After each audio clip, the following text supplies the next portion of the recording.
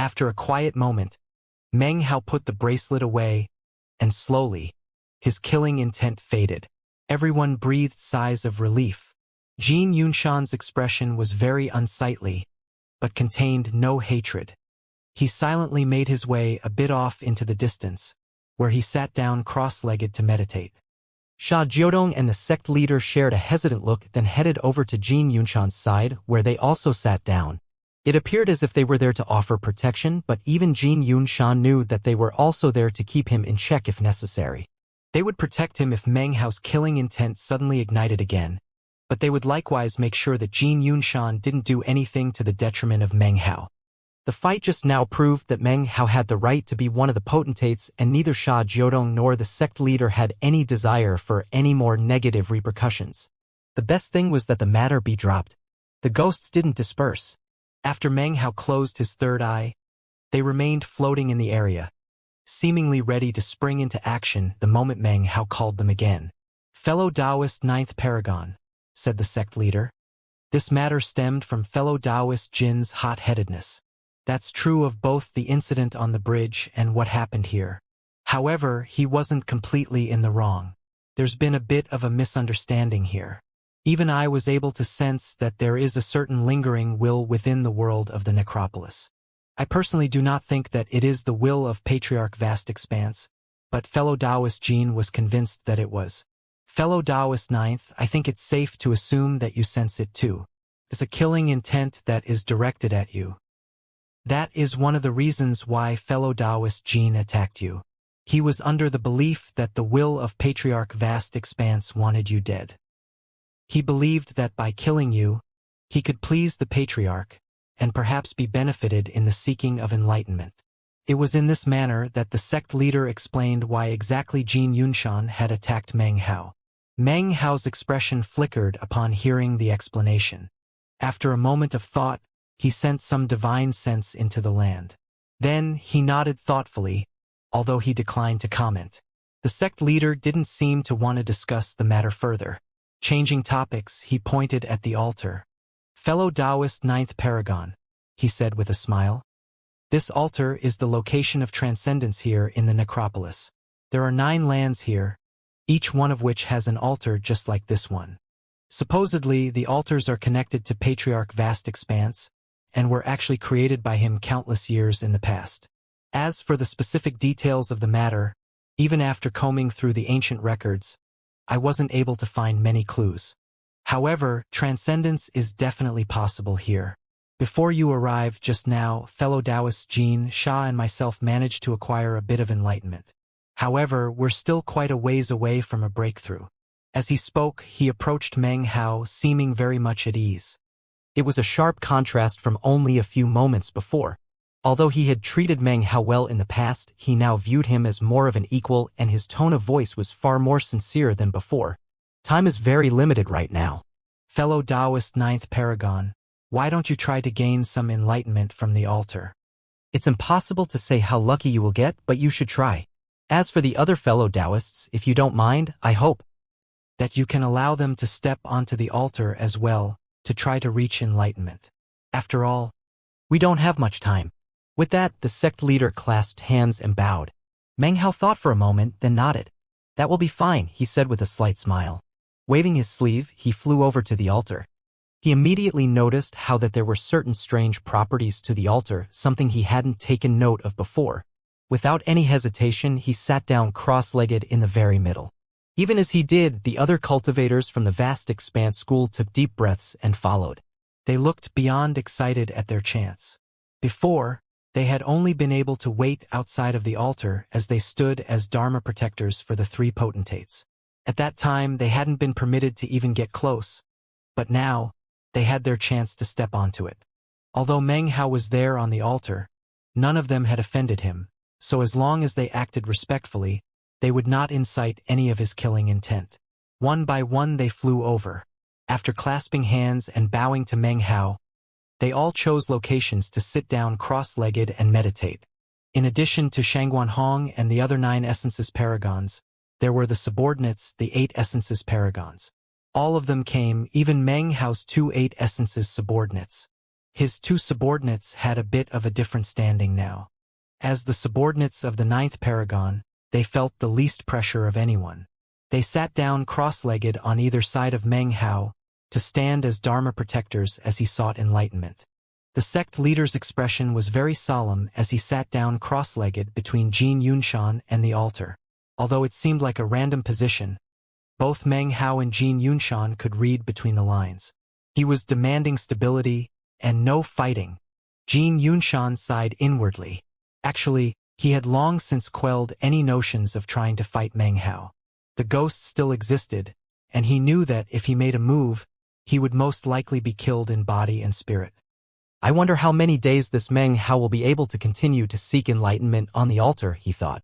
This place is not as simple as it appears on the surface. The longer you sustain the effort of seeking enlightenment, the more you will gain. However, everyone has their limit. He might hold the higher ground in terms of fighting, but the altar requires personal enlightenment and good fortune. It has a lot to do with cultivation base level as well. I bet Meng Hao will last no more than 5 days. He snorted coldly. He himself had lasted for 7 days on the altar before reaching his limit. Even if Meng Hao hadn't appeared when he did, he would still have awoken from his seeking of enlightenment. The sect leader and Sha Judong had lasted for similar lengths of time, 7 days. At the moment, Jin Yunshan wasn't the only one who was pondering how long Meng Hao might last. Sha Judong was thinking about the same thing. Even the sect leader was contemplating the matter. Although his expression was placid, his eyes gleamed with thought as he looked over at Meng Hao. The altar was completely silent as dozens of people sat down cross-legged and closed their eyes to seek enlightenment. As soon as Meng Hao's eyes closed, rumbling sounds filled his mind as he was connected to the altar. He instantly sensed his thought processes speeding up, whereas his qi and blood began to slow.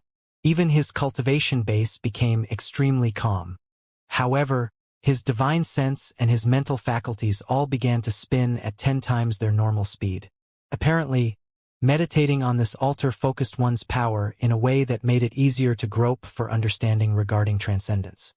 It was as if he were gazing at the starry sky, at the heavenly bodies, at the transformations of the world, at the flow of time, at the beginning and end of all living things. He was looking at everything. It was his first time experiencing visions such as these, but it was not his first time experiencing such a mental journey. Actually, this experience was very much like what he had gone through when looking at the frescoes in the tunnel.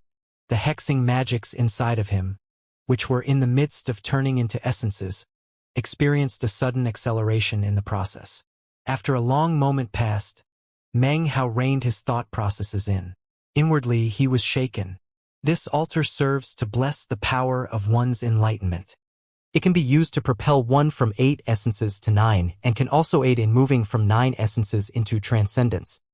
At the moment, the most important thing for me is not transcendence, but rather the creation of my 9th hex, and subsequently my 9th essence. I will use this altar to gain enlightenment of my 9th hex. Rumbling filled his mind as he focused his thoughts, cast aside any distractions, and focused completely on seeking enlightenment of the 9th hex. This was not his first time contemplating that particular hex. Quite the contrary, he had long since begun to make preparations for it.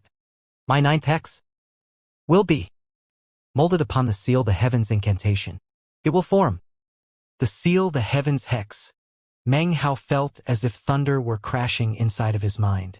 As his thoughts focused, the aura of transcendence rose up within him. Gradually, a wind sprang up, which began to swirl around him. His mind was completely occupied with seeking enlightenment regarding the seal the heavens hex. He would take the seal the heavens incantation and elevate it from being a magical technique or divine ability into being a hexing magic. Once that was branded into his soul, it would become the 9th demon sealing hex. Normally speaking, if he wanted to successfully accomplish such a task, it would take a very long time. However, with this altar, he could increase that speed exponentially. Time passed. After the first day went by, different fluctuations were emanating off of different cultivators. The 8 essences paragons were radiating auras of the 9 essences level, and the 9 essences paragons were emanating a feeling of transcendence. Various expressions were flashing across their faces. Some people seemed enraptured, some confused, some regretful, some grim. On the second day, some of the 8 essences paragons began to tremble and sweat profusely. Pained expressions could be seen on their faces, but they held on bitterly. On the third day, all of the 8 essences paragons were clearly on the verge of giving up.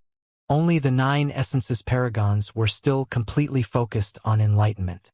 On the evening of the third day, one of the 8 essences paragons opened his eyes, and blood oozed out of his mouth as he flew off the altar. He looked back at everyone else on the altar. His expression conflicted as he sighed inwardly. However, after a moment, his eyes gleamed. Having endured for 3 days, his gains were significant. Soon more 8 essences paragons opened their eyes and then flew off of the altar, blood oozing out of their mouths. After enduring until they couldn't do so anymore, they had no choice but to remove themselves from the area of the altar. By midnight on that third day, all of the 8 essences paragons had awoken from their trances and left the altar. Left behind were only 7 people, Meng Hao, and the other 9 essences paragons of the vast expanse school. Jin Yunshan's face was calm, but inwardly he was laughing coldly. He'll hold out for 2 more days at the most. As for everyone else, they'll awaken tomorrow. Jin Yunshan was definitely not the only person paying close attention to what was happening on the altar. The sect leader and Sha Judong were similarly focused.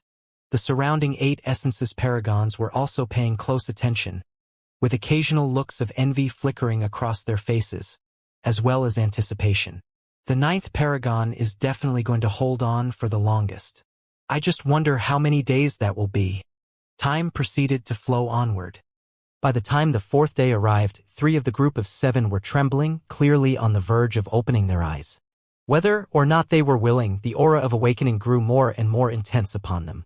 The 7th, 5th, and 4th paragons have cultivation bases slightly weaker than the others. I'm afraid they won't last for longer than 4 days. Whispered conversations were taking place among the surrounding audience. Meng Hao's expression was calm, but in his mind, the enlightenment regarding the seal the heavens hex had placed him into a very perilous situation. Thanks to the increased power of enlightenment, he now fully comprehended the seal the heavens incantation. If anyone were able to see inside of him, they would see a shocking sealing mark gradually forming. Surrounding that sealing mark were 8 other magical symbols that looked very similar to it. Those were the other demon sealing hexes. From the look of it, the 9th hex was now about 70% complete. There were threads that snaked out from that 9th sealing mark, which spread out to fill Meng Hao's body. As they did, they made contact with strands of immortal chi within him that had been severed during the process of being defiled and becoming the demon. Every thread that spread out from the sealing mark completed one of those threads of immortal chi. The more immortal chi that filled him, the stronger the sensation of transcendence grew. Apparently, the appearance of the 9th hex could help Meng Hao to proceed along the path of immortality which had previously vanished. The mark of the 9th hex gradually caused more and more immortal chi to converge, causing him to radiate the air of an immortal. Time passed by hour. Soon, half of the 4th day was gone, and the 3 trembling 9 essences paragons slowly opened their eyes. After exchanging mutual glances, they sighed and removed themselves from the altar. They had made various gains, but were the first among the 9 essences paragons to have to leave the altar. Although that lost them a bit of face, there was nothing they could do about it. Outside of the altar, they sat down cross-legged and continued to observe the other 4 who had remained behind. Of those 4, 3 were trembling, with Meng Hao being the only person who looked the same as before. As the 4th day ended and the 5th day approached, another of the 9 essences paragons opened his eyes. At first, a blank look could be seen, but soon he sighed and left the altar. In almost that exact moment, the 5th day arrived. As of this moment, there were only 3 people left on the altar, including Meng Hao. Among the 9 paragons, the 2nd and 3rd paragons were second in power only to the sect leader. The 5th day had arrived and they might be trembling, but having reached this point in their search for enlightenment, their auras of transcendence were strong. The 5th day has arrived. There are only 3 left. I wonder which one will last the longest. The sect leader lasted for 7 days, as did fellow Taoists Jin and Xia. 7 days is the limit. I'd be willing to bet that the second and third paragons both awaken today. As for the ninth paragon, he might last for 6 days. In fact, 7 days isn't necessarily an impossibility. Even as everyone discussed the matter, Meng Hao suddenly trembled visibly. Although the movement was slight, everyone was paying close attention and instantly noticed. What? Could it be that the ninth paragon is going to awaken now? But it's only been 5 days. His fight with fellow Taoist Jin proved that he qualifies to be one of the potentates. How could he awaken after only 5 days? Everyone seemed shocked, but Jin Yunshan's lips were turned up in a cold smile. He was certain of his judgment in the matter. After reviewing his battle with Meng Hao over the course of the past few days, he was more convinced than ever that there was something very strange about Meng Hao's cultivation base. That strange aspect was that he didn't seem to truly have 9 essences. If he did, Jin Yunshan was confident that he would have been able to force him to use it. Perhaps he simply used some special technique to unleash the battle prowess of the 9 essences level, he thought. But in reality, his cultivation base is only at the 8 essences level. If that's true, then he doesn't qualify to be one of the potentates. Jin Yunshan's eyes flickered, and his cold smile grew wider. Xia Jiudong and the sect leader also had strange expressions on their faces as they studied Meng Hao. They were quite shocked that he was already showing signs of awakening even though it was only the 5th day. Time passed. Soon half of the 5th day had gone by. The third paragon coughed up a mouthful of blood, and then opened his eyes. After a moment passed, he shook his head, and yet his expression was one of excitement as he rose to his feet and left the altar. Not long after that, the second paragon sagged listlessly. His body was extremely withered, and the aura of awakening upon him was strong, and yet unexpectedly. He calmly continued. That caused a buzz of conversation among the onlookers, especially when they realized that Meng Hao was trembling even more than the second paragon was, and the aura of awakening upon him seemed to surpass the air of transcendence. Strange looks appeared on their faces. What's going on? The ninth paragon can't even hold on for 5 days? Could it be because he sustained internal injuries? There's another possibility. What if the reason he never used his 9th essence is because he doesn't actually have a 9th essence? Everyone present was a paragon, adept at analysis and skilled in scheming. It wasn't long before everyone was contemplating the matter in such a way. If Meng Hao really did awaken on the 5th day, then his newly acquired qualification to be one of the potentates would become a matter of skepticism. Although no one would say anything out loud, once he got back to the sect, he would be faced with many difficulties. It was at this point that Meng Hao began to tremble even harder than before, and the aura of awakening grew stronger and clearer. Even his mind was battered with waves of shock. Why is this happening? He roared inwardly. This is impossible. His divine sense was completely converged onto the sealing mark of the 9th hex. That mark had come to be 99% complete on the previous day, and the threads spreading out from it had filled his body. The 9th hex was almost complete, and his cultivation base was poised on the brink of rising. However, even in that moment of keen anticipation, the sealing mark of the 9th hex unexpectedly began to break apart. Closer examination confirmed that it was true. The sealing mark really was breaking apart without any warning or indication as to why. Over the course of a few hours, more than half of it collapsed, causing rumbling sounds to fill Meng Hao. That was the reason why he was shaking. At the same time, a powerful force was apparently attempting to wrench him out of his state of enlightenment. Meng Hao's reserves of power ran deep. He had Shui Donglio's legacy, and even more importantly, the bronze lamp.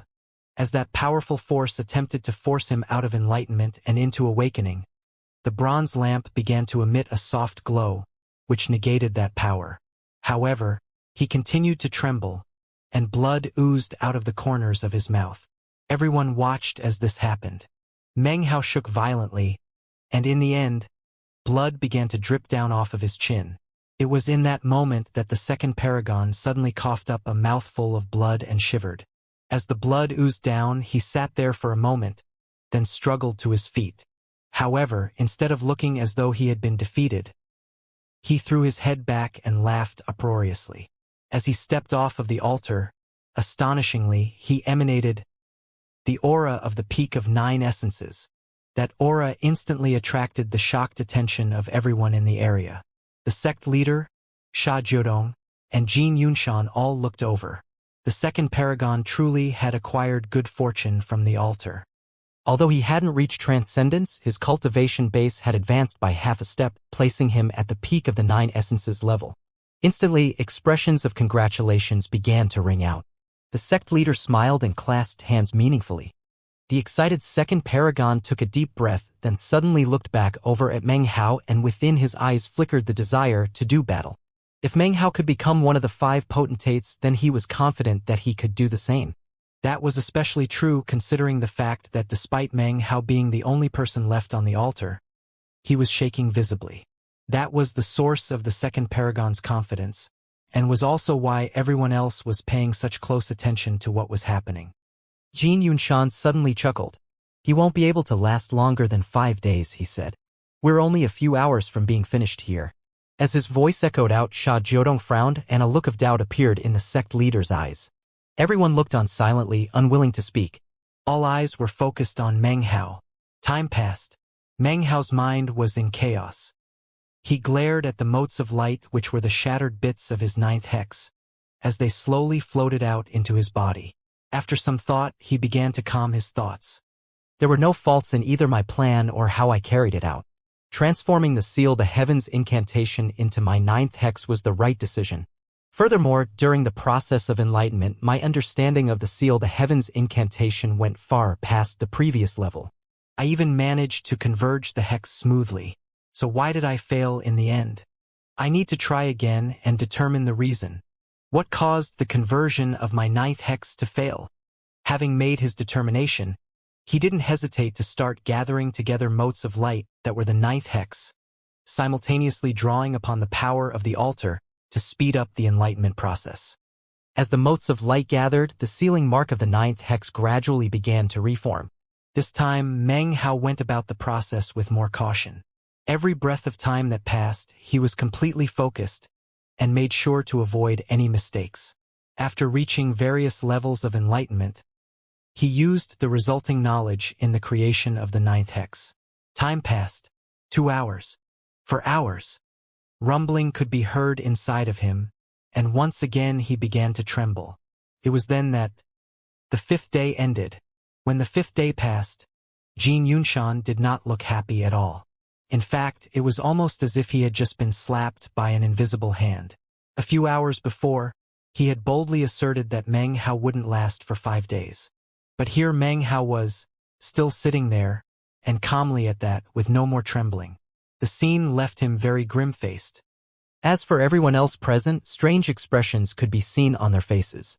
Regardless, the suspicions people had regarding Meng Hao were now deeply rooted within them. Even if he lasted for 6 days, they would still have their misgivings.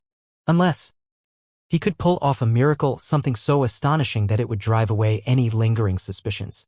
If Meng Hao did so, then his status and grandeur would reach an unimaginable level. 6 days is his limit. Jin Yunshan growled. His words were met with silence as everyone focused on watching Meng Hao. 2 hours passed. 4 hours. 6 hours. 10 hours.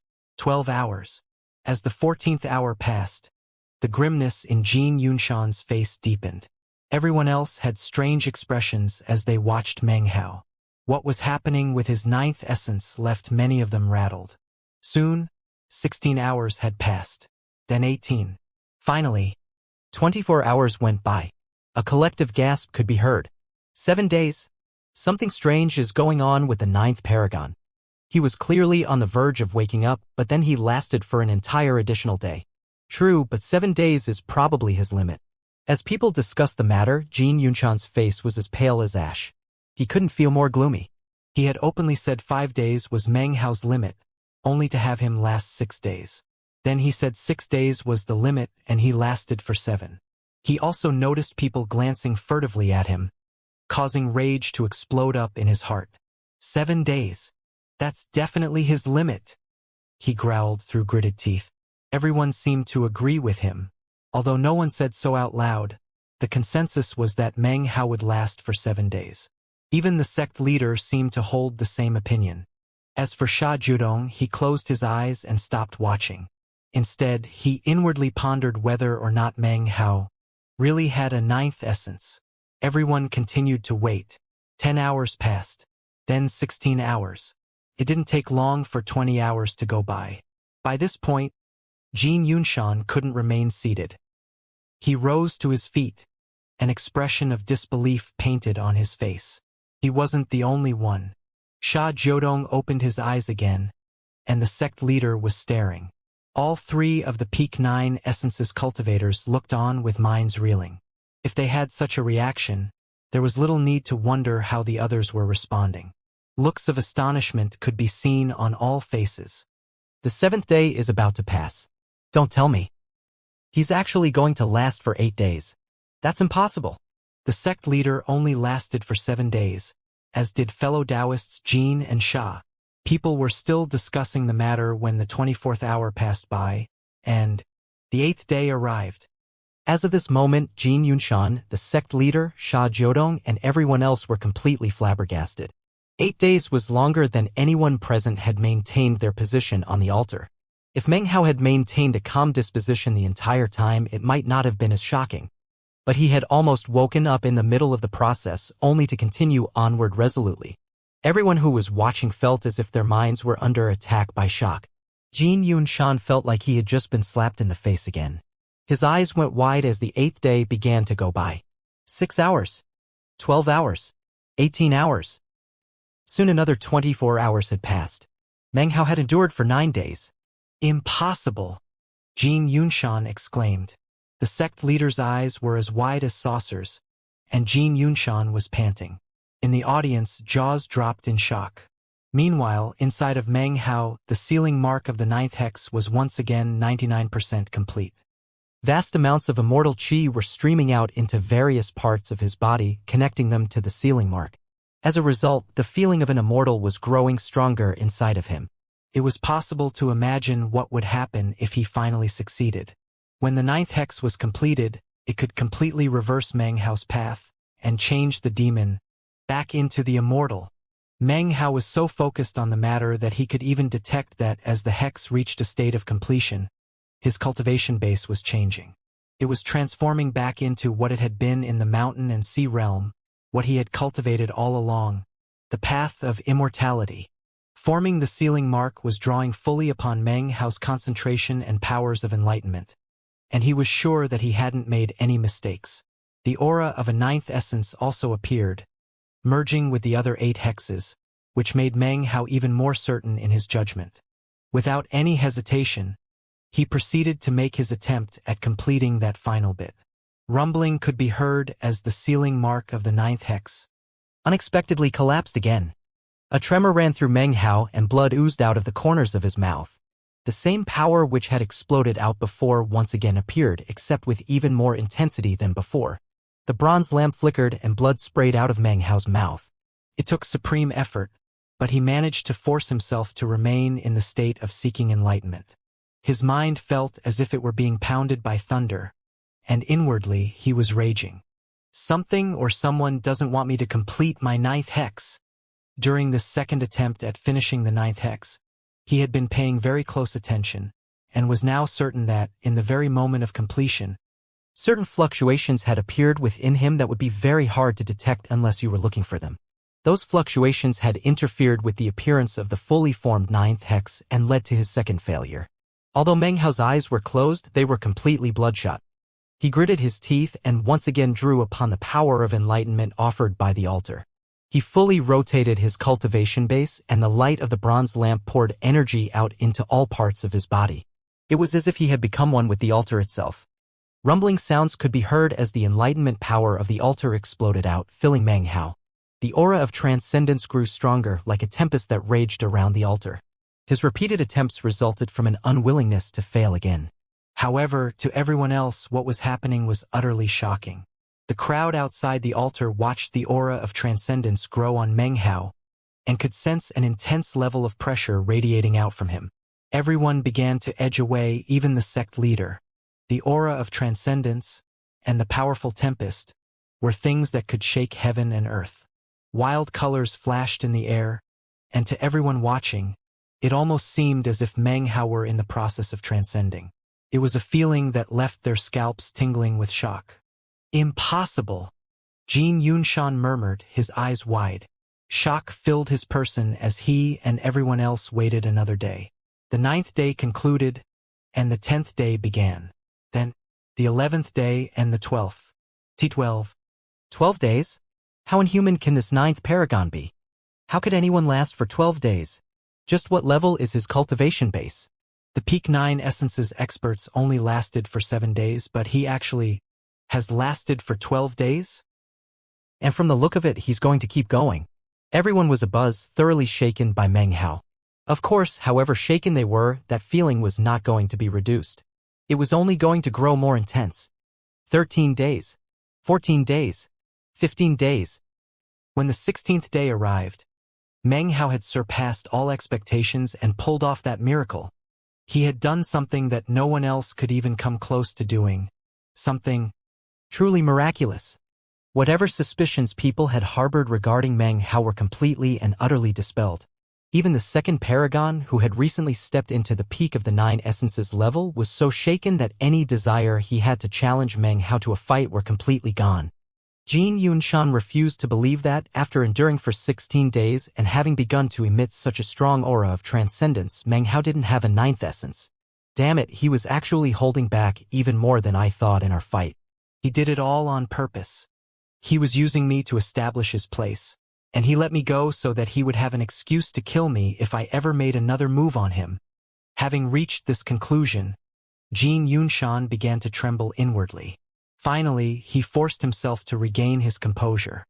However, he was filled with bitterness and couldn't help but muse about how sinister Meng Hao was. The sect leader's face was unprecedentedly serious. He was completely shaken, even more so than when Meng Hao had been fighting Jin Yunshan. In fact, he was thinking exactly the same thing that Jin Yunshan was. They weren't the only ones. Sha Jiudong had also reached the same conclusion, and his fear of Meng Hao had reached an even higher level than before. Meng Hao had no way of knowing how frightened everyone was because of his actions. He only knew that his 3rd attempt at forming the 9th hex had resulted in yet another failure. However, this failure was met with complete calm. This time, he had not been focused on actually forming the 9th hex, but rather on determining who was trying to stop him. In the moment that the 9th hex collapsed, he was sitting there cross-legged on the altar, and a tremor ran through him. His eyes suddenly opened and they were completely bloodshot as he looked up into the starry sky of the vast expanse. His expression was one of fury and madness as he said, "So, it turns out it was you all along. 16 days. The fact that Meng Hao had remained on the Transcendence dais for 16 days left the audience completely and utterly shaken. Jin Yunshan, Sha Jiudong, the sect leader. All of them were completely jarred. Then Meng Hao opened his eyes, radiating the aura of transcendence, and everyone felt their hearts trembling. Those blood-colored eyes contained an unspeakable ferocity, giving them the sensation that they were looking some wild beast from ancient times. Meng Hao had not transcended, and in fact, his 9th hex had collapsed 3 times in a row. However, when the 3rd collapse occurred and Meng Hao opened his eyes, his consciousness left the Transcendence dais. At the same time, a powerful air of transcendence filled the area, becoming a raging vortex that spun wildly around him. The vortex rose higher and higher until it seemed to connect to the heavens. It was a completely shocking sight. As the boundless wind screamed, the sect leader's face flickered and he fell back. Jin Yunshan and Sha Jiudong didn't hesitate to do the same, as did everyone else in the crowd. Even as everyone retreated to a position 30,000 meters away from the altar, they could feel the wild aura raging up from that location. Rumbling echoed out in all directions as the cyclone of wind shot so high it seemed to slash into the starry sky of the vast expanse itself. In the middle of the cyclone was Meng Hao, who was looking up into the heavens, eyes wide. It was as if he could see through the vast expanse and beyond, as if he were staring at an entity that no one else could see. "It was you," he said, his eyes crimson. He had been puzzled by the first collapse of the 9th hex. He had been shaken by the second. But the third had corroborated his suspicions and provided the answer which he sought. He had confirmed that there really was something surreptitiously interfering with his cultivation. It was like some omnipotent force which was preventing the ninth hex from appearing. Perhaps the more accurate description would be to say that it was not impeding the ninth hex, but rather preventing Meng Hao from transforming from the demon back into the immortal. And the reason for that was, "All heaven fears the immortal," he murmured in a grim voice. Now he understood everything. If he hadn't passed through that tunnel and seen all of the visions regarding all heaven, if he hadn't seen all heaven destroy a world with a single finger, he would never have been able to piece together the true reason why his ninth hex was being interfered with. Because he was now able to determine definitively that the aura of the force preventing the completion of the ninth hex, and the aura he had felt when all heaven destroyed that world in the fresco were exactly the same. They were exactly the same type of power. In fact, because of the 3 failures of the ninth hex, Meng Hao had discovered something terrifying. Unexpectedly, the power of the so-called all heaven apparently had the same origin as the demon. Instead of saying that all heaven had interfered, leading to the collapse of the ninth hex, it would be more accurate to say that the deed was done by both all heaven and the demonic power inside of him. All heaven, he murmured. He had many questions regarding all heaven, many misgivings, and no answers. In fact, deep in his heart were many speculations which had arisen because of what he had seen in the fresco visions. Speculations regarding the mountain and sea realm, the immortal god continent, the devil realm continent, and planet vast expanse. Unfortunately, there were no answers to the many questions he had, nor were there even any clues or evidence to analyze. There was even a bit of disbelief within Meng Hao's heart. After all, he was no newcomer to the practice of cultivation. He was well aware that many times, the things you saw with your own eyes weren't even real. But as of now, he was certain about the existence of all heaven. Within the starry sky of the vast expanse, there was definitely some entity with the name All Heaven. Furthermore, there was some connection between this entity called All Heaven and himself. At the very least, Meng Hao was certain that there had been something pushing him along in the transformation from immortal into demon. Meng Hao's eyes flickered with killing intent as he shot to his feet. In that instant, the sky filled with intense rumbling, and the cyclone began to crumble, as though some incredibly powerful destructive force were descending. The aura of transcendence shattered, and the altar began to shake violently. The intense pressure descending made it seem like the power of the entire starry sky of the vast expanse was crushing down. Everyone from the vast expanse school coughed up blood, even the sect leader, Sha Jiodong and Jin Yunshan. Shocked expressions could be seen on their faces as they fell back even further than 30,000 meters. The entire first land mass seemed to be filled with an intense but soundless screaming, causing everything to shake violently. Meng Hao stood there on the altar facing the intense pressure, and he coughed up a mouthful of blood. The pressure was trying to get him to submit. It pushed down on him, causing his legs to tremble as if it were trying to get him to kneel to the heavens. But there was more to it than that. From Meng Hao's perspective, it was as if this pressure were trying to get him to swear an oath that he would never again attempt to transform from the demon into the immortal. His face was extremely grim as the pressure increased. He was shaking visibly and his bones creaked on the verge of breaking. But then he suddenly threw his head back and laughed uproariously. His eyes glowed bright red as his demonic chi surged. "Threatening me?" he chuckled. His hands flashed in a double-handed incantation gesture, and at the same time, his third eye opened. Instantly, the surrounding ghosts became completely visible. Beneath the heavenly pressure, the countless ghosts were trembling. And yet, expressions of insane viciousness could be seen on their faces, unyielding glares of hatred. Even Meng Hao could sense that the aura of the pressure weighing down now was exactly the same as when All Heaven had destroyed this world. How could this host of people who had been killed by All Heaven not also detect that very same thing? I, Meng Hao, have practiced cultivation free from guilt my entire life. I pursued the Tao of the mountains and seas. Even you, All Heaven, do not qualify to levy threats against me. Mad laughter rang out as Meng Hao waved both of his arms out in front of him. When the surrounding ghosts sensed Meng Hao's will and determination, they threw their heads back and let out bitter howls. None of the other cultivators present could see the ghosts, but they could sense the sudden influx of intense coldness they caused. There were so many ghosts it was impossible to tell how many there were, and they were all howling together in one unified voice which rose up into the heavens. They didn't know why they had become ghosts after having been killed by this pressure. Nor did they understand why they were more powerful in death than in life. But they did know that, even though they had been unable to fight against this power when they were alive, now that they were dead, they would most definitely fight it. It was impossible to say which ghost did it first, but soon all of them were flying toward the cultivation-based tempest which swirled around Meng Hao.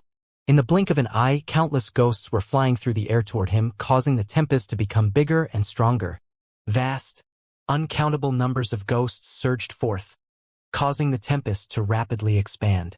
300 meters, 3,000 meters, 30,000 meters, 300,000 meters, 3 million meters, 30 million meters. It spread out seemingly without end, with the altar at its center. Eventually, it covered the entirety of the first land mass, creating an indescribable cyclone. The enormous cyclone swept across the lands, causing mountains to tremble and rivers to seethe. The cultivators from the vast expanse school were there within the raging winds, trembling, looking around in astonishment at what was happening. They were even able to make out faint screams echoing about. Revenge! Revenge! We were killed by all heaven's finger. So in death, we shall exterminate all heaven. The vengeance of the vast expanse continent is like a flame that not even the heavens can extinguish. Countless voices rang out, a cacophony like the voices of an entire world, causing a huge sound wave to surge within the windstorm. Then, Meng Hao raised his hands and pointed up toward the heavens.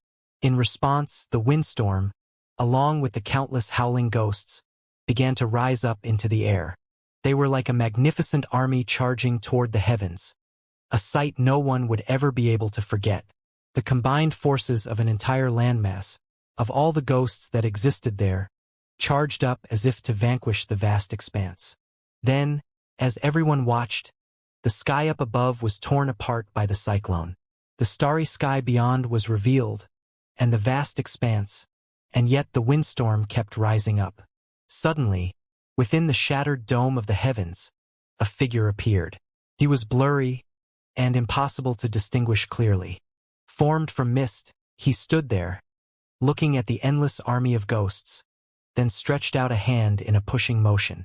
Something like an invisible barrier apparently existed in front of that figure, and deafening rumbling sounds echoed out as it began to move downward. When the ghosts ran into the invisible barrier, they collapsed into pieces, completely incapable of doing anything against it. The vast disparity of power was like a huge ravine which there was no hope of crossing. Transcendence, said the astonished sect leader. That's the power of transcendence. Everyone else was equally astonished. Meng Hao might have emitted some of the aura of transcendence, but that had been somewhat of a fluke.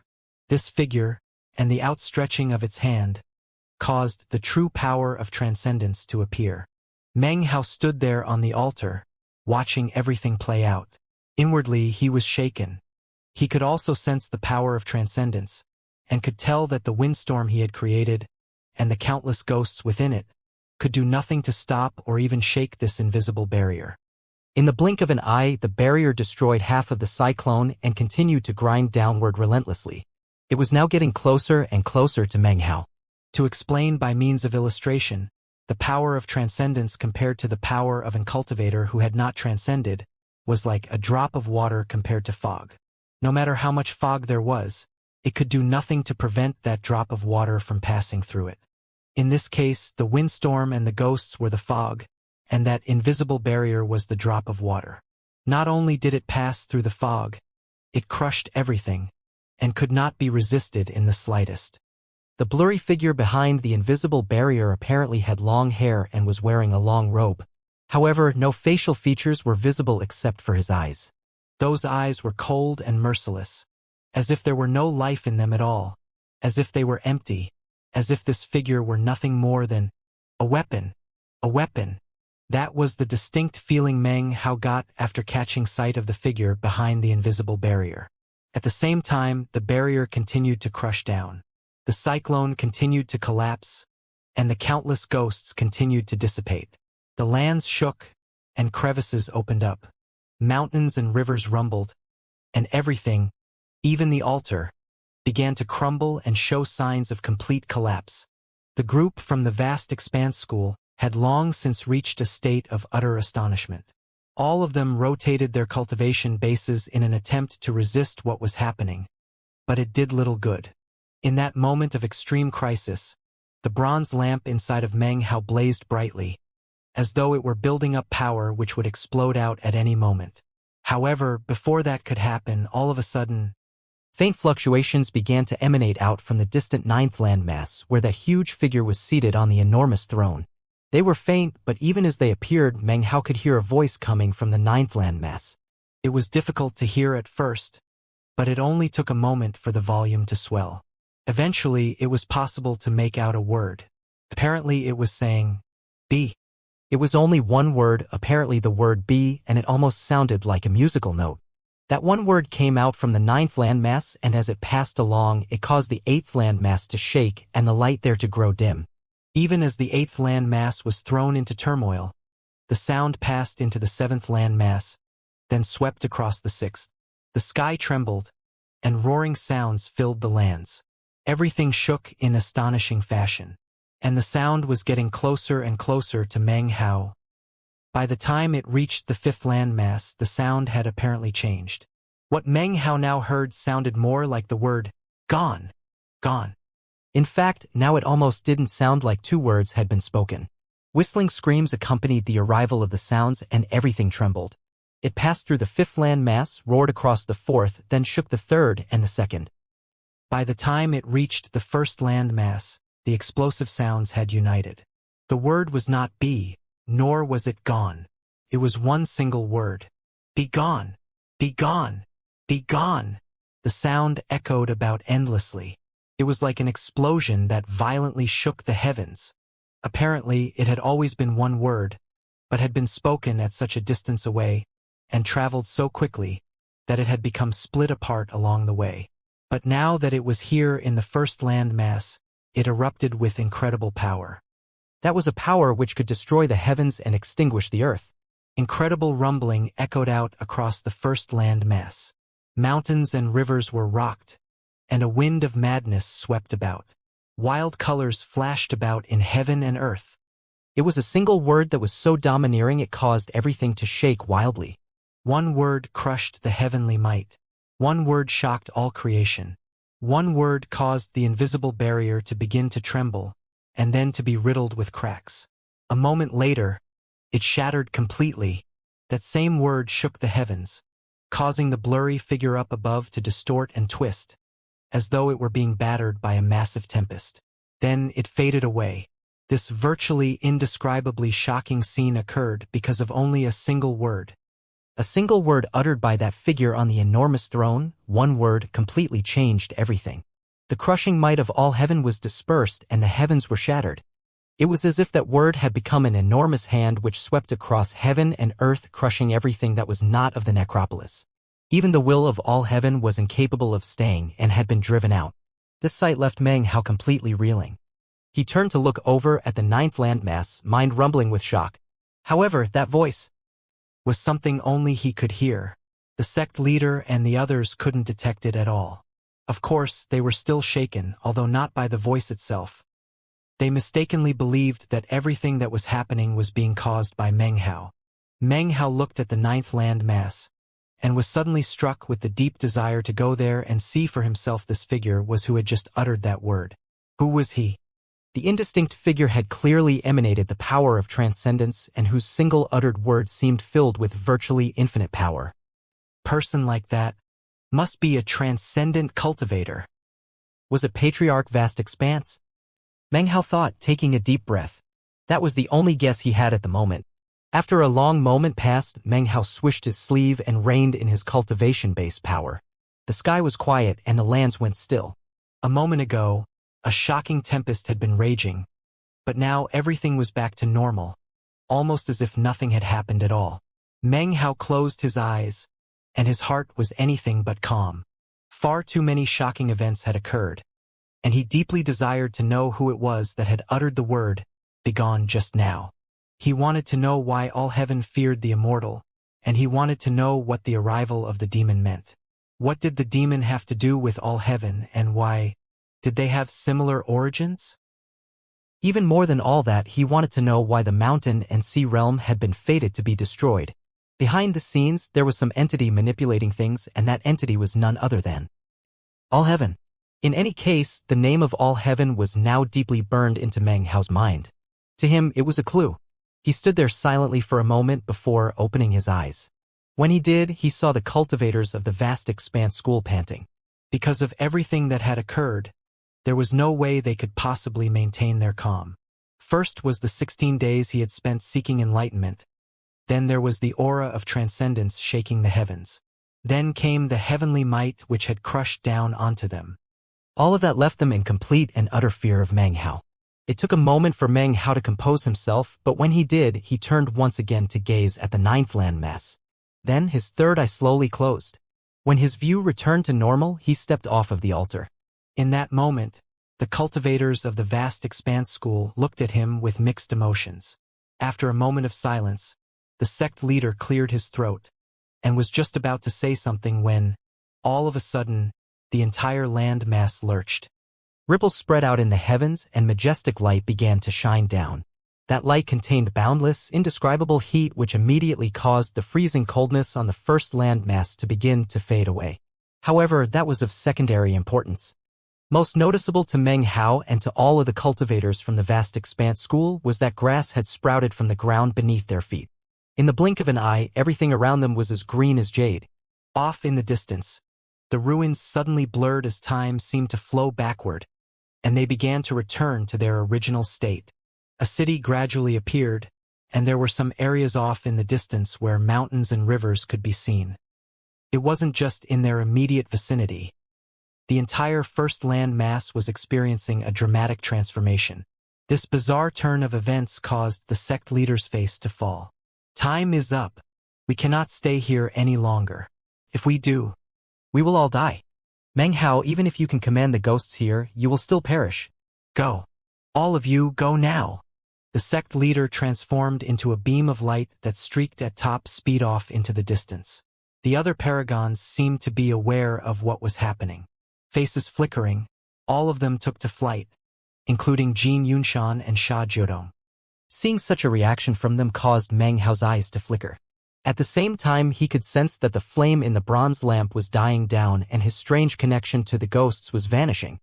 Without the slightest hesitation, he flew into the air, joining the group as they sped toward the bridge leading off of the landmass.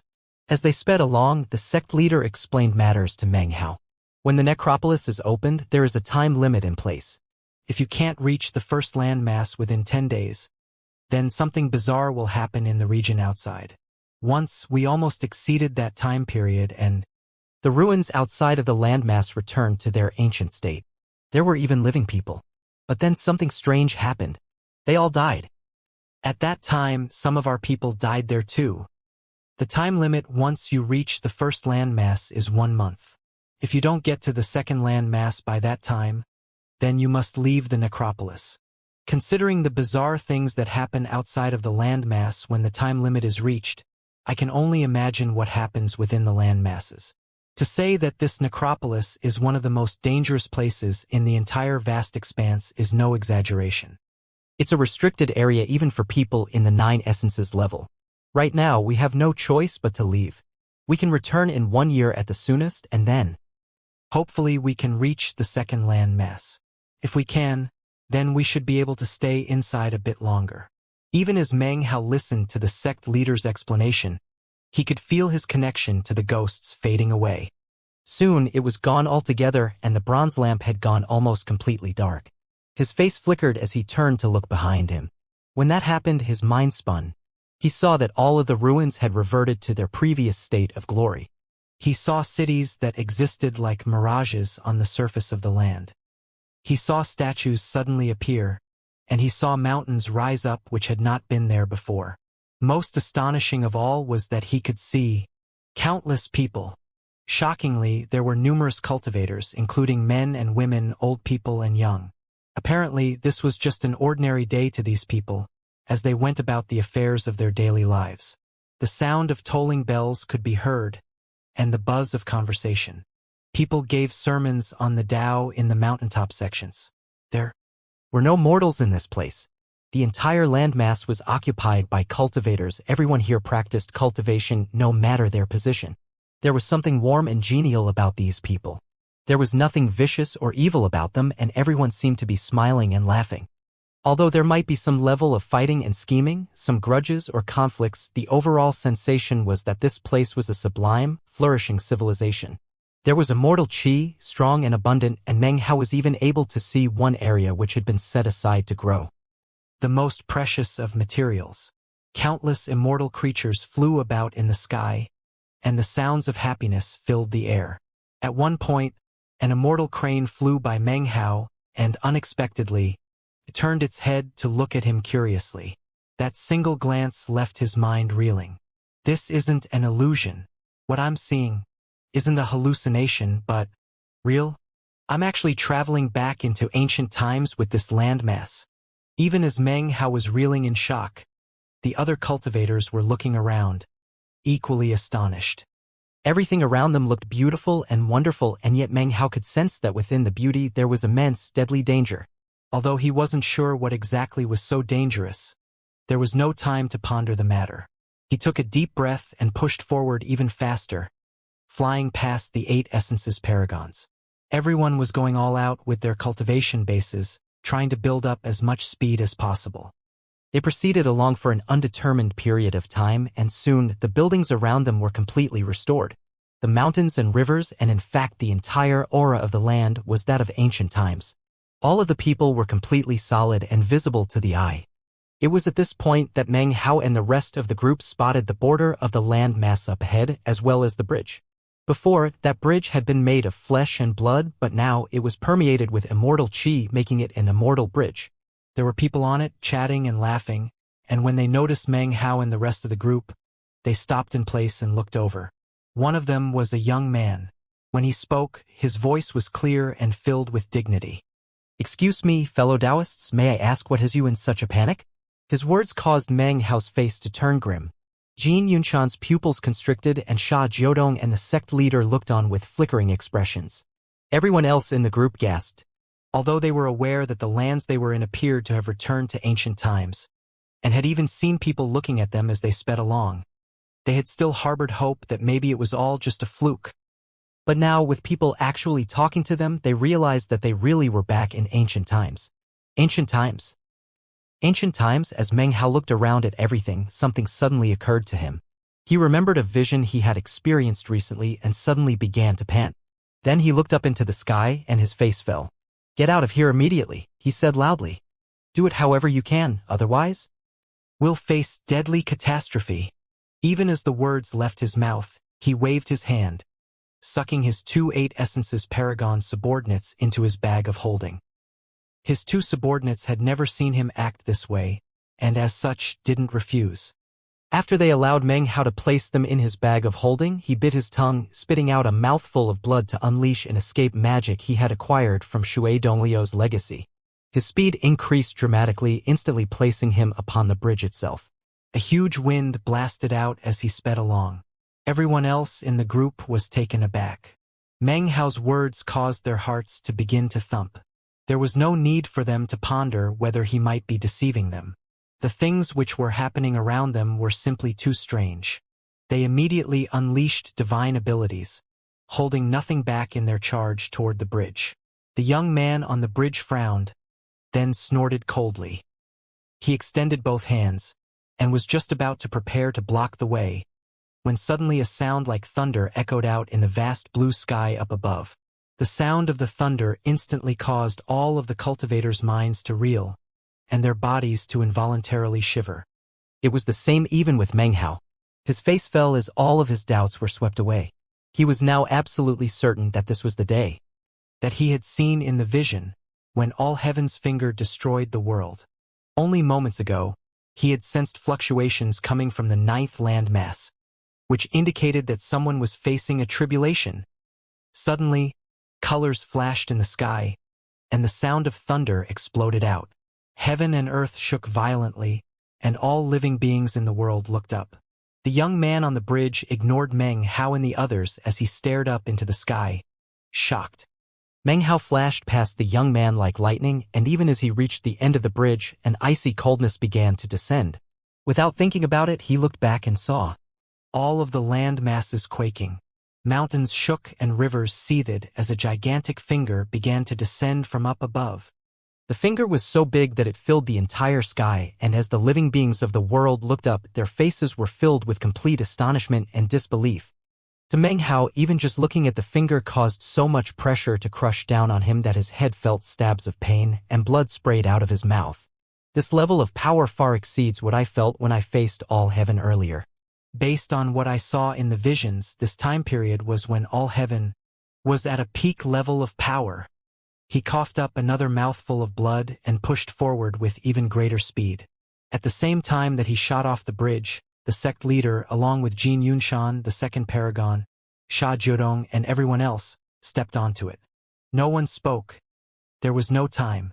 They unleashed all the speed they could muster to race across the bridge and toward the exit of the necropolis. Jin Yunshan almost immediately transformed into a golden sun, and a series of after-images could be seen stretching out behind him as his speed increased dramatically. As for Sha Jiudong, his body shrank down, transforming into a stream of sand that merged with the wind and sped along at top speed. The sect leader took a deep breath, then took a step forward. Although that steep seemed to carry him only a few meters ahead, he actually traveled 30,000 meters. It was as if he were transforming an entire swath of land into a tiny stretch of space. Everyone else used different, varied methods to speed through the world toward the exit. It was at this point that, behind them, the heavenly finger which filled the sky began to descend onto the first landmass. That finger was like a world unto itself, moving with such incredible speed that it gave birth to heavenly fire. A sea of flames spread out starting from the fingertip, and as that happened, a howl rose up from far off in the distance. "All heaven!" the voice shouted, filled with rage and pain. Even as it echoed out, the finger made contact with the land. The surface of the land shattered. Countless sects were crushed and countless mountains were reduced to rubble. Cities and statues fell, rivers and vegetation were destroyed. All of the people living on the land were killed in that same moment, unable to struggle or even fight back. Their bodies were instantly transformed into ash. One cultivator after another was incinerated, and in the blink of an eye, the entire first landmass became a place of death. The immortal creatures, the precious materials, everything vanished. The group of people on the bridge, including that young man, were shredded to pieces. Their flesh and blood splashed about, turning the bridge red, filling it with gore. It was as if an invisible shockwave were blasting out, destroying everything that it touched. The shockwave continued out past the borders of the landmass, spreading out into the cities which floated on the outside. They were all transformed into ruins, and everyone who lived there was killed. Meng Hao and the other cultivators from the vast expanse school were all fleeing for their lives. One of the 8 essences paragons was a bit too slow, and was overtaken by the shockwave. He began to tremble, and was then transformed into ash. When the rest of the group saw this, their minds reeled. Looking back at the incoming shockwave, they pushed more power out of their cultivation bases, even detonating magical items to gain more speed. Meng Hao's face was very grim as he sped along, the fastest of the entire group. As the exit neared, he suddenly heard another shrill cry echoing out from one of the distant land masses. "All heaven!" The voice said exactly the same thing it had before, but the tone was different this time. It contained sadness, insanity, and boundless enmity. In that instant, the world was plunged into sinister coldness. Those words filled the entire world with never-ending hatred. Meng Hao didn't look back. He continued onward, a blur as he stepped into the exit. Even as he was about to leave the necropolis, he suddenly sensed some very familiar fluctuations. A tremor ran through him, and he stopped in place, slowly turning his head to look behind him. When that happened, he saw a glittering beam of light shooting out from the 9th landmass toward the enormous finger. Within that beam of light was a copper mirror. Within the mirror was a cold, detached figure, a colorful parrot whose eyes blazed like lightning. It was a majestic sight as the parrot slammed head first into All Heaven's finger. The copper mirror, Meng Hao thought, his mind reeling. Under no circumstances could he ever have imagined that he would see the copper mirror in this place. Meng Hao stood there, one foot in the exit, a gentle force tugging at him as if to pull him out. However, there was absolutely no way he would let his other foot step into the exit. Trembling, he looked back at what was happening in the distant sky. The copper mirror was something that had changed his life. Inside that mirror was the parrot, who had become his friend, his comrade, that made him think of the meat jelly. The parrot and the meat jelly were always at each other's throats, but they had long since become like his family. How could he ever forget the meat jelly's talkativeness or the parrot's boasting? How could he forget how they had called themselves Lord Fifth and Lord Third? How could he forget the seafood song? All of those things were there in his mind, to remain there for all time. In the end, in that critical life or death moment, the parrot had been willing to erase its mind for Meng Hao, and the meat jelly had sacrificed its undying life force. In the end, one of his friend's consciousnesses was wiped out and it was taken by those two powerful forces. The other turned into a lifeless husk which was now tucked away deep in Meng Hao's bag of holding. The parrot, Meng Hao murmured. In that moment, Jin Yunshan whistled past him into the exit, and then vanished. After him was Sha Judong, and then the sect leader. All of them were rushing as fast as possible to escape. As they left, they glanced over at Meng Hao and wondered what he was hesitating about. However, there was no time to ponder the matter, and they quickly left. Meng Hao stood there, seemingly oblivious to the cultivators from the vast expanse school.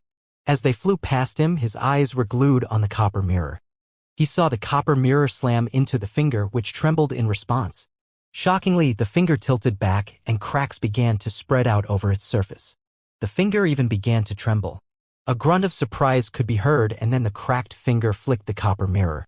The copper mirror shattered. 9 shards scattered about in all directions. 8 shards flew out into the starry sky, toward parts unknown. As for the main body of the mirror, it was not shattered, but grew dark and dull as it also flew out into the depths of the starry sky. However, one of the shards of the mirror landed on the third landmass. Meng Hao saw it very clearly, and when he did, he began to shake. He was suddenly filled with the impulse to go to that third landmass and find that mirror shard. He had the feeling that if he could find that shard, then perhaps he could once again sense the copper mirror. Maybe he could sense the parrot. When the mirror shattered, the figure on the 9th landmass shot toward the finger, radiating grief and madness. As for what happened to him, Meng Hao didn't see. He was completely focused on the 3rd landmass. Most of the cultivators from the vast expanse had already escaped. However, there were 2 8 essences paragons still rushing toward the exit. They were only about 30 meters away when they suddenly trembled and transformed into dust. In that exact same moment, the bronze lamp inside of Meng Hao went as dim as if it had been extinguished. Meng Hao could sense that it was a moment of incredible danger, and that death was rushing toward him. He knew that he was treading a razor-thin line between life and death, and yet he still chose to open his third eye. Using the third eye, he noted the exact location on the 3rd landmass where the mirror shard had landed and committed it to memory. By that time, death was almost right in front of him, like an invisible mouth preparing to consume him. In that moment, Meng Hao threw his head back and bellowed, stepped fully into the exit, and vanished. A moment later, the ripples of death inundated the area where he had been standing. Back on planet Vast Expanse, in the teleportation portal formation on the half-planet. Meng Hao materialized, coughing up a mouthful of blood. His face was pale, and yet his eyes were blazing as if with raging flames. Everyone else looked completely bedraggled. Of the dozens of people who had gone into the necropolis, only 20 came out alive. The rest had perished inside. Meng Hao looked over at the sect leader and asked, "When can we go back in?" "At minimum, 1 year. However, there's no guarantee we can go back that soon. Various preparations must be made, and I also need to personally go ask Immortal by Wuxia to come with us. With her and the 2nd paragon, we will have 6 peak 9 essences cultivators. With you included, I'm very confident that we can open the passageway to the 2nd landmass." The danger they had just faced did nothing to lessen the sect leader's resolve. And in fact, he was even more convinced than ever that they should go back. With the transcendence daisies, they all had a hope of transcending. Meng Hao stood there silently, then looked down at the teleportation portal upon which he stood. His heart was anything but calm. He had profited to an extreme level in this trip to the necropolis, most importantly by getting a clue regarding the copper mirror. He was more determined than ever that he had to get back in. If I can find that mirror shard, then perhaps I could restore my connection to the copper mirror. Meng Hao's eyes gleamed with obsession. After a moment passed, he swished his sleeve, sending his 2-8 essences subordinates flying out, looking completely shaken. Although they had been inside Meng Hao's bag of holding, he had not sealed their ability to sense what was happening in the outside world. When Meng Hao had stopped at the exit, the 2-8 essences paragons had felt the extreme, deadly danger of the situation. Meng Hao's face was grim as he stepped off of the teleportation portal. He was feeling a bit frustrated, the type that came when keen anticipation filled you, but there was no option other than to wait for what you wanted. As he left the spell formation, Jin Yunshan was there up ahead of him. After returning to the vast expanse school itself, he had breathed a sigh of relief. Back in the necropolis, Meng Hao held the advantage. With countless ghosts at his beck and call, it created a deadly threat that gave Jin Yunshan no choice other than to bow his head. But now that they were back in the sect, although he wouldn't intentionally provoke Meng Hao, he could at least give him a dirty look. It wasn't that he fundamentally had the desire to irritate Meng Hao, especially not with the oaths sworn by the sect leader and Sha Jiodong. However, after suppressing his feelings for so long in the necropolis, now that he was back in the vast expanse school, it was only natural that he would want to let off at least a little bit of steam. Meng Hao's performance on the Transcendence Dais had been miraculous, and his battle against the heavenly might astonishing. But Jin Yunshan was convinced that Meng Hao had done all that with the help of the ghosts. Following that line of reasoning, it meant that Meng Hao had never unleashed his 9th essence, and Jin Yunshan simply couldn't believe that he didn't actually have one. In his estimation, Meng Hao was keeping it hidden away as a trump card. Therefore, he had no intention of actually fighting Meng Hao, but had no qualms about giving him a spiteful stare. And thus he did. Meng Hao's eyes narrowed in response. "Get out of my way," he said. Jin Yunshan frowned. They were in a very open area, and although he really was standing in front of Meng Hao, it would be very simple for Meng Hao to simply walk around him. "Trying to start something?" Jin Yunshan replied in a grim voice, his eyes turning even icier than before. It was a single sentence and a single cold look. How could Jin Yunshan have ever imagined that in response? Meng Hao's eyes would turn cold, and he would say, "Yeah, I am." Even as the words left Meng Hao's mouth, he lunged forward and unleashed a powerful fist strike. That fist strike combined the powers of the life extermination, self-immolation, god-slaying, and devil-butchering fists. Lands shook and mountains were rocked. Colors flashed in the sky. It was a dazzling spectacle. Jin Yunshan's face fell. He had sustained serious injuries in the necropolis, and was currently only capable of fighting with 70% of his full power. When he realized that Meng Hao was suddenly attacking him, he quickly performed an incantation gesture to counterattack. A crashing boom echoed out between the two of them. Jin Yunshan fell back, trembling, feeling more insulted than ever. Blood sprayed out of his mouth, and his eyes gleamed with madness. The truth of the matter was, he really had no intention of fighting with Meng Hao. In his mind, standing there as he had been was nothing excessive. All he had done was cast a dirty stare in Meng Hao's direction. He hadn't done anything deliberately provocative, only acted a bit cold. Unfortunately for him, he had no idea what kind of a lunatic he had provoked. He had no idea, and in fact, no one did. The sect leader was smiling wryly, and Sha Jiodong groaned inwardly. The second paragon's eyes went wide. Although he was aware of how overbearing Meng Hao could be, he had never imagined that he would see something like this happening. Clearly, Meng Hao was in a bad mood and needed to vent on someone, and that someone turned out to be Jin Yunshan. Booming sounds rang out. Jin Yunshan felt insulted and enraged. Even as he performed an incantation gesture to unleash a divine ability, Meng Hao transformed into a huge rock. Rumbling sounds could be heard as countless feathers swirled into the air, and at the same time, his hexing magics combined. One boom after another rang out. Jin Yunshan was already injured, and had been cowed by Meng Hao in the necropolis. He had no desire whatsoever to fight, and as such was beaten back no matter what he did. The sect leader shook his head wryly. Finally, he and Sha Jiodong jumped in and separated Meng Hao and Jin Yunshan, who glared angrily at each other as they were pulled back. "You psycho!" said Jin Yunshan, almost yelling. He felt more insulted and maligned than ever. "You think you can just go around hitting people because you're in a bad mood? Wasn't our grudge resolved already? I gave you that bracelet of holding." When Meng Hao recalled the matter of the bracelet of holding, his expression softened and he cleared his throat. He wanted to say something but couldn't think of anything appropriate. In the end, it was true. Because of being in a bad mood, he had been looking for trouble. With a cold snort, he turned and flew off toward 9th Paragon City, where he immediately went into secluded meditation. "Psycho! Madman!" Jin Yunshan glared at the departing Meng Hao and vowed to himself that he would get revenge somehow. But then he thought about how Meng Hao had lasted for 16 days on the Transcendence Dais and about how vastly separated they were in terms of power. Meng Hao hadn't even used his 9th essence.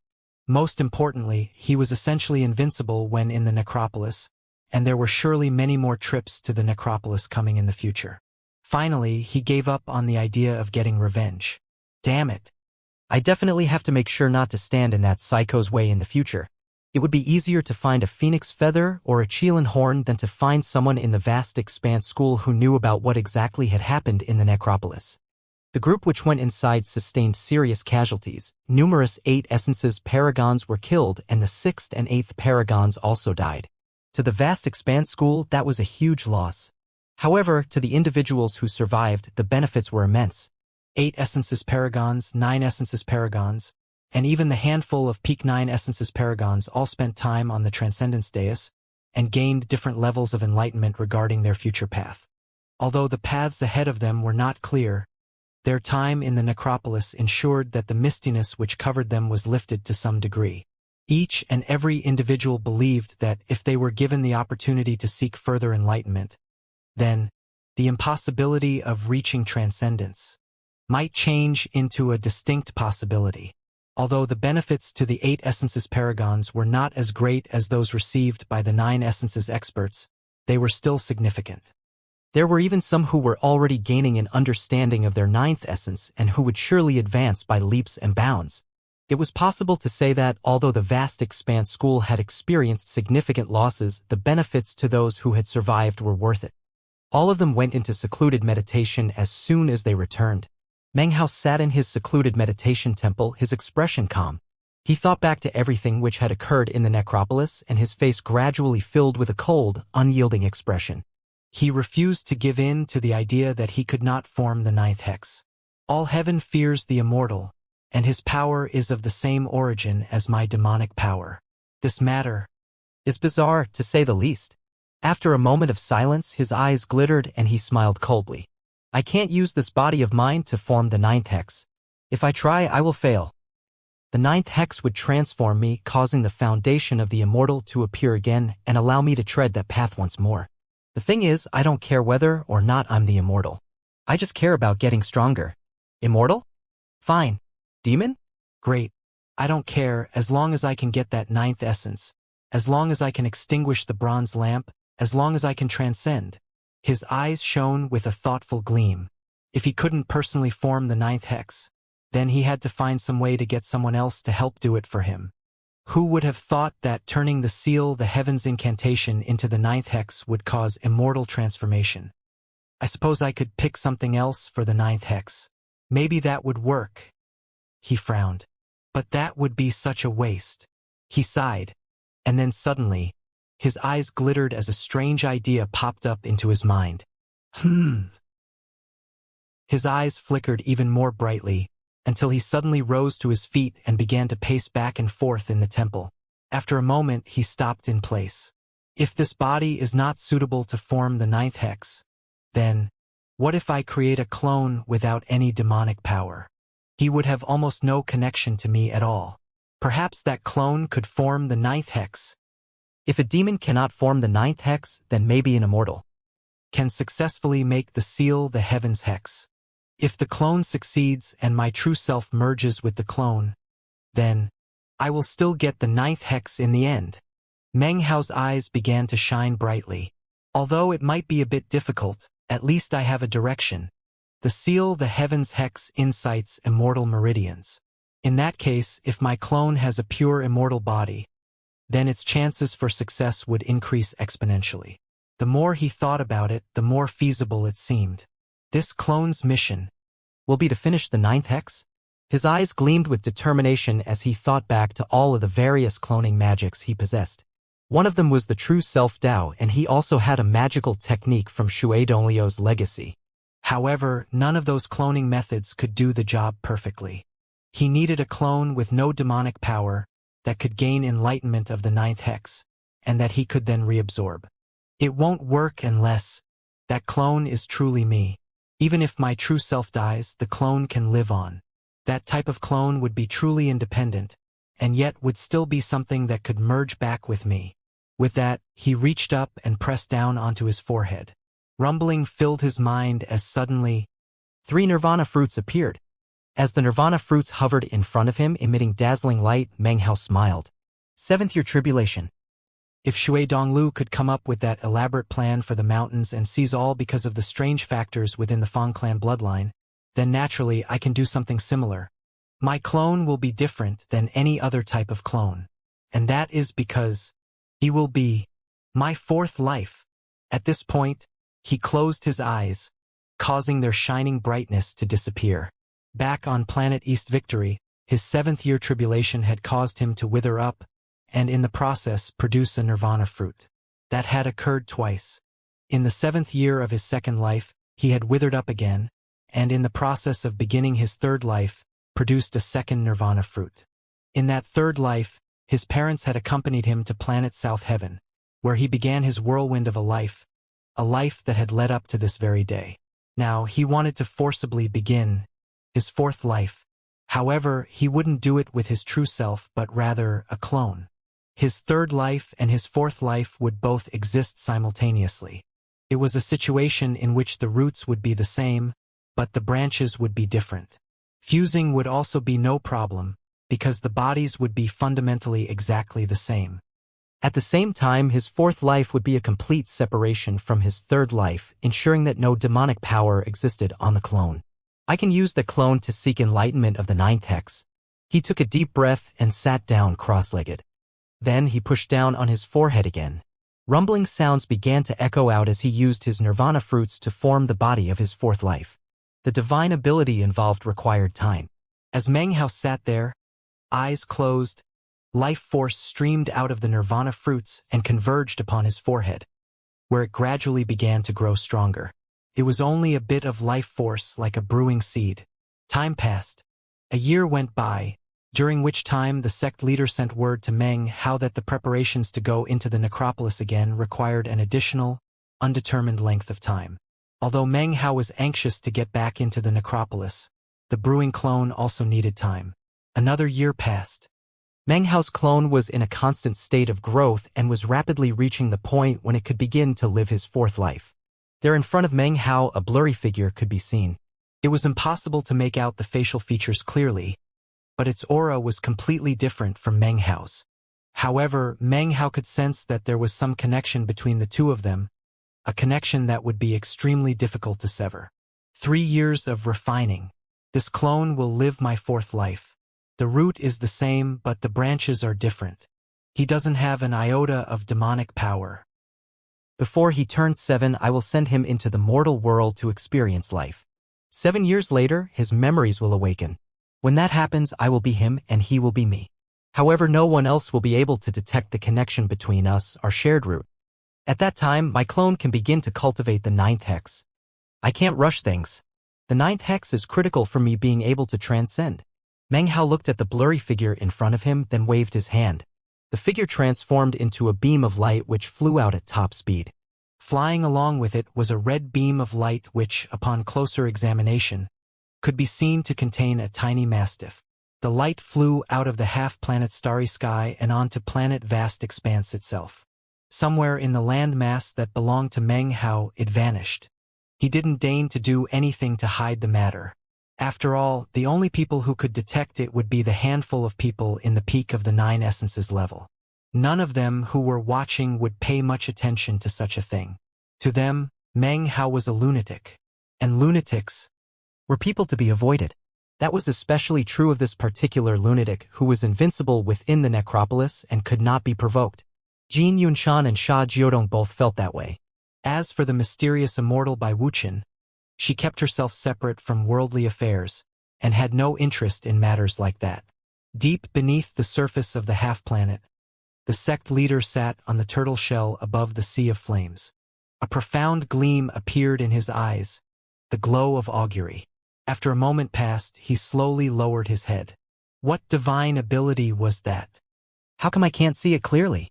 This 9th paragon is wrapped up in too many secrets. Well, those things are all trivial anyway. The sect leader smiled, then closed his eyes.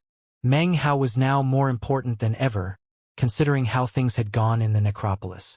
His battle prowess placed him among the potentates, and the sect leader didn't want to incur his displeasure by being overly curious. In the year that passed, things were quiet in the vast expanse school. Although Meng Hao's subordinates continued to expand his power and influence on the outside, on planet vast expanse itself, everything was peaceful, and no major incidents occurred. All of the most powerful experts were in secluded meditation. Something else happened during that year. In the starry sky of the vast expanse, a young man appeared. He wore a green robe and had long white hair, and was accompanied by a gentle-looking woman. They entered the vast expanse from the outside, and came to a stop at a location near the Immortal God continent. As soon as they entered, the vast expanse began to seethe, and threatening rumbling sounds began to echo out. Some unknown force within the vast expanse immediately began to try to expel the white-haired young man. Apparently, if the man were to attempt to stay here, then the entire vast expanse would spare no effort to eject him with all its might. He looked at the Immortal God continent, and mixed emotions played out on his face. After a while, he sighed. The woman standing next to him seemed unable to endure the sight and closed her eyes. I severed that finger all those years ago, and starting then, it became very difficult to enter this vast expanse. There are so many memories tied up with that landmass. It's a good thing. It's all in the past now. Those people aren't who they used to be anyway.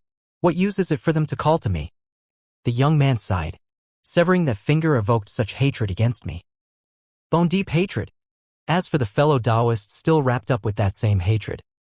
Once he transcends, he'll understand everything. The white-haired young man turned. Along with the woman, he left the vast expanse, after which the expelling force which had risen up slowly faded away. Another thing happened in that year. Outside of planet vast expanse was a cultivator clan which was said to have existed since ancient times. The person who had led them in their recent comeback was a female chosen, and during the year she joined the vast expanse school. After being accepted into the sect leader's division, the sect leader himself appeared, which was rare. Looking at her surname, he asked her what her given name was. The woman smiled and replied, Bei. Disciple Han Bei at your service. The final event which occurred during that year occurred on the border of the 9th landmass of planet vast expanse. There, a small forested mountain could be seen, beneath which flowed a river. A middle-aged scholar was sitting next to that river, reading a book. Suddenly, he looked up and saw a sleeping baby floating along above the surface of the river. The baby had a wooden tablet lying on his chest, with a name written on it. Fang Mu. Within the baby's hand was a fruit that seemed to be made of gold or jade and yet wasn't. An aura like that of reincarnation could be detected as well as the Tao of Nirvana. Next to the baby was a little dog which was happily licking the baby's cheek. The water parted for the baby and fish leaped up excitedly. The sunlight didn't dare to strike the baby too harshly, and the countless beasts which peeked out from within the trees of the forest wouldn't harm a hair on his head. On the border of the 9th continent of planet vast expanse was a river which snaked back and forth to parts unknown, dotted on either side by little villages. One of them was called Peach Blossom Village. A few hundred people lived in the village, and generally speaking, they all got along well with each other. Supposedly, they descended from a group that migrated to this location from one of the great clans many years in the past. Exactly what happened along the way was unknown. But years later, Peach Blossom Village came to be. Most of the people who lived there made a living by hunting or fishing. In the morning, smoke would curl up from kitchen chimneys, and at night, the stars twinkled in the sky. It was a peaceful and auspicious place. Occasionally, though, a commotion would break out, and one might even hear shouts of rage. Fong Mu, Howie, when I get my hands on you, I'm gonna spank that little butt of yours. I don't care what you say. I've had enough. Stop right there. Fong Mu, if you try to run, I'll just have to go have a word or two with that drunkard father of yours. That's my rooster. Why you can't take my rooster. On one particular morning, as smoke rose from the chimneys, cries like this echoed out in the village. The voices belonged to the elderly, the village grown-ups, and even children. Meanwhile, a 6-year-old boy was hiding in the bushes in a far corner of the village, looking very pleased with himself. He was handsome, with eyes that glittered like stars and skin as smooth as jade.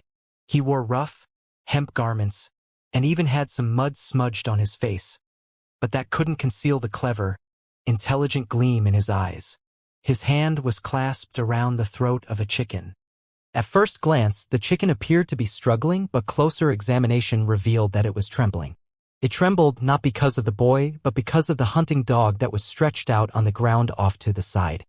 The dog lay there lazily, and yet it emanated an invisible pressure. Whenever the chicken started to struggle, the dog would growl, and the chicken would instantly sag listlessly in fright. Some time passed, and the village eventually quieted down. The boy licked his lips, then slowly began to tiptoe his way back through the village, chicken in hand. The hunting dog followed along, also licking its lips. This isn't for you, the boy whispered. So don't even think about it. This is my tuition. He threaded his way through the village until he found himself in front of a somewhat dilapidated house, whereupon he gave the gate an urgent kick. Master, he whispered. Open up. Hurry. The gate opened, revealing a slovenly old man. He reached out, dragged the boy inside, then looked around to see if anyone had noticed before closing the gate. As soon as he was inside the courtyard, the boy spoke in a loud voice, Master, you old fogey, I brought this rooster as my tuition. I want to study immortal magic. The old man wasn't very tall and had a hunched back. He turned and looked at the boy with narrowed eyes, then looked at the chicken and began to salivate. Excellent. Excellent, he said, sounding very serious. Ah, you know how to bring gifts to your master. Kid, you really have potential. All right, fine. After I deal with this evil creature, I'll teach you some immortal magic. You just wait here for a bit while I convert the wicked, shameless beast. With that, he grabbed the chicken and took a few steps toward the house. Master, how are you going to convert it? Asked the boy, eyes wide with curiosity. No peeking, the old man said sternly. Master is going to be using some magic, so you'll probably smell something strange. There's not much spiritual energy in this remote place, plus I'm injured, so I'm counting on you to act as Dharma protector. Howie, I'm placing my life in your hands. You must do a good job as Dharma protector. The young boy nodded excitedly in response. The old man entered the house, and a few moments later, a miserable squawk could be heard. Then came the sound of feathers being plucked, and the hiss of boiling water. Before long, a fragrant aroma drifted out. The boy was very curious, and after a bit of time, couldn't help but ask, Master, since this evil creature is a monster, why is it so weak? I caught it almost without even trying. That's because Master used some magic earlier to drain its power. By this point, it sounded like someone was eating a meal inside the house. Master, I've helped you catch a lot of monsters throughout the years. In fact, the village is almost completely cleared out of the things. That's why my dad spanks me all the time. When are we going to leave the village to kill some monsters and fiends? Oh, there's no hurry. Yesterday, I noticed a mutt in the yard of old Zhu's house on the west side of the village. You should bring that dog over to me for inspection. It's also an evil creature. The sounds of ravenous devouring could now be heard in the courtyard. The boy looked quietly up into the sky. Master, my dad's temper is really bad. A few days ago when he was spanking me, he said I was the reason he failed in the imperial examinations. Oh, another thing. He said I got picked up out of the river, right? I've been having a lot of dreams lately. I dream about weird people and strange things. I even see people flying around. Something about all of it seems really familiar. It's almost like someone is calling out to me. As if there are two me's.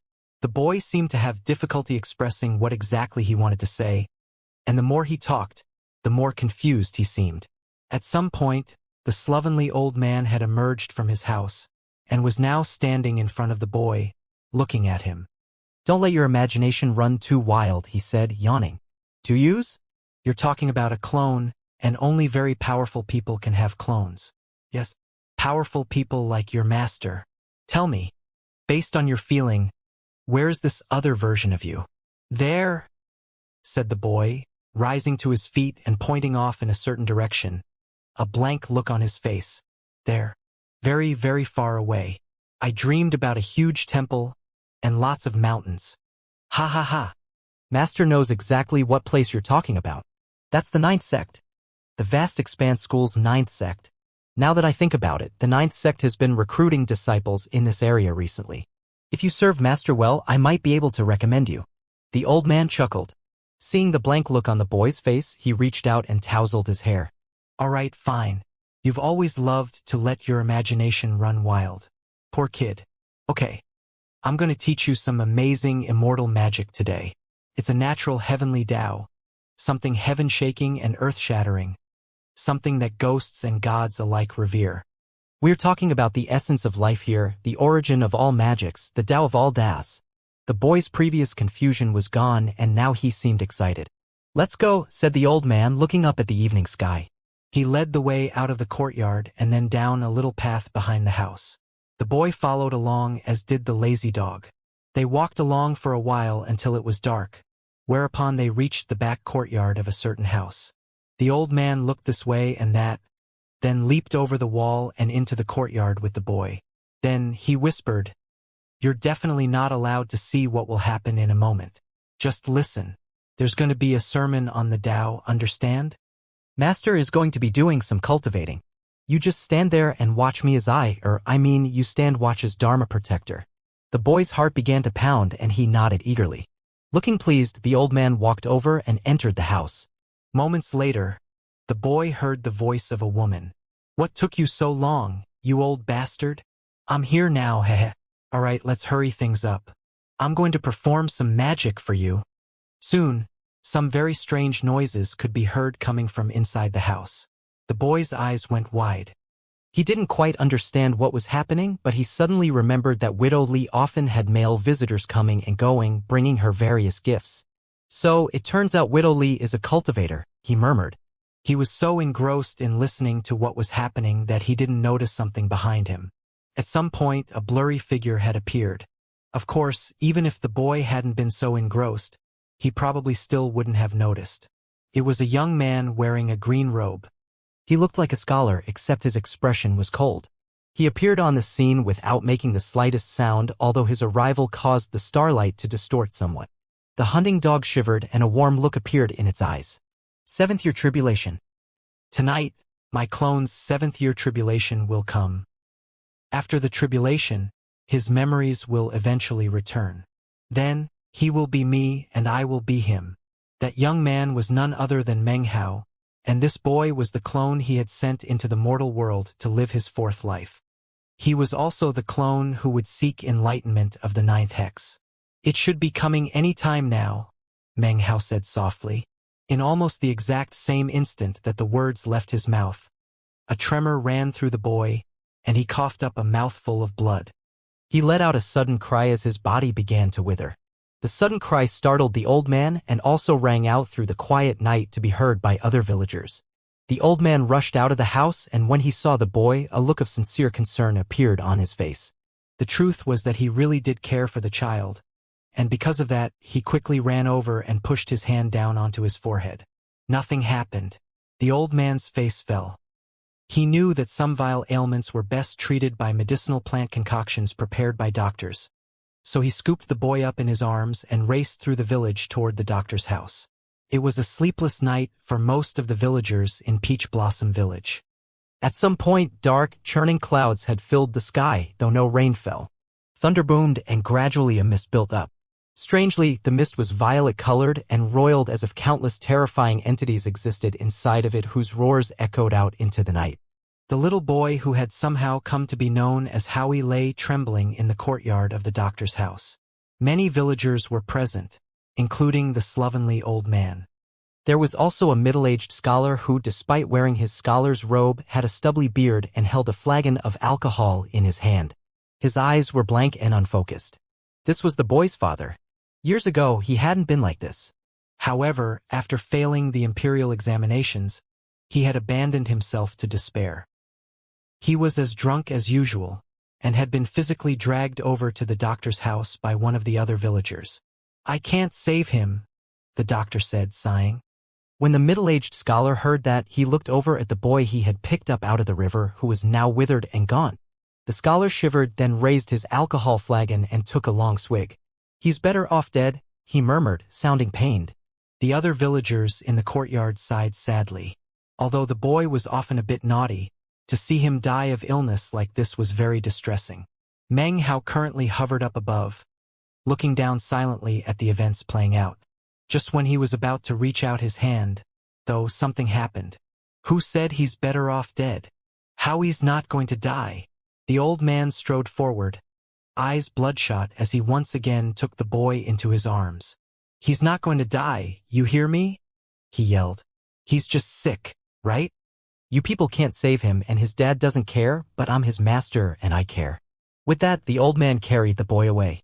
Everyone was shocked and instantly devolved into a hubbub of voices. Suddenly, people saw the old man erratically flying up into the air, which caused the entire village to break out into an even bigger commotion. Meng Hao hovered there, watching thoughtfully. Gradually, he faded away. He could sense that his clone was gradually awakening, and that soon, there would truly be two versions of himself.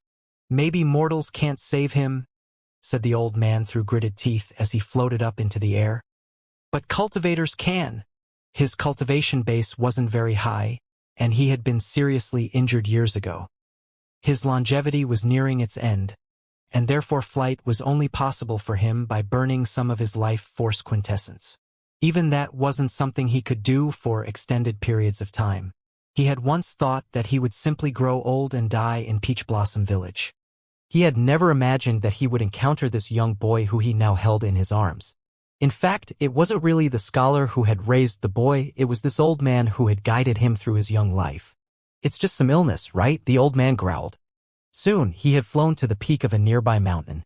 There, he very gingerly pulled a jade slip out of his garment, an old jade slip that was worn and almost broken. After pulling it out, he looked down at it with a bit of hesitation. This was the most precious item he possessed, and even he wasn't sure where it came from.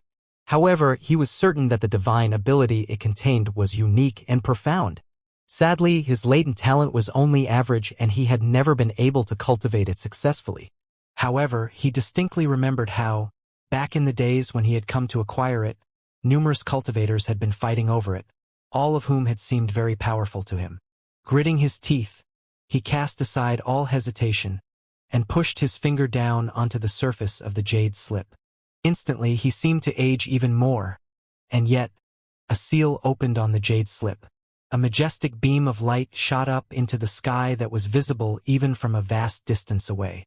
Obviously, the old man had unsealed the jade slip in order to attract the attention of nearby cultivators, and was planning to offer the slip itself as payment for them to save the young boy. The old man didn't bother to ponder whether or not this course of action could potentially be dangerous. In his mind, any danger was worth braving when compared to the hope it offered.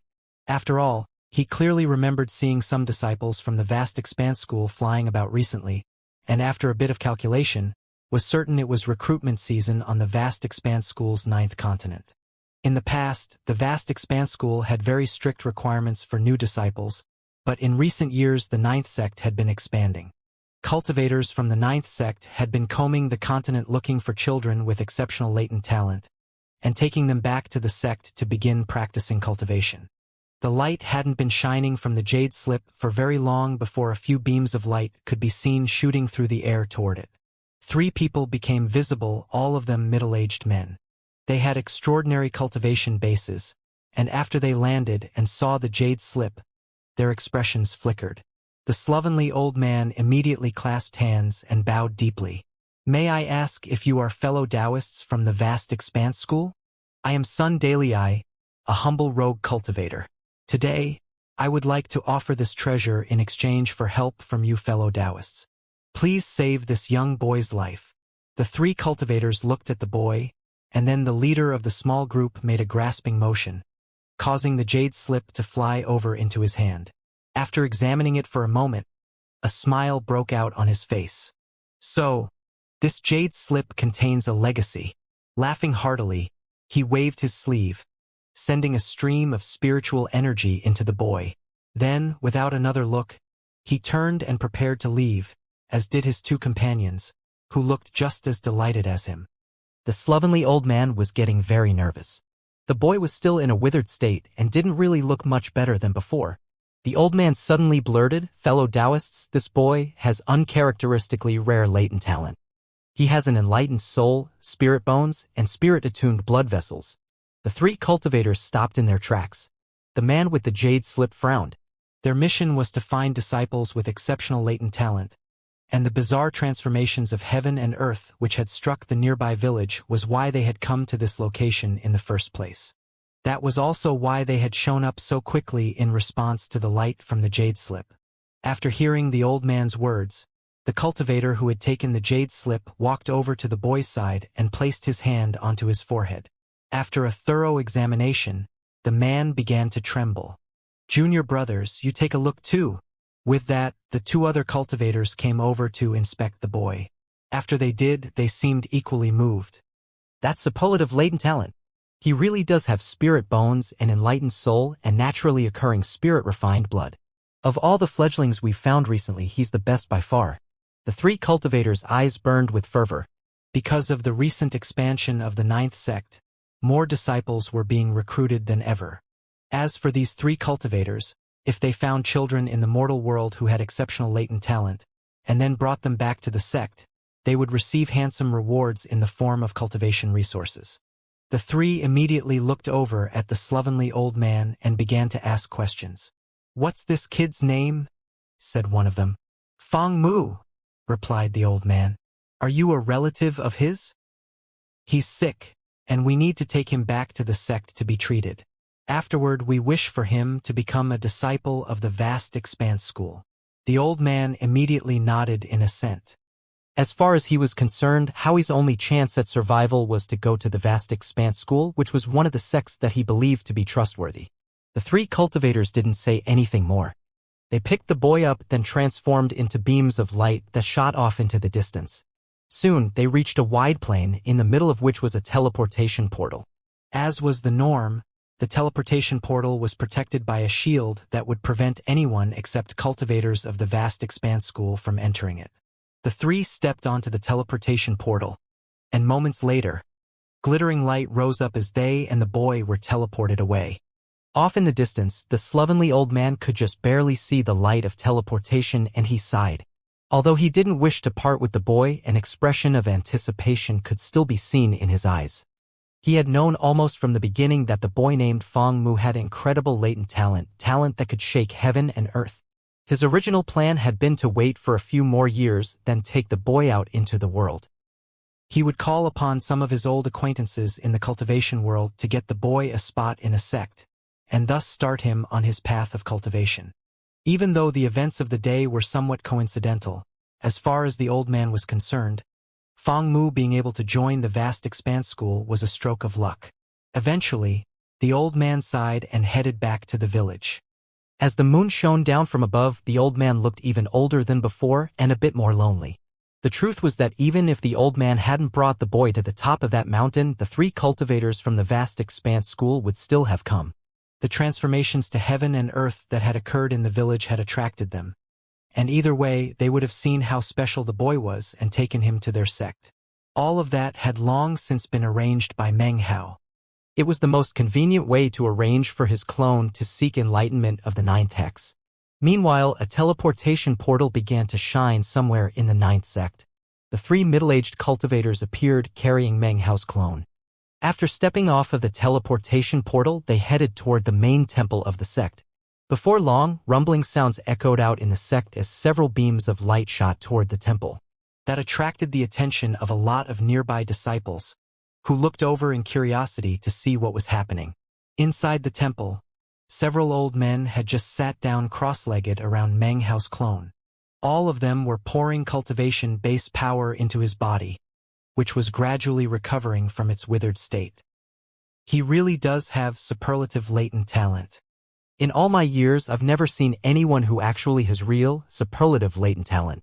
He even has spirit bones, an enlightened soul, and spirit-attuned blood vessels. He's not a child, he's a precious bodily treasure.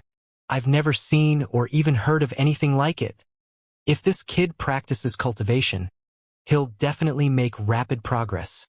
The entire group was abuzz with conversation. Any other type of latent talent would not have provoked such a reaction. But he had superlative latent talent along with spirit bones, an enlightened soul, and spirit-attuned blood vessels. This clone of Meng Hao's was like a rare gem. Soon, Meng Hao's clone was no longer withered, which the old men believed to be due to their treatment. However, he looked even thinner and weaker than he had before, and was apparently now in a very deep sleep. Take him to one of the side chambers and have someone look after him. When he wakes up, arrange for him to formally join the sect. The old men were all exhausted from their efforts. After making the necessary arrangements, they looked at Meng Hao's clone, excitement glittering in their eyes. Finally, they returned to their own residences to start the breathing exercises necessary to restore their cultivation bases. A few days later, Meng Hao's clone opened his eyes. At first he looked confused, but then his vision focused and his eyes began to radiate bright, cold light. It was very strange to see a look like that in the eyes of a young boy. Soon, the coldness faded away and his eyes returned to normal. "I'm awake," he murmured. He felt as if he had just woken up from a dream. He could even sense his true self, deep beneath the surface of the main planet, on that half-planet, sitting there cross-legged in the 9th Paragon's secluded meditation facilities. As of this moment, Meng Hao's true self finally breathed a sigh of relief. At long last he could focus fully on seeking enlightenment of his 8 essences. This clone will live my 4th life. His only mission is to successfully form the 9th hex. As for his cultivation, well, I created the clone's body after carefully observing my own body, which was remolded by the bronze lamp. In all of planet vast expanse, and in fact in all of the vast expanse itself, it would be easier to find a phoenix feather or a Qilin horn than it would be to find someone whose latent talent exceeds this clone's. Since that's the case, he can elevate his cultivation base much more quickly than normal. Rise to prominence in the 9th sect. Reach the pinnacle step by step. It shouldn't be difficult. With no demonic power, his body is pure in every sense of the word. A satisfied gleam appeared in Meng Hao's eyes. Several days later, Meng Hao became a disciple of the vast expanse school. His latent talent shook the entire 9th sect, and when the Dao Realm Patriarch heard of the matter and investigated it personally, he dispatched people to Peach Blossom Village to make further inquiries and make sure nothing was amiss. Meng Hao was then sent to one of the 9th sect's numerous subdivisions, where he became an inner sect disciple. This year was 10th, in which Meng Hao's true self was the 9th paragon. This year, a disciple by the name of Han Bei became one of the sect's holy daughter designates. This year, Meng Hao's clone Feng Mu became the inner sect disciple, one of the subdivisions of the 9th sect. Neither the slovenly old man, nor the 3 cultivators who had brought the clone back to the sect, nor the old men who had treated his condition, nor anyone in all of planet vast expanse, could ever have imagined what a dazzling flower this Feng Mu would bloom into. Only Meng Hao's true self knew.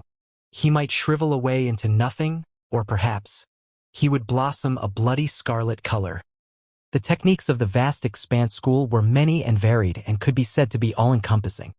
However, in terms of fundamentals, they were different than the magical techniques of the mountain and sea realm. Instead of being driven by the energy of heaven and earth, they were driven by the energy of the vast expanse.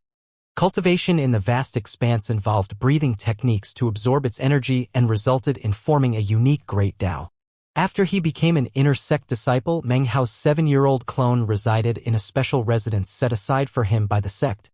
He rarely left his home and as such didn't know much about the outside world. But that changed after a year passed. After only 1 year of practicing cultivation, tribulation lightning descended on Meng Hao's residence. It destroyed the house and shattered the courtyard, and caused widespread shock among the surrounding disciples of the ninth sect. Even some of the old-timers were astonished by the 9 successive bolts of lightning which fell from the sky. Afterward, a young boy emerged from the wreckage of the courtyard residence. Shockingly, he was accompanied by the aura of Foundation establishment. Foundation establishment in and of itself wasn't anything spectacular. However, the tribulation lightning was a bit of a surprise, and then some of the disciples realized that it was Meng Hao who had appeared from within it. If I remember correctly, he joined the sect last year as Immortal. How is that even possible? 1 year? 1 year? He reached Foundation establishment that quickly. What's his name again? Oh right, Feng Mu. His name is Feng Mu. Meng Hao's clone Feng Mu experienced 9 bolts of tribulation lightning and reached Foundation establishment. The news caused a small-scale stir, but the sect as a whole was huge, and Meng Hao was merely an inner sect disciple in one of many subdivisions. Normally speaking, it was a matter that would quickly become forgotten. Meng Hao might have extraordinary latent talent, and might have reached Foundation establishment in only a year, but Foundation establishment didn't count for much in the ninth sect as a whole. The number of Foundation establishment cultivators in the sect was impossible to even count. Even within that subdivision, they were as numerous as the hairs on an ox. But something happened a year later in the same residence. Tribulation lightning struck again, but this time in greater number. 99 bolts of lightning fell onto the residence. Rumbling echoed out, and the residence and courtyard were destroyed. When Meng Hao emerged, he no longer emitted the aura of Foundation establishment, but rather, core formation. The entire subdivision was thrown into a commotion that far exceeded that of the previous year. Countless people were completely shocked, even the elders. The subdivision head personally came to investigate and was astonished. There were still plenty of people who were more powerful than him, but what was most shocking was the speed of his progress. To many people, such a thing was almost impossible to believe. Foundation establishment in 1 year? Then core formation in another year? Don't tell me. He's gonna reach nascent soul in a year too. What type of latent talent does he have? By now, more and more people were talking about this Feng Mu. In fact, word was spreading outside his subdivision and into other subdivisions. Then, the 3rd year passed. 999 bolts of tribulation lightning descended, and Meng Hao reached nascent soul. In the 5th year, he reached spirit severing, and 9,999 lightning bolts fell. All subdivisions of the 9th sect were completely shaken. The rainstorm-like hail of tribulation lightning shook the whole 9th sect, and Feng Mu's name was the subject of countless conversations. In the 7th year, his moment of reaching Tao seeking was a grand occasion for vast numbers of cultivators in the 9th sect. Numerous cultivators watched as a tempest of tribulation lightning bolts descended, only 1 lightning bolt short of 100,000.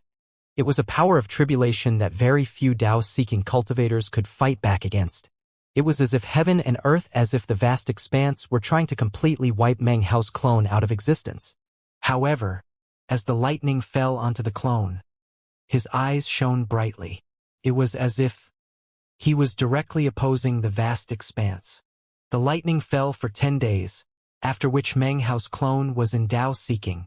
Time flew. The 10th year arrived. 10 years ago, Meng Hao's clone had been nothing more than a weak child.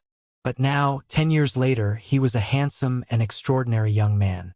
He stood tall and straight atop one of the mountains in the 9th sect, looking up into the sky, which rumbled as tribulation lightning began to build up. It was Immortal tribulation. In 10 short years, Meng Hao's clone had created a legend on planet vast expanse. Even a myth. In 10 years, he went from being immortal to reaching Foundation establishment, core formation, nascent soul, spirit severing, Tao seeking, and immortal ascension. That was a process that some people never completed within their whole lifetime, and yet Meng Hao's clone did it in 10 years. The entire 9th sect was shaken, as was the vast expanse school as a whole. Even paragons got wind of it. The immortal tribulation was even more stunning than the tribulations from before it. 1 million lightning bolts descended onto the 9th continent, causing all the lands to shake. People flew up into the air from all the other sects that were part of the vast expanse school, all to watch the Immortal tribulation. The ninth sect was very excited and even sent someone out to act as Dharma protector for their number one chosen. That person was a Tao sovereign, a woman of extraordinary beauty. She sat on the ninth sect's Tao mountain, looking up into the sky with a look of surprise. This is only an immortal tribulation, and yet the vast expanse sends tribulation lightning like this? It's almost as if there's a heavenly Tao or a magical law of nature intent on preventing lightning that exceeds his cultivation base from descending. Were it not for that, the vast expanse would wipe him out in body and mind. The Tao sovereign found it very strange, especially when she realized that she could sense fluctuations of fear. Fear? She thought, shaking her head and wondering if she was mistaken. The vast expanse is boundless and majestic. Even if it really does have a will of its own, how could it fear a trifling immortal realm cultivator? The immortal tribulation lasted for 3 whole months before it faded away. During that entire time, Meng Hao's clone proudly closed his eyes and allowed himself to be bathed by the tribulation lightning. He didn't fight back or resist it. He allowed the lightning to strike him. It was like a baptism in which he didn't move an inch. That, of course, led to widespread shock. When the last bit of the immortal tribulation was about to fade away, Meng Hao's eyes suddenly opened and he reached out, pointing his finger up at the heavens. He did not speak, but the gesture of pointing his finger caused colors to flash, and a gale-force wind to scream. The entire sky seemed to tremble, and countless tribulation lightning bolts shattered, transforming into motes of light that drifted out. At this point, the immortal tribulation ended, and Meng Hao's clone began to emanate immortal qi. But then, the sky shook, and a red bolt of lightning suddenly formed, shooting down toward Feng Mu. It was backed by a shocking will, and unexpectedly radiated the might of the Tao realm. Even as the red bolt of lightning descended, a red cloud appeared up above, and red rain began to fall. It was a sight shocking to all, that caused even the female Tao sovereign's face to fall. The blood of the heavens. That means, the Tao of the vast expanse society is violating its own magical laws, paying the highest price to eliminate this young man by sending tribulation lightning against him that exceeds the immortal realm. The Tao sovereign was just about to do something when, all of a sudden, the red bolt of lightning lurched to a halt about 300 meters away from Feng Mu's head. There it remained in midair, completely unmoving. An incredible pressure suddenly filled the entire continent. At some point, a person had appeared in the air. It was a young man wearing a black robe with long violet hair. As he floated there, he radiated a supremely domineering aura, as if he were the most important entity in existence. Boundless coldness roiled off of him, and a red, demonic glow could be seen in his eyes. On his forehead was a long violet mark that was apparently a closed third eye. "Ninth Paragon," blurted the female Tao sovereign. Trembling, she dropped to her knees to kowtow. In that same moment, countless cultivators in the vast area that made up the ninth sect, regardless of the levels of their cultivation base, dropped trembling to the ground. "We offer respectful greetings, Ninth Paragon. We offer respectful greetings, Ninth Paragon." The sounds echoed out, causing everything to shake. To the cultivators in the ninth sect, the ninth Paragon was their lord, their spirit, and their leader, the most ultimate of monarchs. This was none other than Meng Hao's true self.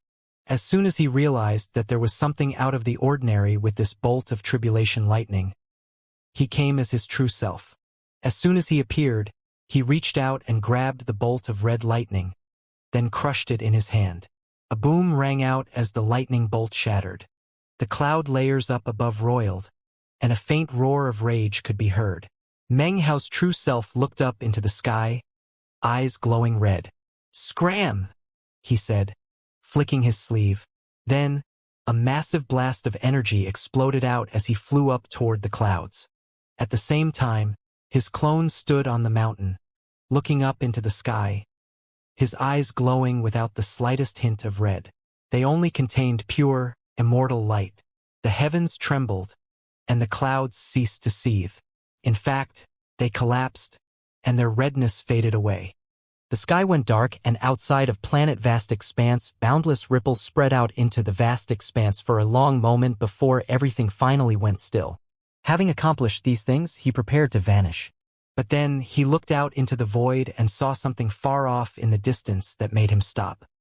His glance caused the void to vibrate, as if someone were out there, reeling in shock.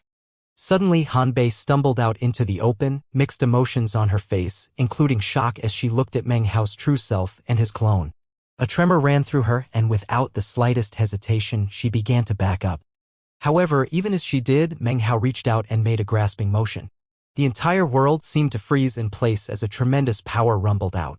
Even as that power was about to sweep over Hanbei, fluctuations suddenly began to emanate out from her that Meng Hao recognized. It was the aura of all heaven. The aura of a demon. The aura was obscure. In the moment that it exploded out, it transformed into a teleportation power which whisked Hanbei away, right out from Meng Hao's grasp. When she reappeared, she was back in the first sect of the vast expanse school, in her secluded meditation facilities. Blood immediately began to ooze out of her mouth, but it was without the slightest hesitation that she produced an ancient feng shui compass from her bag of holding, which she then placed onto the ground in front of her. Ripples immediately began to spread out, filling the area and protecting her within their range. Hanbei was shivering, her breath coming in rapid pants, her face covered with a look of disbelief. Her mind had been thrown into chaos thanks to Meng Hao's sudden appearance. Earlier, she had felt the tug of memory after hearing the name Feng Mu, which was why she had gone to take a look. How could she ever have imagined what would result? Meng Hao, Feng Mu. She took a deep breath, performing a double-handed incantation gesture to strengthen the power of the feng shui compass. The way Hanbei had suddenly escaped was strange to say the least, and in fact, other than Meng Hao, no one on planet Vast Expanse even noticed her. Meng Hao's true self looked at the spot where she had disappeared, eyes glittering. Hanbei. I can't believe she's here. He couldn't help but think back to when he had seen her on the enormous god corpse. Then he recalled all her unusual behavior back on planet South Heaven.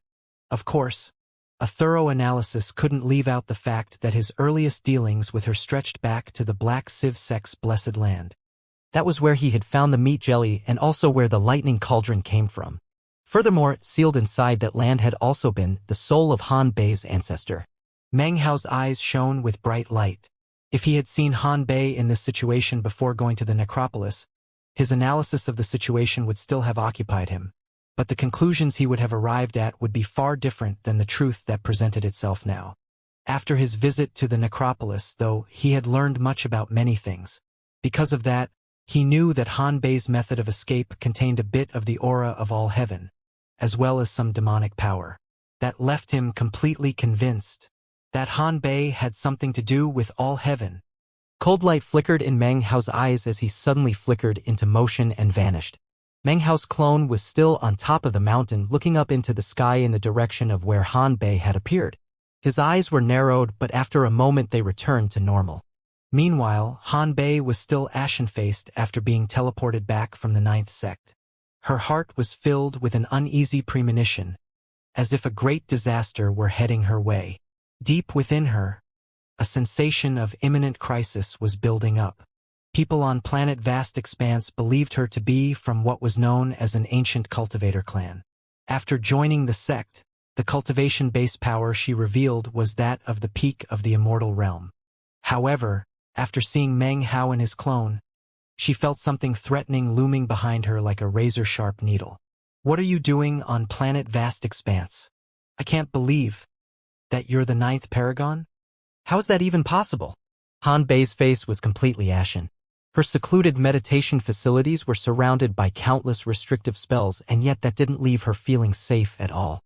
During the clone's tribulation, Meng Hao's true self had looked at her, and although his gaze was calm, it was filled with a brilliance that struck her heart with dread. And in fact, to feel dread was the correct response.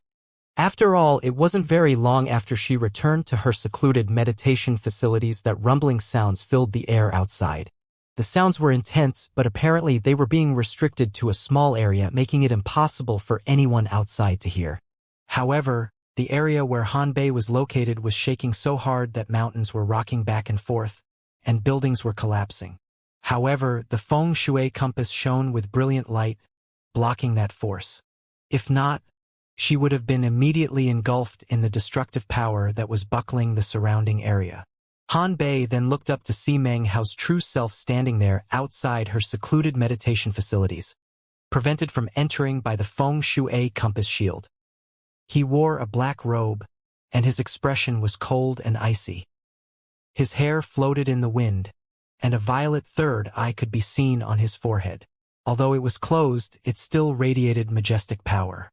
"It's always nice to reunite with old friends," he said coolly. "Why are you so afraid of me, Han Bei?"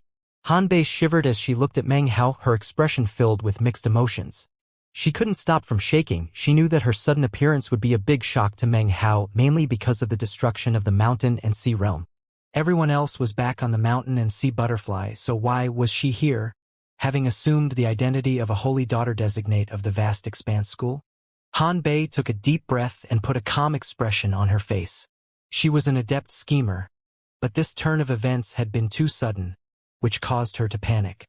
However, now her mind had settled down and she rose to her feet, eyes flickering. She gave Meng Hao a curtsying bow, clasped hands and said, "Han Bei offers greetings, Ninth Paragon." Then she looked up calmly into Meng Hao's eyes. "However, this is Junior's first time meeting the exalted Paragon.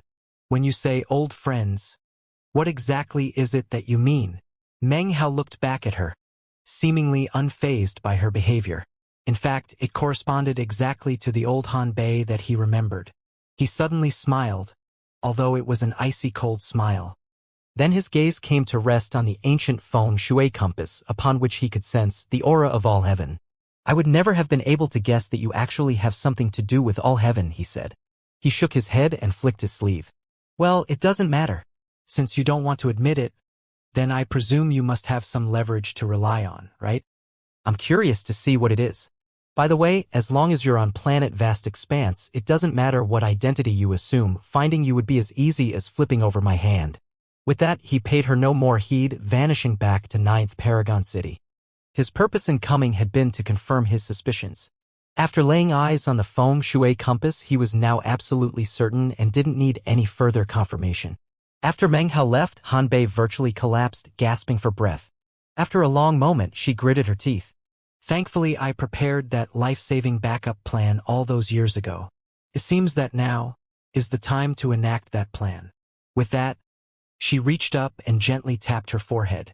Her forehead then split apart, revealing a swath of pitch blackness, within which floated a soul. It was not Han Bei's soul, but closer inspection revealed that it was indeed a woman. Her eyes were closed, as if she were sleeping, but if Meng Hao were here, he would recognize her in an instant. Unexpectedly, it was the soul of Chu Yuyan. Years ago, when Chu Yuyan withered away into death, her soul dispersed. Meng Hao fought his way into the 8th mountain and sea to search for her, but the only thing he ever found was a tiny sliver of her soul. Back then, the clues had seemed to indicate that the rest of Chu Yuyan's soul had vanished into the starry sky. He thought that the problem was that he couldn't find it, but the truth was that Han Bei had secretly interfered and captured the soul. From then on, it became a life-saving measure for future use. In order to ensure that Chu Yuyan's soul didn't fade away into complete death, Han Bei had merged some of her own life soul into it, creating a sort of symbiotic state of existence between them. After many years of feeding Chu Yuyan's soul in such a way, it had become thoroughly intertwined with Han Bei's. Only someone with the power of transcendence could ever separate them. That meant that if Han Bei died, Chu Yuyan's soul would well and truly disperse. Han Bei sat there silently, mixed emotions on her face. She thought back to everything which had occurred between her and Meng Hao and sighed softly. Finally, she gritted her teeth. "We have different standpoints and different missions. You want to see what my leverage is? Well, I'll show you."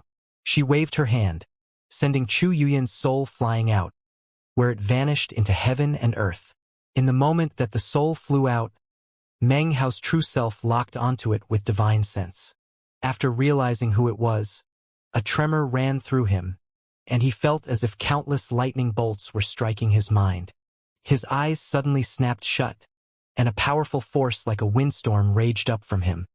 It swept out to cover all of Ninth Paragon City, then the entire half-planet, then all of its starry sky, and then the lands up above on Planet Vast Expanse. Soon, all of Planet Vast Expanse was shaking violently. The other Paragons were shocked.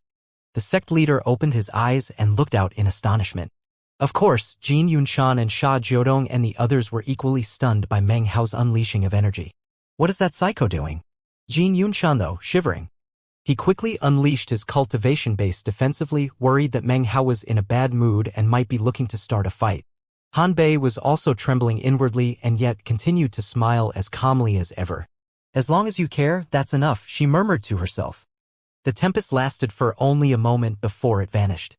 Back in Ninth Paragon City, Meng Hao rose to his feet, eyes filled with reminiscence, grief, and other mixed emotions as he looked at the soul using his divine sense. Chu Yuyan, he murmured hoarsely. He followed her with his divine sense as she flew into the ninth continent, into the mortal world. She eventually entered the womb of a woman, as she began the cycle of reincarnation, to become a person once again. After a long moment, Meng Hao retracted his divine sense. How could he not have noticed that Chu Yuyan's soul was intermixed with some of Han Bei's life soul? Although Chu Yuyan was independent, they existed symbiotically. Well, that is some good leverage. He finally closed his eyes, almost as if he had forgotten about Han Bei. Time passed. The immortal tribulation of Meng Hao's clone rocked all of the Vast Expanse school. Even the other paragons of similar rank to Meng Hao had taken note. From that day on, the name Fang Mu became well known in the Vast Expanse school. In 10 years, he went from mortal to immortal. He shook the ninth sect, rocked the Vast Expanse school, and word about him even spread throughout Planet Vast Expanse. Everyone learned that an incredible chosen had appeared in the ninth sect. At the same time, many disciples of the Vast Expanse school began to pay close attention to Meng Hao's clone. That was especially true of the Blazing Sons among the chosen, who came to view him as a formidable opponent. However, some of the chosen disdained him, being of the belief that in terms of cultivation base, they were far beyond him. Who cares if you reach immortal ascension in 10 years? Don't tell me he's going to reach the ancient realm in 10 years too. Talk like that became the norm. He's a trifling immortal realm member of the junior generation. That's all. He might have nice latent talent. But so what? All 9 sects of the Vast Expanse School have a Vast Expanse Shrine, and only by getting your name listed there are you truly a chosen. After the Vast Expanse Shrine is the Transcendence Path.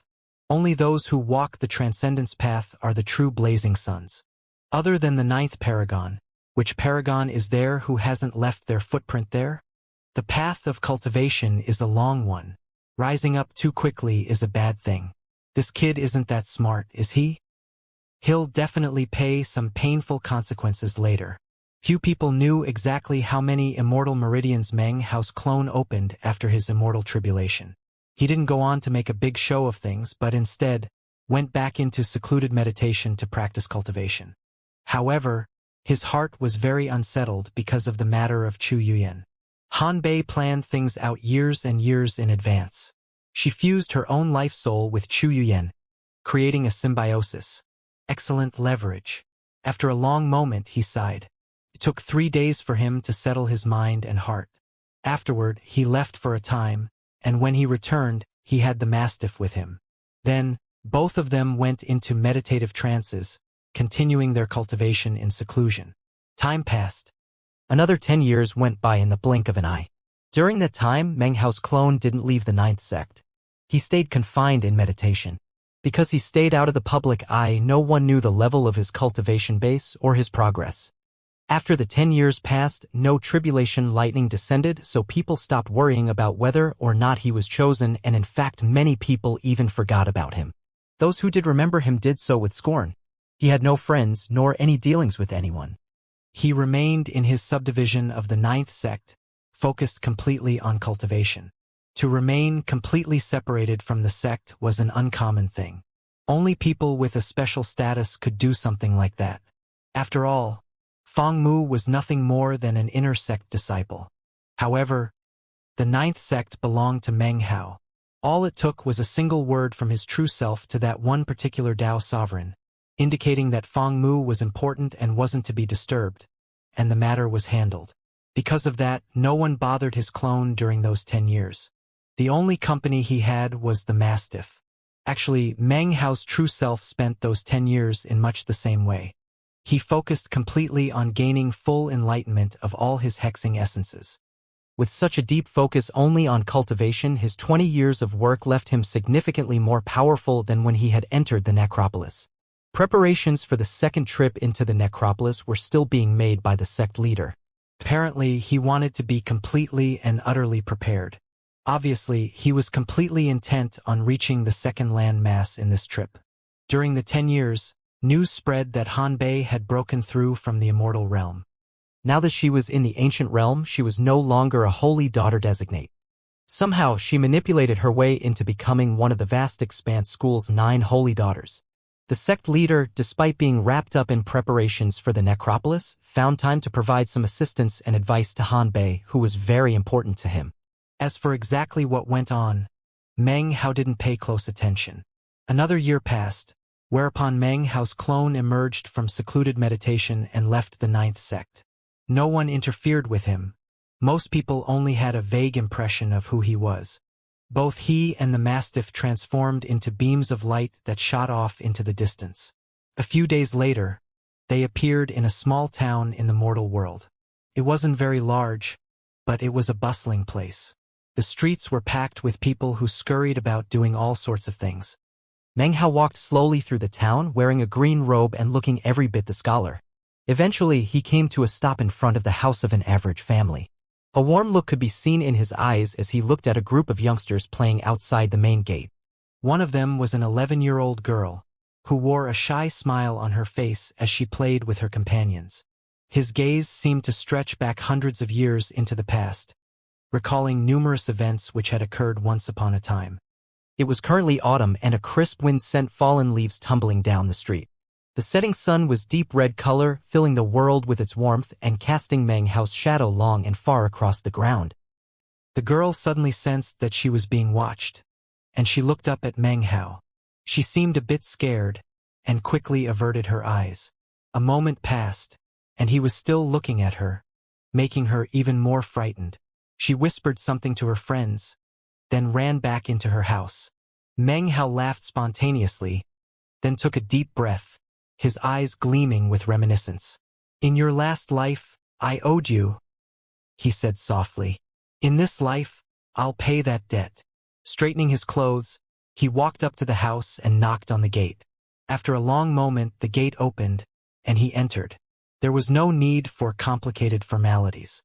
On planet Vast Expanse, even mortals were aware of the existence of immortal beings, and treated them with the utmost respect and veneration.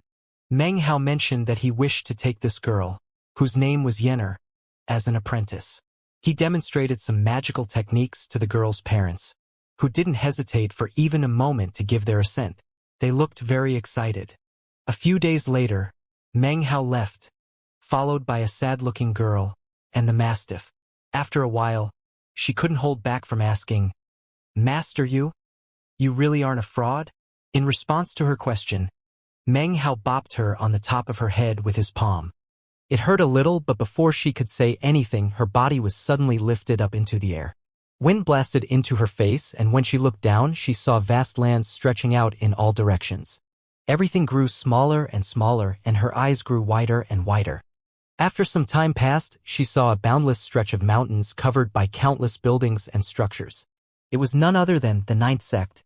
Suddenly, Meng Hao's soft voice could be heard in her ears. "From now on, you are the apprentice of Fangmu, the one and only apprentice."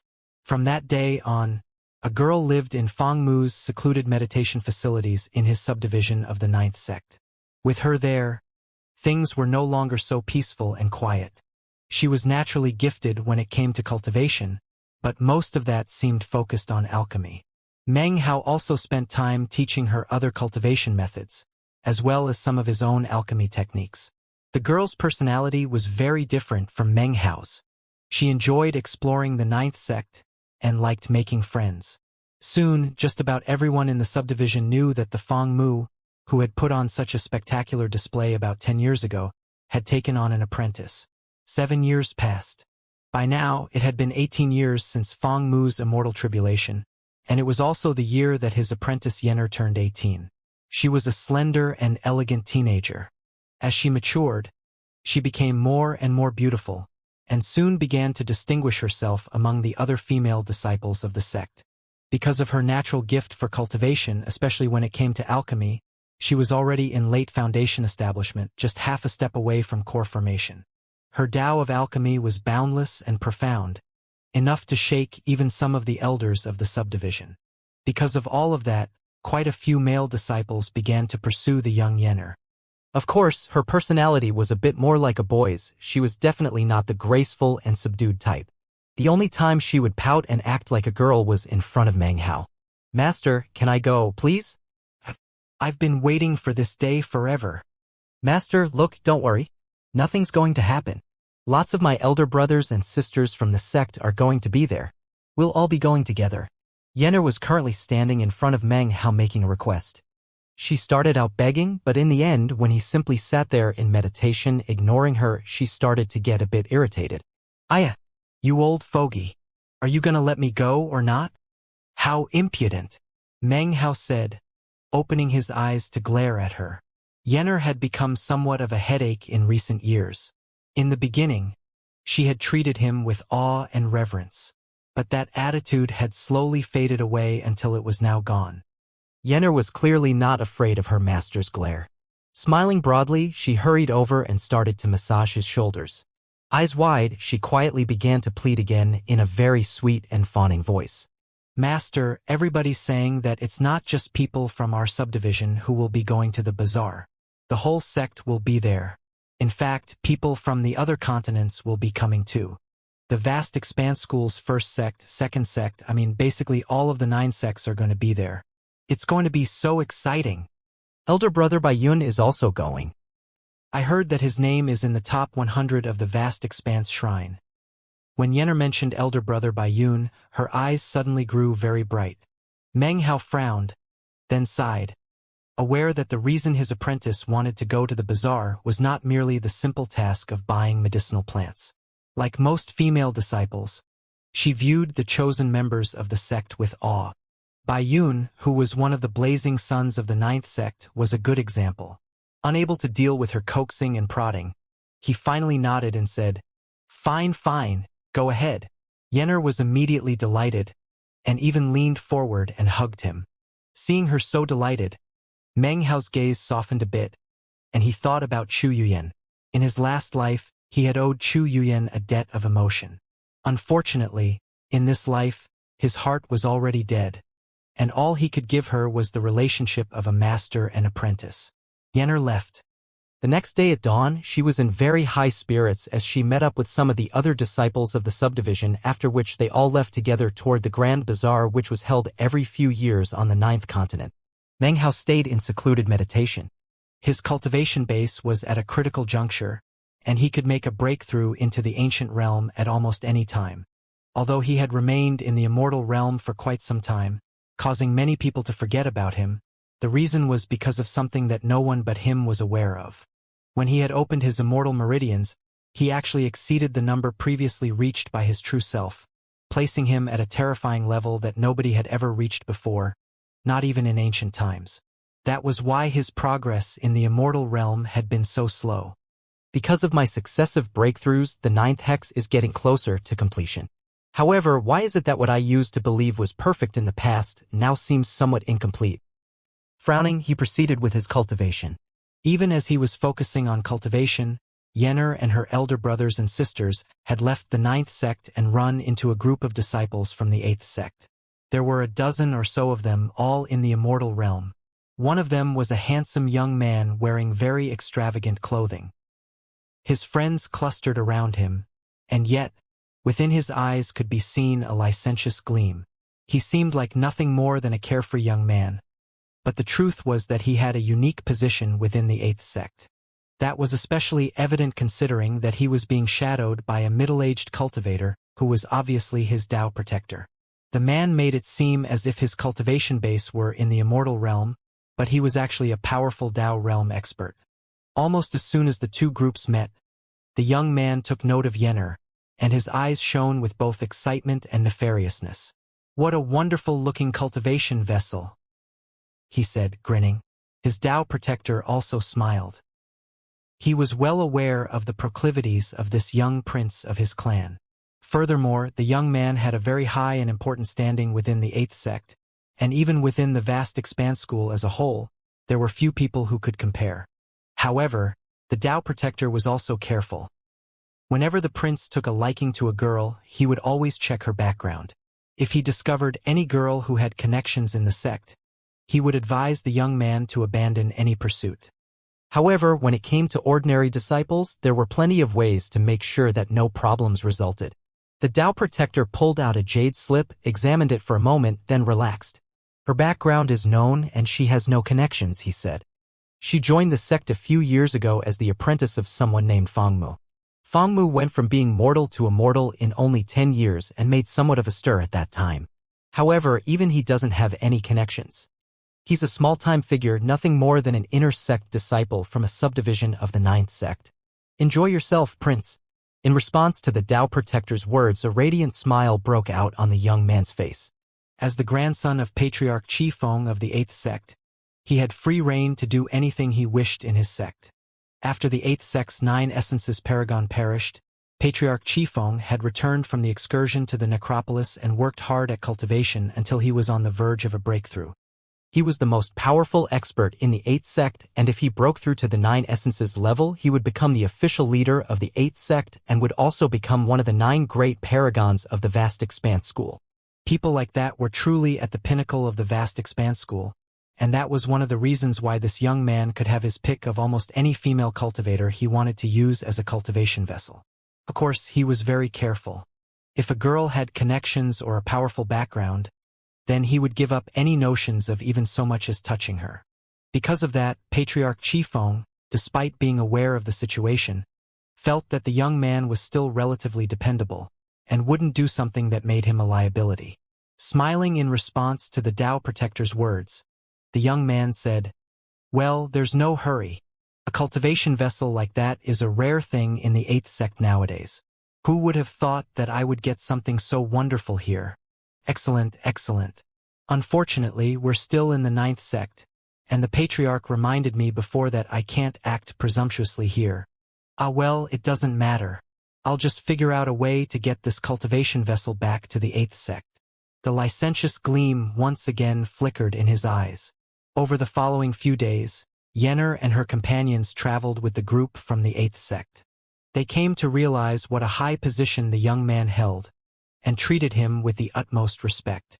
Eventually, they reached the location of the bazaar, and arranged for their accommodations. On the night of the first day, Yenner was filled with excitement and anticipation for the following days. Just as she was about to slip into a trance to do some meditation, a vortex suddenly sprang up around her. It happened without any sound or warning, and before Yenner was even aware of what had happened, it was on the verge of swallowing her up. In that moment, a howl rose up in the air outside of the bazaar. It was none other than the Mastiff, who Meng Hao had arranged to secretly guard Yenner on her trip. The Mastiff's eyes flickered with killing intent as it transformed into a beam of red light that flew into the air at high speed. At the same time, in a valley about 500 kilometers outside of the bazaar, Patriarch Qifeng's grandson was standing there looking at a vortex spinning in front of him. His Tao protector, the middle-aged cultivator in the Tao realm, stepped out holding an unconscious girl, who was none other than Yenner. When the young man saw Yenner, he smiled and reached out to grab her, the carnal gleam in his eyes growing stronger. The Tao protector's expression softened. This sort of thing was a simple matter for him, and something he had done on numerous occasions. He cleared his throat, and was just about to say something, when a sudden howl ripped through the valley. The abruptness of the sound caused the Tao protector's face to fall. Even as he turned, a red streak of light shot toward him. Rumbling sounds echoed out, and the entire valley began to collapse. The Tao protector coughed up a mouthful of blood as he was sent tumbling off into the distance, seriously injured. An expression of astonishment filled his face at the sight of the large crimson dog which had just appeared. "That's a Tao realm beast. Damn it. How could there be a Tao realm beast here?" The young man was so terrified he was shaking. Grabbing Yenner, he shot backward. By this point, she had regained consciousness, and it took only a moment for her confusion to fade, whereupon she began to scream. "Shut up!" the young man bellowed.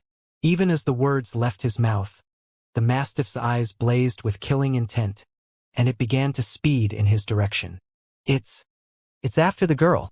The Tao Protector was shaken. How could he ever have imagined that grabbing a young girl in the Foundation establishment stage would attract the attention of a Tao realm beast? "Prince, get out of here. Something's off here.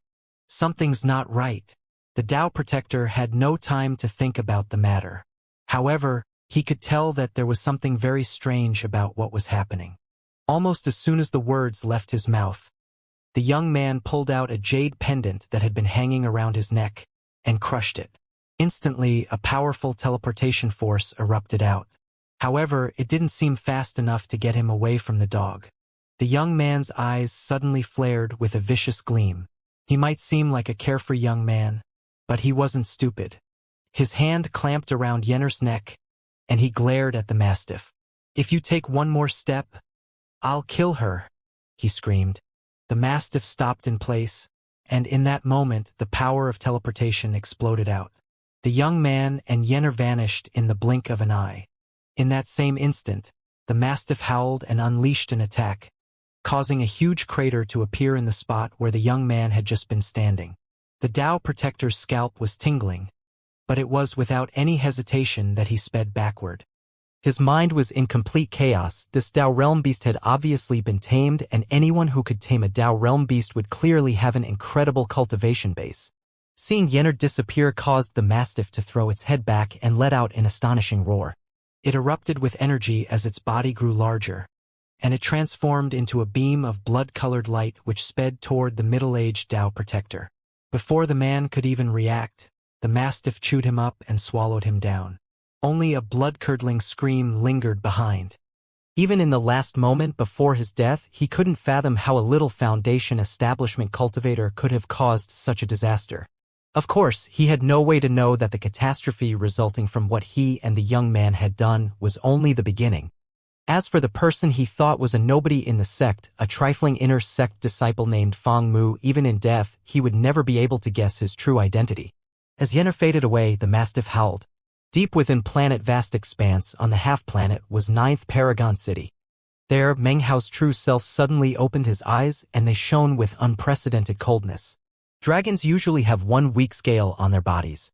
People likewise have weak spots. For Meng Hao, it was the mountain and sea realm, his family, and his friends.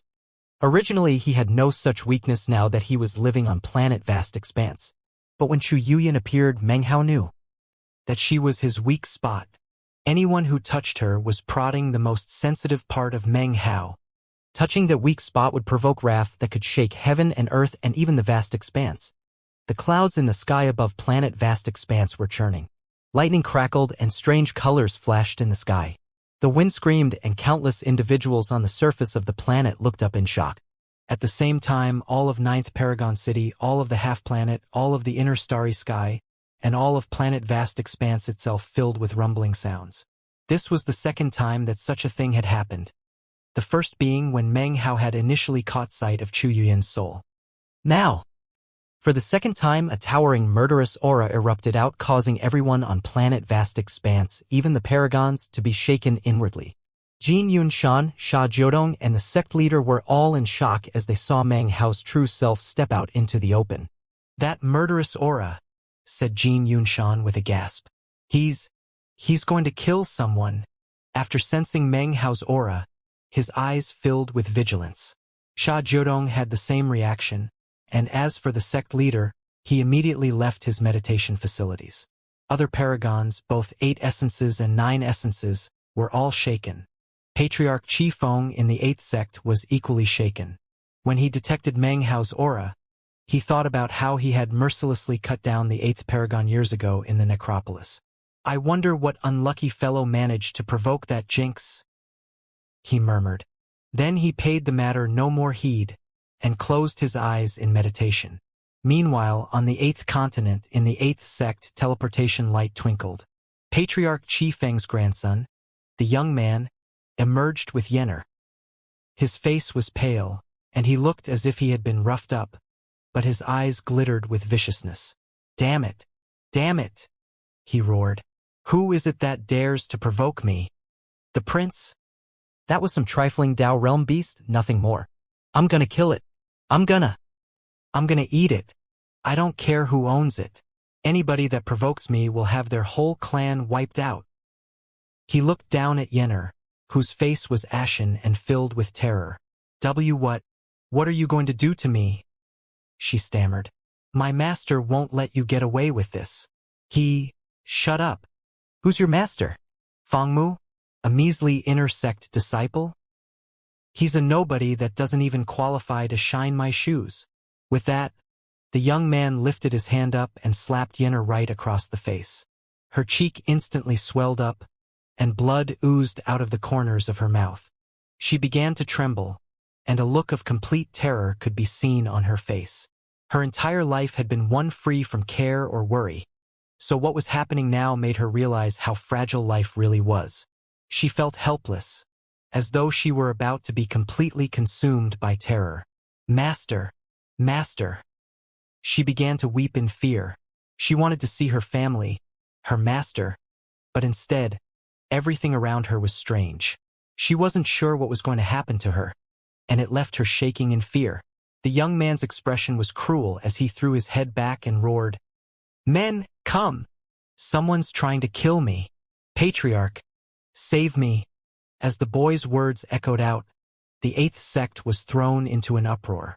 Countless figures emerged, and when they saw Yenner, they frowned, but didn't say anything. "Someone's trying to kill me," he bellowed. The young man's shouting provoked a response not from Qifeng, but from a Tao sovereign who flew out from within the eighth sect. "Who's trying to kill you?" I thought you just went to the ninth continent. As soon as he appeared, everyone clasped hands respectfully. Dad, I was on the ninth continent when I took a liking to this cultivation vessel. Then a Tao realm beast "Tried to kill me. It really tried to kill me." Considering his quavering voice, and the way his clothes were ripped and torn, it was obvious that he had been fleeing for his life, and had used the teleportation device given him by the patriarch. The Tao sovereign frowned, looking over at the bruises on the young man's neck, which were clearly caused by the anxious way he had ripped the jade pendant off his neck. He was the son of Patriarch Qifeng, and had a cultivation base at the Six Essences Tao sovereign level. In the vast expanse school, he was at the peak of power when it came to people under the Paragon level.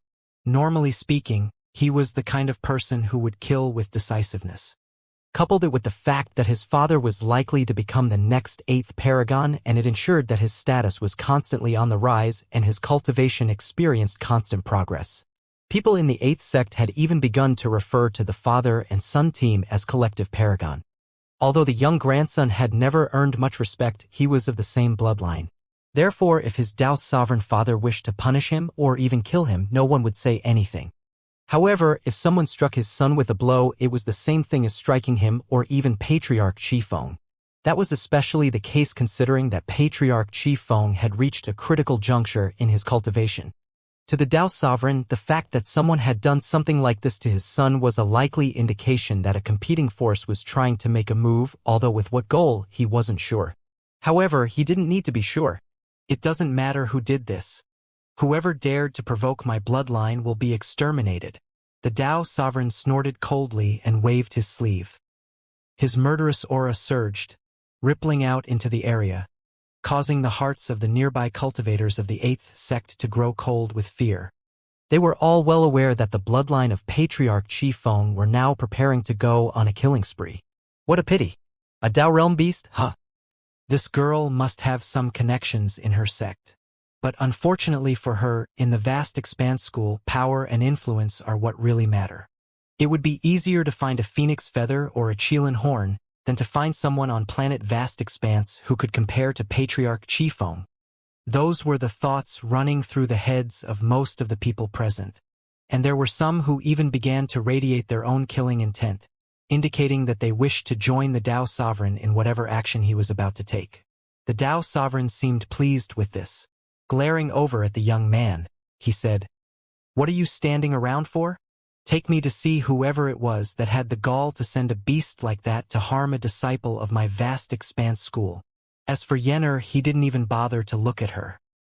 He was aware of his son's vices, and although they caused him a bit of a headache sometimes, he had the same attitude as Patriarch Qifeng. In his view, the young man was always careful, and to cultivators, being careful was the same as being dependable. Considering the girl had a Dao realm beast protecting her, she clearly had some connections in the sect.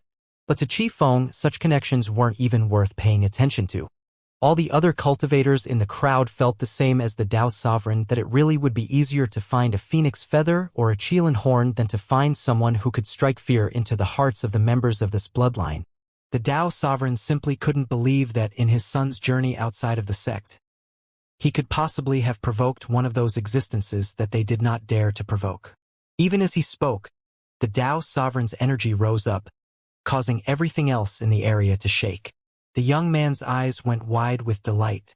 In his entire life, he had never been more scared than he had been earlier that day. He had been so close to dying that he had almost collapsed mentally. Laughing heartily, he looked over at the terrified Yenner, eyes flickering with a depraved gleam. "Hey gorgeous, you know that dog of yours? I'm gonna boil him right in front of you and then eat him. Don't worry, I'll give you a few bites to try." Shaking, Yenner bit her lip. By this point, her heart was completely overwhelmed with terror and fear. She felt alone, helpless and hopeless, and she suddenly missed her master more than ever. "Master," she whimpered, shivering. "Master, did you just say something about your master? Ha ha ha. I don't care what your master has to do with your pet. He dared to provoke me, he will die. And before he dies, I'll make him act like a dog." Viciousness gleamed in the young man's eyes as his laughter rang out into the air. He was just about to lead the group off when suddenly a cold snort ripped through the killing intent of the surrounding group of cultivators. It was like a clap of thunder that caused everything to tremble on the verge of exploding. Lands quaked and floor tiles were transformed into ash.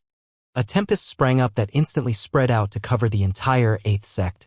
The 8th sect was huge, but even if it were larger than it was, the tempest would still fill it. At the same time, it was as if an enormous, invisible foot had stamped down onto the ground. A huge shockwave spread out, filling the 8th sect, causing all mountains, buildings, and lands to shake violently. In addition to the physical effects on the surroundings, all cultivators in the 8th sect, regardless of the level of their cultivation base or what they were doing at the moment, began to tremble. It was as if mountains were crushing down onto them, causing blood to spray out of their mouths. To their astonishment, they suddenly realized that they couldn't move a muscle. A roar of rage filled the world with indescribable pressure, crushing down onto the entire 8th sect. All cultivators were completely and utterly shocked, their hearts filled with terror, and their minds spun. Then, off in the distance, a person approached.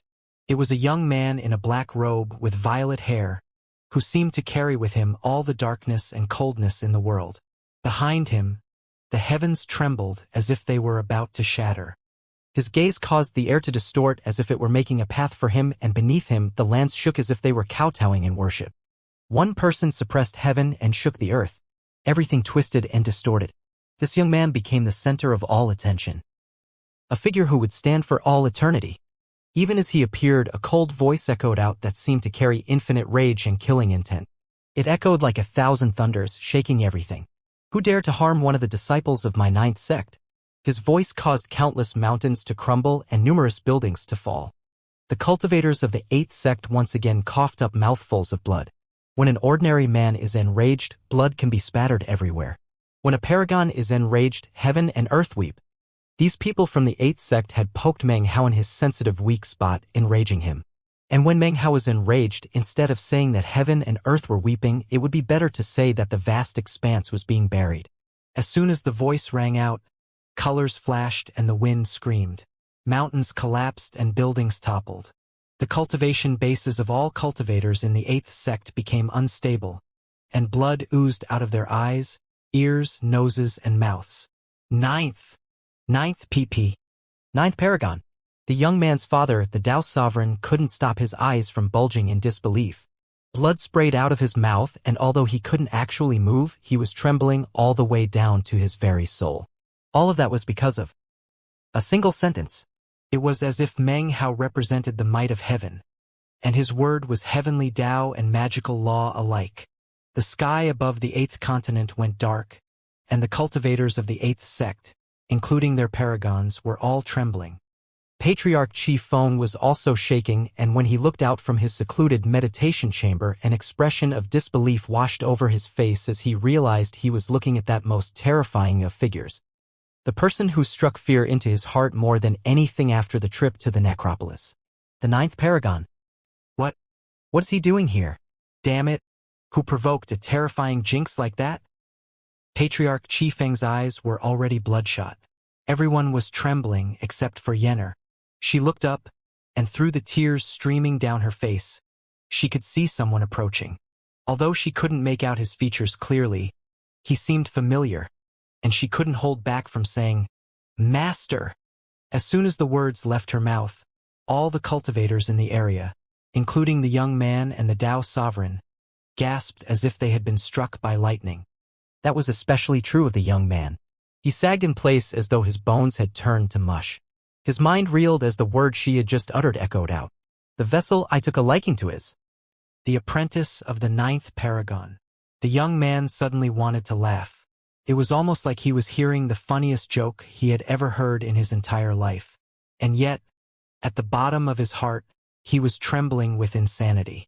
As his mind reeled, his entire world was destroyed. The light left it, leaving nothing but darkness. He wasn't the only one to have such a reaction.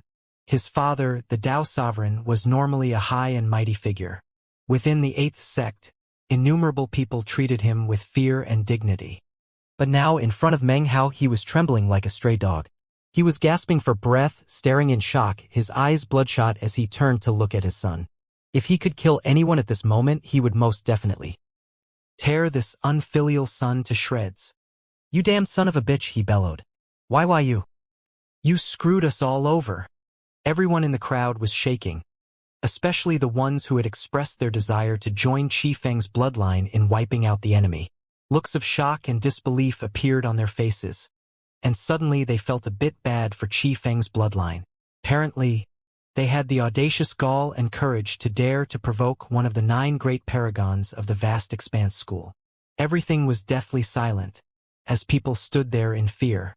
Meng Hao's true self walked into the 8th sect, past the crowds of people, until he was standing in front of Yenner.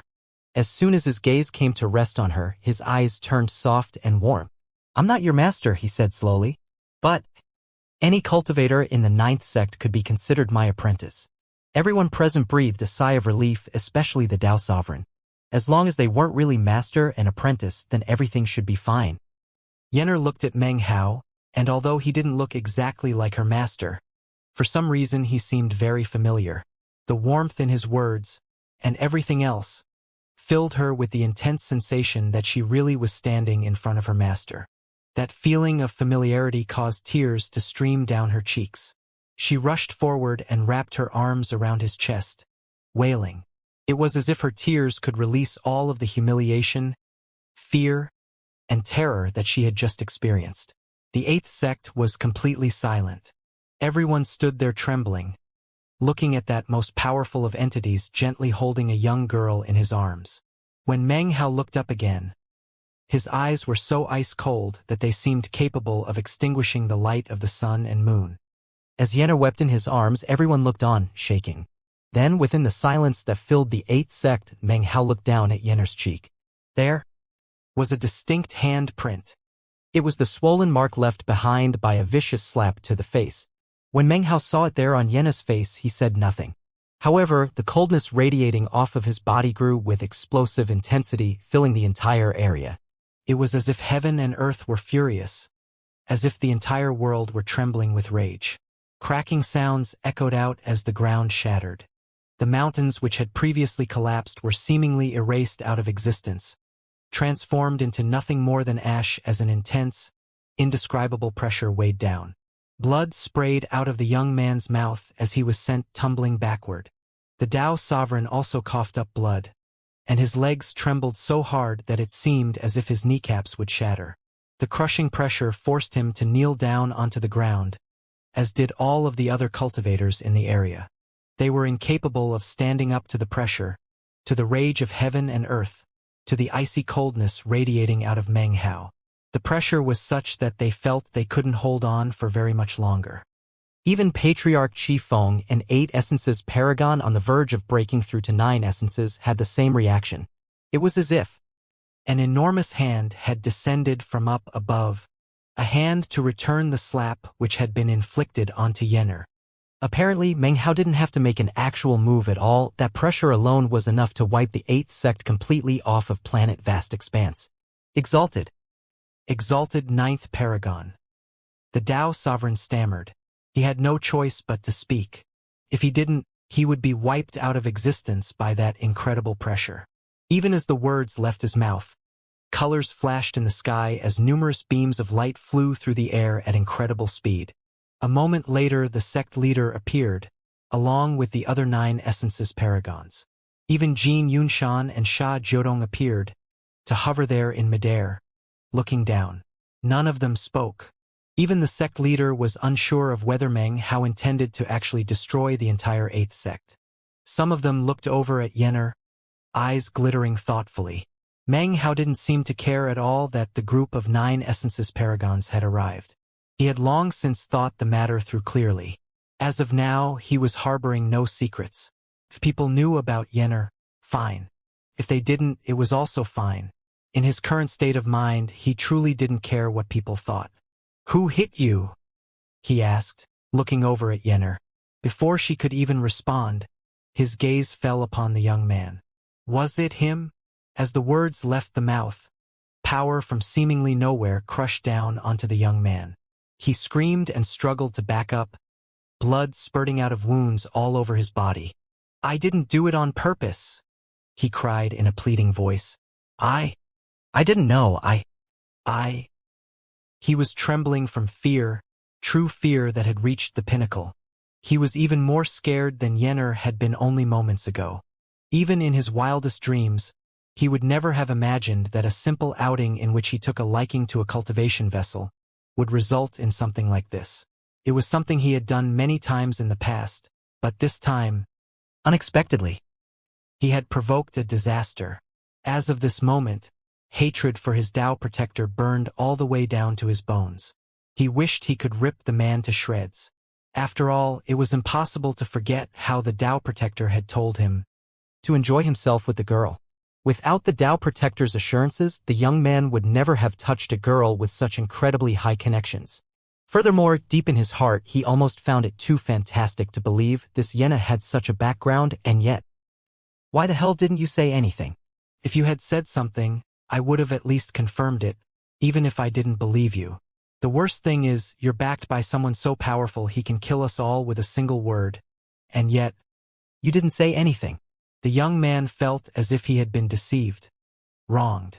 However, before he could say another word, Yenner glared at him and said in a loud voice, "Yeah, it was him." Her words were like a death sentence. The young man's vision turned dark as Meng Hao waved his finger, sending killing intent speeding toward his forehead. A pop could be heard as the boy's head exploded into a cloud of blood and gore, killing him instantly. Meng Hao slaughtered him as easily as if he had popped the neck of a baby chicken. However, his rage was not sated.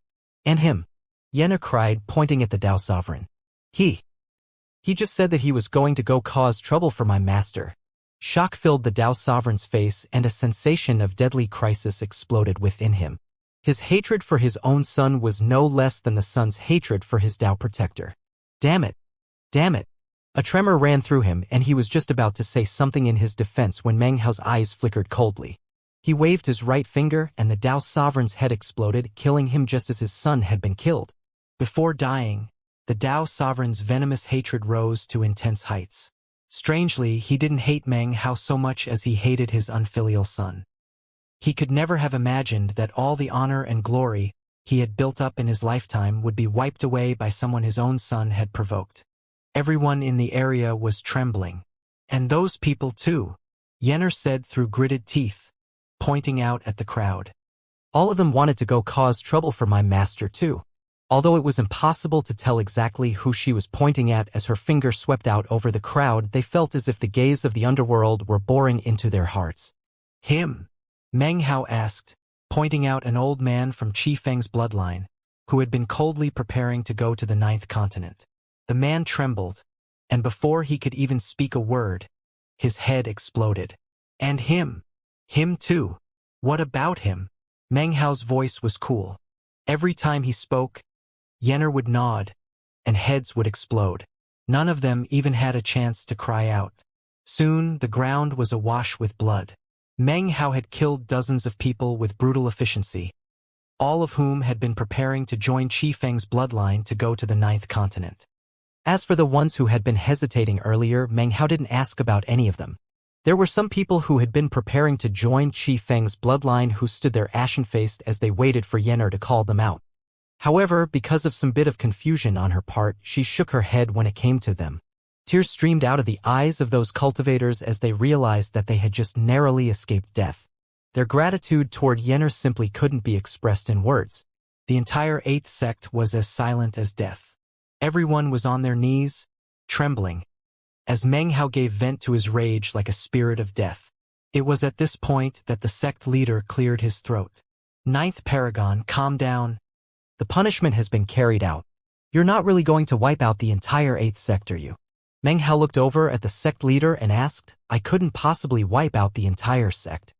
However, don't think things are over yet. With that, he looked into the depths of the 8th sect and spoke out in a voice that crashed like thunder. Qi Feng, get the hell out here. He flicked his sleeve, causing rumbling sounds to fill heaven and earth. Patriarch Qi Feng emerged from the depths of the sect, his heart filled with hatred toward his son and grandson. His face was taut with bitterness, and as pale as death. Inwardly, he was roaring in rage, although not toward Meng Hao, but rather toward his son and grandson. To him, not even death could expunge the deeds committed by those two, which had sucked him into a catastrophe. Without the slightest hesitation, he flew through the air to appear directly in front of Meng Hao. Instantly, he clasped hands and bowed deeply. Qi Feng offers greetings. Greetings to the exalted 9th Paragon. His heart trembled as he completely ignored the corpses of his son and grandson. If he could, he would have killed them himself.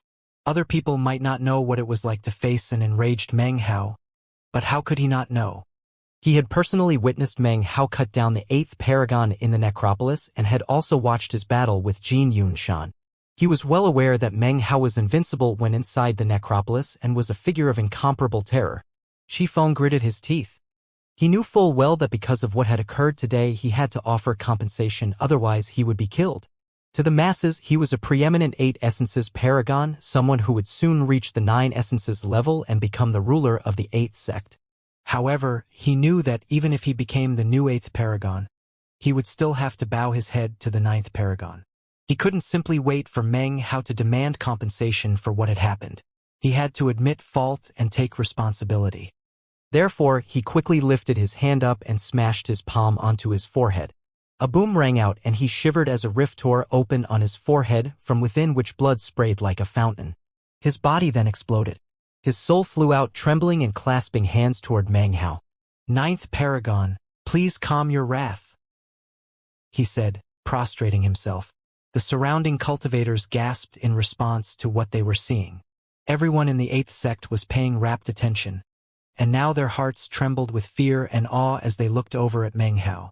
Meng Hao eyed Qi Feng's soul and calmed down somewhat.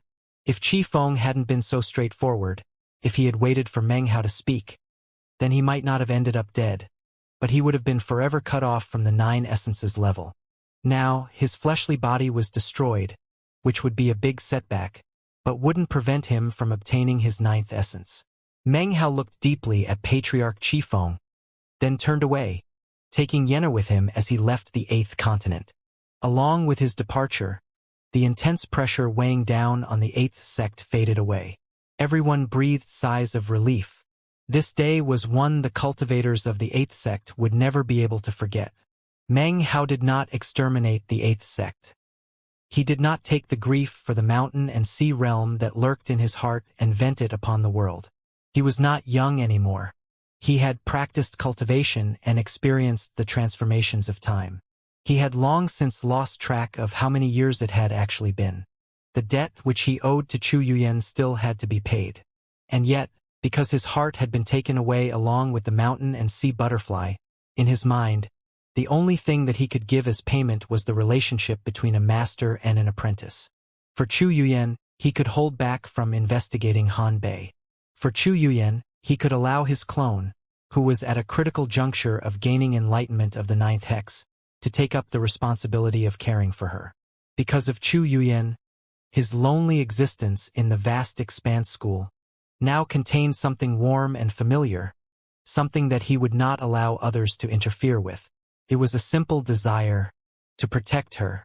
Chu Yuyan had lost her memories of her previous life, but not necessarily forever. Her memories were still in Meng Hao's possession. He just wasn't sure whether or not he should return them to her. However, he was still willing to allow her to be his weak spot. That weak spot had been prodded, and thus was birthed his rage toward the eighth sect.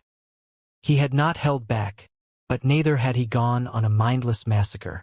He had killed the culprits and the accomplices, as well as those who intended to be accomplices. By his actions, he issued a warning to all cultivators on planet Vast Expanse, including Han Bei. No one was to trifle with Yenner. If they did, then Meng Hao would appear, and his rage would shock heaven and earth. Along with that rage, rivers of blood would flow. Because of what had occurred, some people now realized there was a connection between him and Fong Mu. However, Meng Hao didn't care. In all of the Vast Expanse School, only a few people would possibly be able to guess what that connection was. Furthermore, Meng Hao now had some new ideas regarding the path to be tread by his clone. Currently, Meng Hao's true self was taking Chu Yuyan back to the ninth continent and the ninth sect. There, in a certain mountain range, were his clone's secluded meditation facilities. His clone slowly opened his eyes, and they shone with an icy light, as though a detached coldness were brewing inside of him. I've been in seclusion for too long, thought Meng Hao. Apparently, people think that anyone can provoke me. I'm still Meng Hao, but there are still things that only my true self can accomplish. It's a bit embarrassing. This was Meng Hao's clone, but it was still Meng Hao. He rose to his feet, not to leave the ninth sect, but rather to head to a certain mountain peak within the sect. At the top of that mountain was a high tower that was called the Vast Expanse Shrine. In the ninth sect, all disciples could challenge the Vast Expanse Shrine, with the results determining their standing in the rankings. It was a place that the entire ninth sect always paid close attention to. All of the sects in the Vast Expanse School had a tower like this. There were 9 of them, and anyone who could take first place in the rankings on one of them would rock all of planet Vast Expanse, and would become a Vast Expanse chosen. It was a completely different matter than the stir caused by Fong Mu's immortal tribulation. In fact, it wasn't even necessary to take first place. Anyone who entered the top 100 would be considered one of the true chosen of the 9 sects. If Meng Hao's clone could get into the top 100 in the Vast Expanse Shrine, then he would rise from being an inner sect disciple in his subdivision to being an inner sect disciple of the 9th sect's main division.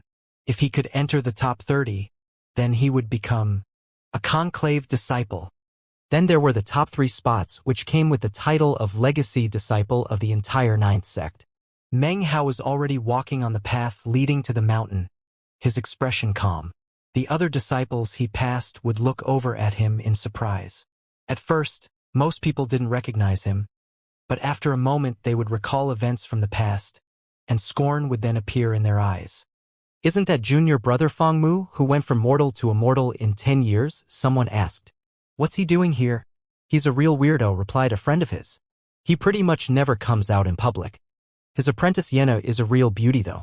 It was in that moment that Meng Hao suddenly turned back to look at the man. The gaze was nothing out of the ordinary, but for some reason it caused the man to tremble and his mind to become a complete blank. Without even thinking about it, he backed up a few paces. By the time he regained his composure, Meng Hao was far off in the distance.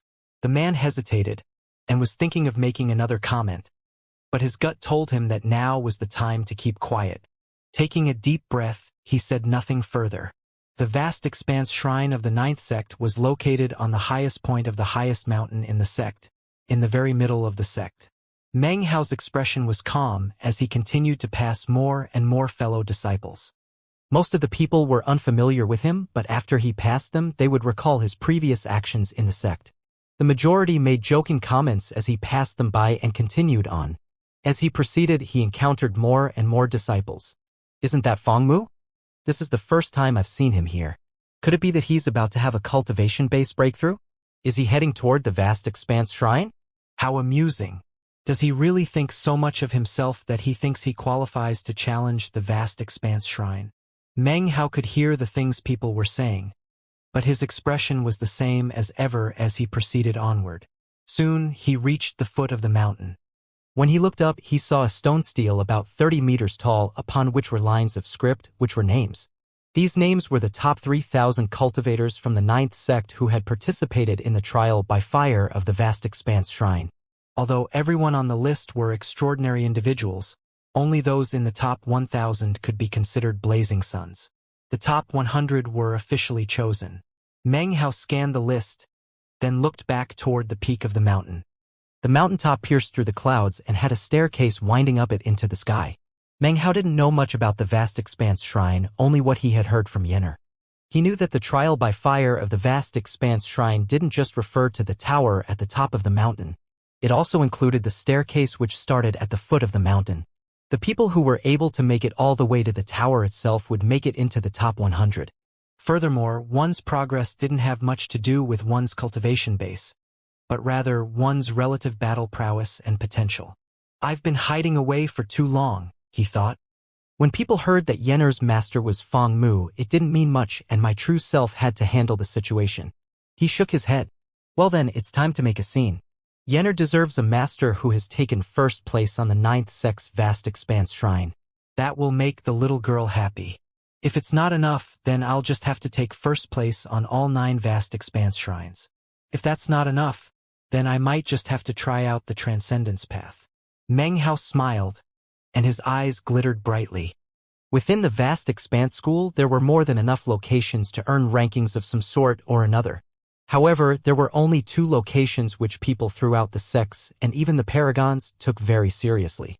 One was the location to test potential and latent talent, which was the vast expanse shrine. The other was the vast expanse school's one and only transcendence path. It bore the name transcendence, but the truth was, although transcendence was a possibility, what was more likely was that those who walked it would benefit from the baptism. According to the legends, if you could reach a certain point on the transcendence path, you would receive a baptism and thus good fortune. As for how far the transcendence path stretched, no one knew. However, it was well known that the person who had walked the furthest along it was not the sect leader, but rather a woman by the name of Bai Wuqian. She was also commonly known as Immortal Bai Wuqian. However, not even she had reached the end of the path. Perhaps the difficulty level of that path was why the sect leader and the others placed their hope in the necropolis. Meng Hao gathered his thoughts, then calmly took a step forward onto the first step of the staircase. 1 step, 2 steps, 3 steps. No one paid him much attention. In fact, few people would pay attention to anyone in the starting stages of the vast expanse shrine. Meng Hao walked along, climbing up the stairs, facing increasing levels of pressure.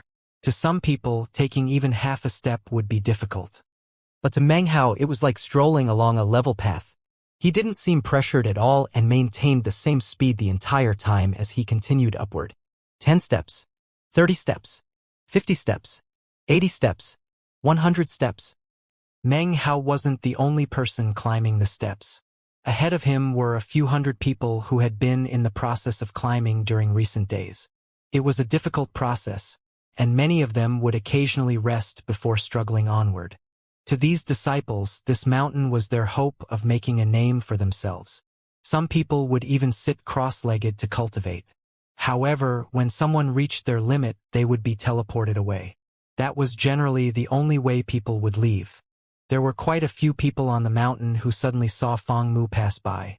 When they realized how casually he was walking along, and how he didn't seem to have any difficulty whatsoever in climbing the stairs, their jaws dropped. They saw him proceeded along rapidly, leaving all the other disciples behind, and soon, a bit of an uproar ensued. "Hey, who's that? How can he be walking so fast? This is 300 stairs in, and the pressure is intense. He isn't even pausing at all. How is that even possible? Could it be that he's one of the blazing suns?" The cultivators on the mountain looked on with reeling minds, and soon the sounds of their exclamations echoed out. That sound grew louder as Meng Hao passed one ninth sect cultivator after another. There were some who, upon seeing him pass them so casually, mistakenly believed that the pressure from the trial by fire had suddenly disappeared. They then subconsciously stepped out only to be slammed down into the ground or even ejected from the mountain. "Who is that? He's already reached the 700th stair. Heavens, he's almost past 800 stairs." Whenever someone reaches the 1000th stair, a bell tolls, shaking the whole sect. More and more conversations broke out on the mountain. Meanwhile, Meng Hao's true self had arrived with Yenner. You really are my master?" she asked as they landed outside Feng Mu's residence. When she looked at the majestic and supreme ninth paragon, she didn't feel any fear or reverence at all. In fact, she somehow felt familiar with him, which left her very confused.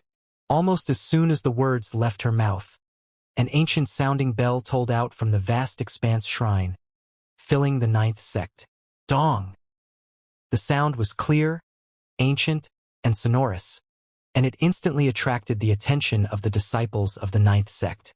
The sound of discussions rose up, and Meng Hao's true self smiled and tousled Yenner's hair. "Your master is challenging the vast expanse shrine. Why don't you go cheer him on?" With that, Meng Hao's true self turned and vanished. Yenner was left gaping in shock. Then she seemed to recall something in particular and turned to look toward the Mount Vast Expanse. "Huh? The old fogey is challenging the vast expanse shrine? Isn't that something for young people to do to make a name for themselves?" Elite disciples like Elder Brother Baiyun, eyes flickering with disbelief and heart pounding, she took to flight toward the mountain and the vast expanse shrine.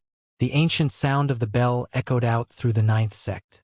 It was like a gust of wind from ancient times, filling the sect, causing the eyes of countless disciples to go wide as they looked in the direction of the mountain peak where the vast expanse shrine was located. Someone challenging the vast expanse shrine actually past 1,000 stairs. That's not very common. In the past several years, only a few people have done it. I wonder who it is? The 1,000 stair bell can lead to a baptism which gives good fortune, but it will only toll the first time someone reaches that many steps. Therefore, the bell can't be tolling for a current chosen, only someone new. The buzz of conversation rose up everywhere, and yet it wasn't filled with the sound of shock. After all, it was only a mere 1,000 stairs. Most people were simply curious as to who was making a name for the first time in the sect. The curiosity soon faded and everything went quiet. In fact, no one even flew over to the vast expanse shrine to check out the situation other than the few hundred people who were already nearby. And in the ninth sect, which had tens of millions of members, a few hundred people was like nothing. However, all of the disciples who were below the 1,000 stair mark were completely shocked. All of them had watched as Meng Hao walked past them onto the steps they had been unable to reach. And then the bell tolled, and they all gasped. They had no time to wonder who he was, but all of them had the intense premonition that this person was completely exceptional. He's going too fast. I remember watching Elder Brother Baiyun and some of the others, and they were agile too, but they were all people who made it to the top 1,000. Some of them even reached the top 100. This guy might be able to make it into the top 10,000 in the rankings. While everyone was shaking in astonishment, Meng Hao calmly continued on one step at a time. As he moved, he maintained the same pace, moving neither faster nor slower. 1,200 steps. 1,500 steps. He continued to pass other disciples, all of whom stared in shock as he casually walked by. His relaxed appearance and way of walking caused more gasps to rise up. 1,800 steps. Soon, he was approaching the 1,999th step. On that step was a middle-aged cultivator, who stood there, eyes bloodshot, panting. His body trembled as he lifted his foot into the air, using all the strength he could muster, the full power of his cultivation base, to take that next step onto the 2000 stair. You can do it, Sulu, he growled to himself. All you have to do is step down. Then the bell will toll and you'll receive the baptism. Your cultivation base will make some progress, and you'll finally be able to make a name for yourself in the sect. However, there was a power that seemed to rise up from the ground, making it impossible for him to lower his foot. At this moment of incredible difficulty, he suddenly realized that there was a young man behind him. He was handsome and seemed to have no trouble at all as he walked up.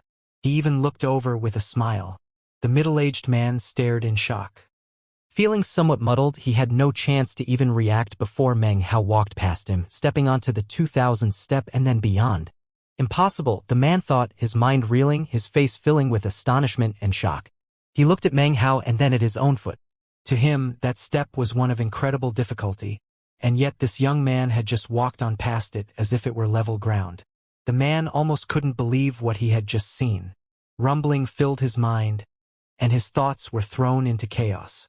A massive force pushed against him, making it impossible to make that final step. He staggered backward, looking up at Meng Hao's retreating back. It was then that the bell tolled out yet again, this time twice. Dong, dong. The sound echoed out from the vast expanse shrine to fill the entire ninth sect, causing widespread astonishment.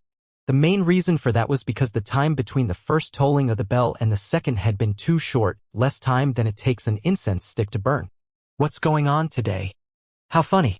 First someone reached the 1000th step and then right after that someone reached 2000 steps. Interesting. I wonder if someone will reach 3000 steps next. Countless people in the ninth sect were surprised but then began to laugh and joke about it. It wasn't that people didn't think about the possibility of a single person causing the bell to toll twice, but when they realized that only enough time had passed for an incense stick to burn, they dismissed any such notions. It seemed to be a complete impossibility. Unless someone was walking up the steps who qualified to be in the top 1000 of the vast expanse shrine. Even Yenner was shocked as she flew through the air toward the vast expanse shrine. Suddenly, keen anticipation rose up in her heart.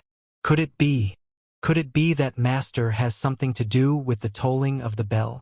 Earlier, she would probably have taken that to be impossible. But now she couldn't shake the feeling that the ninth paragon and her master were very similar. It wasn't that their facial features were exactly the same, but there was something about them, something about their auras that was almost the same. Yenner's heart began to pound. She took out a medicinal pill and consumed it, causing her cultivation base to surge and giving her an added burst of speed. The 2 bell tolls caused more disciples to gather. Before, there had been a few hundred, but now there were over 1,000, all of whom were looking up with interest at the vast expanse shrine. It's too bad we can't see who it is that passed 1,000 steps, or whoever it was that passed 2,000 steps. Maybe it's elder brother Sulu. I remember that years ago he got stuck at the 1999th step. The vast expanse shrine has a total of 100,000 steps. In the first 10,000, a bell will toll for every 1,000 steps. After that, the bell tolls every 10,000 steps. Then, once you reach 80,000 steps, you'll be listed in the top 3,000, and your name will appear on the vast expanse stele. I'm actually hoping to hear that third tolling of the bell. Everyone was talking and laughing, but no one really expected that a third bell toll would occur. But then, the vast expanse shrine shook and the mountain shook as a third tolling of the bell filled the air. Dong, dong, dong. A series of 3 tolls echoed out, along with an ancient aura that buffeted the faces of the onlookers. The surrounding disciples cried out in astonishment and their eyes went wide. Gasps could be heard as everyone looked up at the vast expanse shrine. It wasn't just that small group. More disciples in the ninth sect turned in their astonishment to look in the direction of the vast expanse shrine. A third tolling of the bell. Not even enough time passed for an incense stick to burn. Who could this tolling be for? How shocking. 3 people caused the bell to toll today, 1 for 1,000 steps, 1 for 2,000 and 1 for 3,000. In sharp contrast, all of the disciples on the mountain below the 3,000 step mark were certain of what was happening. Their minds reeled, for they knew that it wasn't 3 people who had caused the bell tolls. It was a single individual. In less time than it takes 3 incense sticks to burn, he passed everyone. He was the one To cause 3 tolls of the bell. How is this even possible? 1 incense stick's worth of time, 1,000 steps, something big is happening today. None of these people felt much like climbing the stairs anymore. They were panting as they looked up the staircase, almost as if they could see Meng Hao causally climbing up one step after another. To Meng Hao, it really was a casual thing. At this point, he had already climbed 3,500 stairs, and so far hadn't felt any pressure at all. Furthermore, the 3 tolls of the bell left him tingling with traces of baptism. Unfortunately, it was always an incomplete feeling, as if the tolling of the bell hadn't reached the point where it could thoroughly baptize him. Interesting, he thought. It seems you need multiple tolls of the bell. The best would be to make sure they keep tolling constantly. He moved forward again, but instead of stepping up by a single step, he started taking them 3 at a time. His speed tripled, and soon he reached the 3,700th step. Then 3,800, 3,900, 4,000. He was past all of the cultivators who were between the 3,000th and 4,000th steps. They could hardly believe what they were seeing as a blurred figure raced past them, kicking up a wind. Who is that? Everyone was left with minds spinning as the 4th tolling of the bell rang out. The sound shook the entire 9th sect. More and more cultivators were converging near the mountain. By now, there were several thousand, and the sound of their conversations rose up into the air. However, before much conversation could take place, a 5th tolling of the bell rang out. Meng Hao had increased his speed again. Instead of walking up the stairs 3 at a time, he was taking them 10 at a time. Because of that increased speed, the 6th tolling of the bell rang out, and moments later, the 7th. They were tolling together. Before the sound of the 7th tolling of the bell faded away, the 8th tolling began. What a shocking turn of events. Next was the 9th tolling, which shook the whole sect. Then the 10th. Everyone was staring with wide eyes and slack jaws. Dong, dong, dong, dong. Dong, dong, dong, dong. Dong, dong, dong, dong. The sonorous tolling bell represented something holy, something that would attract widespread envy. And yet at the moment the sound was ringing out as though a mortal were simply pounding on a drum, and doing it as many times as he felt like. To hear the bell tolling in this fashion was something that had never occurred in the history of the 9th sect. Throughout all the years, never had it sounded out so many times in such a short period of time. What is happening? What's going on? How many people are there causing the bell to toll so many times? But how come it seems like it's actually being caused by one person? Otherwise, it would be far too coincidental. But if it's a single person, that would simply be a violation of common sense. It would make more sense for it to be a coincidence than for it to be caused by one person. The 9th sect was completely and utterly stirred up by what was happening. Virtually all of its cultivators were in flight toward the mountain, whether they were in the immortal realm or even the ancient realm. People crowded around, millions of them, even tens of millions. They came from all directions to gather around the vast expanse shrine. Some of them didn't fly over, but sent divine sense out to lock down onto the mountain. Up in midair, Yenna looked on with wide eyes. She heard the bell tolling and saw countless cultivators flying up into the air and was a bit taken aback. She almost couldn't believe that this was being caused by her master. Even more shocked than everyone else were the cultivators beneath 10,000 steps in the trial by fire. They were completely and utterly astonished as they stared up the mountain peak, the sound of the bell ringing in their ears. Their minds were total blanks, and the very same types of questions were buzzing in all of their heads. Who is this guy? He seemed familiar, but I can't seem to place exactly who he is. Most people were completely shocked, but there were certain individuals within the 9th sect who didn't have much of a reaction at all. Of course, the elders and the Tao realm experts weren't surprised, but there was an additional group who were similarly ambivalent. They were the blazing sons of the 9th sect, the weakest of whom had placed in the top 10,000 names on the vast expanse shrine. They didn't care much at all about the commotion. Unless they felt a threat from Feng Mu to them, it was all just a big ruckus. Whether it's a single person or a group, it doesn't matter until they pass 50,000 steps. Before then, it's mostly meaningless. Anyone who passes 50,000 steps can be listed in the top 10,000. Likewise, 80,000 steps puts you in the top 3,000. Mount Vast Expanse itself doesn't count for much. It's only when you reach the Vast Expanse shrine itself that you truly count as chosen and can be listed in the top 100. All of those people had incredible natural talent, and back when they challenged the Vast Expanse shrine had caused huge commotions. As such, they took the matter in stride, and in fact didn't even care. However, there were a few of them who were slightly curious, so they flew over and began to climb up the mountain. There were actually a few thousand people who did so, their goal being not to challenge the Vast Expanse shrine, but to see who exactly it was that was causing the tolling of the bell. Was it a group or was it an individual? If a group was involved, then it wouldn't matter much. However, if it was an individual, that would be a different story. Many of the people who had stepped onto the path just now had previously reached a location somewhere beneath 50,000 steps. In their minds, catching up with either a group or an individual would be a simple task. Meng Hao was now standing on the 10,000th step, his eyes closed. As the bell tolled out, he experienced a baptism. To most people, that was a process that would take quite some time, but for him, it only took about 10 breaths of time. After all, he was already equipped with incredible latent talent, so the baptism was almost like a decoration on something that was already perfect. Although it did benefit him, it wasn't fundamentally shocking. Not bad, Meng Hao thought. It seems I underestimated this Vast Expanse shrine. His eyes flickered with anticipation regarding the upcoming bell tolls. Well, I should probably move a bit faster then. Smiling, he flickered into motion. This time, each stride took him 100 steps. 10 paces, 1,000 steps.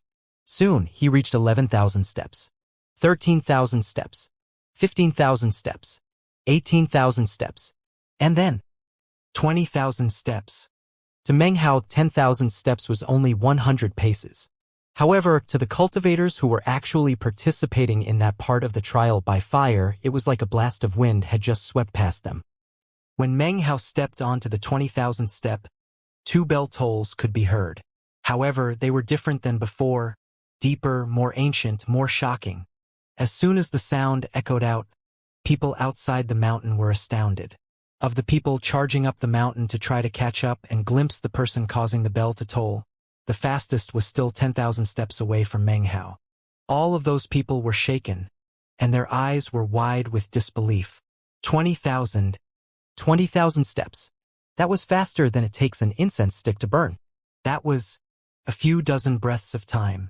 How could the bell already be tolling for the 20,000th step?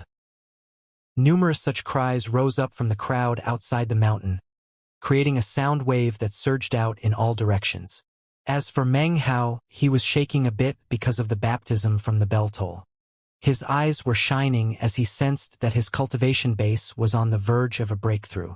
He smiled, striding forward once again. 23,000 steps. 27,000 steps. Eventually, 30,000 steps? The bell tolled, leading to widespread astonishment and shock. What is going on today? There are so many people making breakthroughs. Ha ha. Ha ha. How strange. The discussion and outcry soon died down, until silence prevailed among the countless cultivators watching the mountain. They would have to be much more stupid than they were to not understand by this point that it was not a group doing this, but rather a single individual. And yet, no one dared to ponder the matter. If the bell really was tolling for a single person, then that would be a mind-blowing turn of events. From the beginning until this moment, only enough time had passed for a few incense sticks to burn. If it was a single person, he had used that much time to go from the first step all the way to step number 30,000. If anyone spoke the words aloud, it would be almost impossible to believe. In the history of the Ninth Sect, it was something that had never happened. Maybe it's a mistake. Maybe something's wrong with the mountain. Perhaps it's just a big coincidence and not a single person. The onlookers didn't have to wait for long before the fourth tolling could be heard. Everyone was astonished, and the tolling of the bell caused them to literally shake. Strange gleams could be seen in their eyes, and their minds spun. Yennefer finally arrived at the mountain, her eyes wide and her heart racing. The tolling for the 40,000th stair echoed out in all directions. The people who had begun to climb the steps in the hope of catching up were now completely dumbfounded, and gave up. By now, their question had been answered. However, there was one person among that group who didn't give up. Gritting his teeth, he pressed forward. His speed was actually a bit greater than Meng Hao's. By the time Meng Hao reached 45,000 steps, he was at step number 40,000. He was huffing and puffing, for although his limit was somewhere between 45,000 and 48,000 stairs, to speed up 40,000 steps in one shot was not an easy task by any stretch of the imagination. As of this point, he could just barely make out the image of a single person about 5,000 steps beyond him. That was absolute confirmation that it wasn't a group who was causing this scene. When he saw that it was indeed a single person, he gasped, and his mind reeled. Although he, like many of the others racing up the mountain, had asked some of the fellow disciples along the way, and had already been told the truth, he was still left shaken. To verify the matter with his own eyes left his heart battered with waves of shock. Even as he proceeded onward to try to get a closer look, Meng Hao passed step number 47,000. Then, 10 more paces brought him to 48,000 steps. Another 10 paces and he was at 49,000. This, gasped the cultivator behind him, completely shocked, considering how fast Meng Hao was going, and how relaxed he seemed. This man had the strong premonition that the ninth sect would soon have a heretofore unheard of chosen. "Who are you?" he yelled at the top of his lungs. Meng Hao stopped in place and looked back, a quizzical expression on his face. Although he didn't say anything, the cultivator got a clear view of his face. When that happened, a tremor ran through the man. Although other people didn't have a very strong impression of Feng Mu, this particular man had been watching when he passed his tribulation, and as such, he definitely recognized him. "Feng Mu. You're Feng Mu." The shock was so great that his heart trembled and his cultivation base grew unstable. He couldn't keep moving, and rumbling sounds echoed out as he was teleported off of the mountain. As soon as he appeared outside, he shouted out as loud as he could, in a voice that all of the countless cultivators outside of the mountain could hear. "I saw him. It's one person, not a group. It's Feng Mu. He's the one who only took 10 years to go from mortal to immortal. Feng Mu. He just went from the first step all the way to step number 50,000, in almost no time at all." The man's voice rang out for everyone to hear. Everyone was nearly struck dumb with shock. Even Yenner. Everyone was now thinking of the name Feng Mu. Countless gasps could be heard, and after a moment, a huge commotion broke out. It was then that the fifth tolling of the bell could be heard. Dong, dong, dong, dong, dong. Ancient, sonorous, without compare. The bell was shocking to the extreme, and as it echoed out into the sect, and into the hearts of all, it merged with the name they were thinking about, transforming into something beyond incredible. By the time the echoing toll of the bell faded away, everyone outside of the mountain was profoundly and deeply shaken by the name Feng Mu. Feng Mu, who went from mortal to immortal in 10 years. The one whose immortal tribulation was so shocking that even the ninth paragon appeared? That Feng Mu? I can't believe it's him. After he went from mortal to immortal in only 10 years, he vanished without a trace. He hasn't been seen at all in the sect. It's actually him. Back then, people took him to be an incredible chosen. Now, after 20 years, he appears again. Could it be that he had a cultivation-based breakthrough and is in the ancient realm now? Everyone was in an uproar as they suddenly recalled Feng Mu. All the shocking things he had done back then overlapped with what was happening now, leaving everyone completely shocked. Even back then, there had been many people who had looked down on him. But now, such derision was pale and feeble, and couldn't stand up at all to the tolling of the bell for the 50,000th step. In all of the ninth sect, there were only about 10,000 who could reach 50,000 steps. That didn't necessarily indicate that their cultivation bases were extremely high. The vast expanse shrine tested a person's potential and overall power. Cultivation base wasn't really important. In response to the tolling of the bell, Yenner began to pant and stare over at the vast expanse shrine, mind a blank. Almost immediately, the cultivators in the area recognized her as Feng Mu's apprentice. One by one they began to look over, and although their expressions seemed the same as they had been moments before, deep within their eyes could be seen flickers of envy and awe. Awe of Yenner's master. Anybody could see that considering his momentum, Fangmu wouldn't be stopping at 50,000 steps. As for how far he would go in the end, no one could say at the moment. Even as the bell tolled for the 50,000 step, many cultivators who occupied the top 10,000 spots in the ninth sect emerged from secluded meditation and headed toward the mountain. Before reaching the 50,000 stair, Fangmu was on a lower level than them. But now they could sense a threat, and thus a stream of people began to arrive. Look, it's elder brother Chunjan. He's in the top 10,000. Elder brother Lu Yun is here. It's elder sister Sun Luo. Everyone in the area was buzzing with conversation regarding the numerous extraordinary and illustrious figures from the ninth sect who were showing up. As they appeared, the surrounding cultivators would back away to give them space, making them very easy to spot within the crowd. At the same time, Meng Hao stood on the stairs on the mountain, well aware of the commotion that must be underway outside. Smiling and not caring a bit, he immersed himself in the baptism from the tolling of the bell. Inside of him, his cultivation base was now only a hair away from a breakthrough. However, that was of only secondary importance. Of even greater significance was that the sealing mark of the ninth hex, which he had been working on from his first day in the sect, was becoming clearer and clearer. After 10 breaths of time passed, he opened his eyes and proceeded along. This time he moved even faster than before, as if the pressure from the mountain wasn't affecting him at all. 55,000 steps. 58,000 steps. Then he passed 60,000, and without even a pause, he flew like the wind until he reached 62,000 steps. He whistled along, getting higher and higher. By the time the bell began to toll for the 60,000th stair, he was at the 63,000th stair. As he began to vibrate inwardly, he chuckled and increased his speed. Soon he was on the 67,000th stair, and then a huge leap took him directly to the 70,000th stair. It was only when he landed on that stair that the bell from the 60,000th stair ended, followed immediately by the bell for the 70,000th stair, creating a combined 13 tolls of the bell. The entire ninth sect was shaken, and even the blazing sons of the sect who were in the audience wore expressions of utter astonishment. It must be stated that when the tolling bells from the later 10,000 stairs combined, it was completely different from the combined tolling of bells in the first 10,000 set of stairs. The difference was like the difference between heaven and earth. As the bell tolls combined, everyone was shaken, and not just the people in the vicinity of the mountain itself.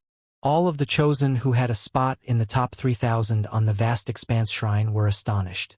Everyone began to rush over to the mountain, even Dao realm cultivators. The only exceptions were the people in the top 100. More people streamed over to the vicinity of the vast expanse shrine, where a hubbub of conversation rose up into the sky. I can't believe this Fangmu is so inhuman. He actually connected the tolling of the bells. How did he even do it? There are 10,000 steps between the 60,000 and 70,000 mark. That level of speed is unbelievable. Even as the sound of shocked conversations rose up, the stone steel at the bottom of the mountain glittered with bright light. Everyone looked over with mixed expressions as the very last name, the name in the 3,000 spot, was wiped away, vanishing forever, to be replaced by another name. The 3,000th place was now occupied by Fangmu. Although the name was small and in very last place, the fact that it was even there led to a huge commotion. Yenner was trembling, her eyes shining with delight. When she saw her master's name on the stone steel, she began to dance with joy. As far as she could remember, this was the happiest moment in her life, and the most exciting, exceeding even the moment in which she had been saved by the ninth paragon. By now, she had almost forgotten about elder brother Baiyun. Yenner's eyes shone with anticipation, and her mood soared. Who cares about the top 3,000? My master can definitely get into the top 100. At the same time, more and more people were arriving in the area. They looked at the stone steel, then up at the vast expanse shrine. These were all chosen whose names were listed on the stone steel, and their appearance on the scene caused the other cultivators in the vicinity of the mountain to become even more excited than before. Gu Tianyi, Xiao Mingho, Guo Tenglong, Han Runan. I can't believe they're all here. Even as everyone made shocked exclamations, a handsome young man in a green robe appeared. His expression was cold, and his appearance perfect in every aspect. The young female disciples in the area were instantly thrown into excitement. Elder brother Bai Yun. This young man was extremely famous in the ninth sect. He had climbed all of the steps on the mountain, and had even entered the vast expanse shrine itself. Bai Yun. Even Yenner suddenly started to feel conflicted. Meng Hao didn't care about what was happening outside the mountain. His expression was calm as he proceeded onward. Furthermore, his speed didn't reduce at all. He went even faster than before. The pressure was increasing compared to below, but to Meng Hao it was negligible. Now, instead of taking the steps 100 at a time, it was 500. 1 pace, 3 paces, 10 paces, 20 paces. The next spot he appeared was at the 80,000 step. The bell tolled again, and yet Meng Hao didn't stop moving. Now, a single pace carried him 1,000 steps. 10 paces later, he was on the 90,000 step. From there, he could look down at the entirety of the ninth sect and its swirling clouds. The pressure here was intense, to the point where Meng Hao was finally feeling some of its effects. There was even a bit of sweat visible on his forehead. Now this is more like it, he said, smiling. Otherwise it would have been too simple. Meaningless, really. His eyes shone with a bright gleam. As the bell tolled, he took a deep breath, and once again increased his speed. 1 pace took him 2,000 steps. He was flying upward. Rumbling could be heard with each step. 92,000 steps. Another pace and he was at 94,000. The baptism from the tolling bell continued, and the fluctuations of his cultivation base grew more intense. A third pace put him at 96,000 steps.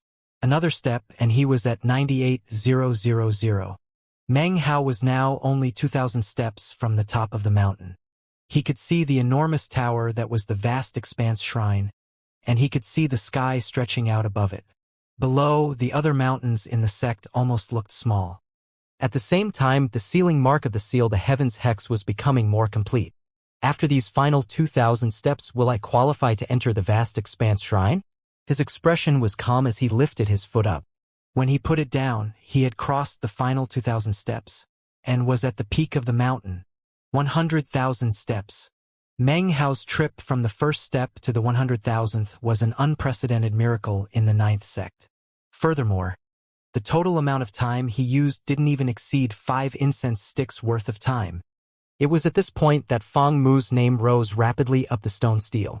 It went from 3,000th place to 2,500, then 2,000, then 1,000, then 500, 400, 300, 200. In the end, it appeared in 100th place. The speed with which it rose ensured that Feng Mu was now a legend. The bell tolled, shaking heaven and earth. The baptism effect on him was intense, filling his body. Also, for the first time, the group outside the mountain could actually see Meng Hao standing there outside the vast expanse shrine. He wore a long robe, which fluttered in the mountain breeze along with his hair. He seemed to have his eyes closed, and he looked every bit like an immortal. There was no hubbub of conversation, no cries of shock. There were only gasps as countless eyes came to focus on that figure atop the mountain. Meng Hao was now someone who would exist eternally within the memories of the people from the ninth sect. Finally, the baptism was over and he opened his eyes. He looked down at the crowd which had gathered, and apparently he saw Yenner. Even as she stood there in her excitement, Meng Hao's gaze softened. Smiling warmly, he waved at her. His gaze, his smile, and his wave were things that everyone in the crowd could see. Almost instantly, all eyes shifted from Meng Hao to Yenner. Her face flushed a bit. This was the first time she had ever been stared at by so many people, and it caused her heart to begin to thump. At the same time, an unfamiliar emotion rose up inside of her, almost like something which had existed in a previous life that was now awakening. A strange look could be seen in her eyes as she looked at Meng Hao in indescribable brightness. At the same time, her heart began to pound even faster. After a long moment, she cleared her throat.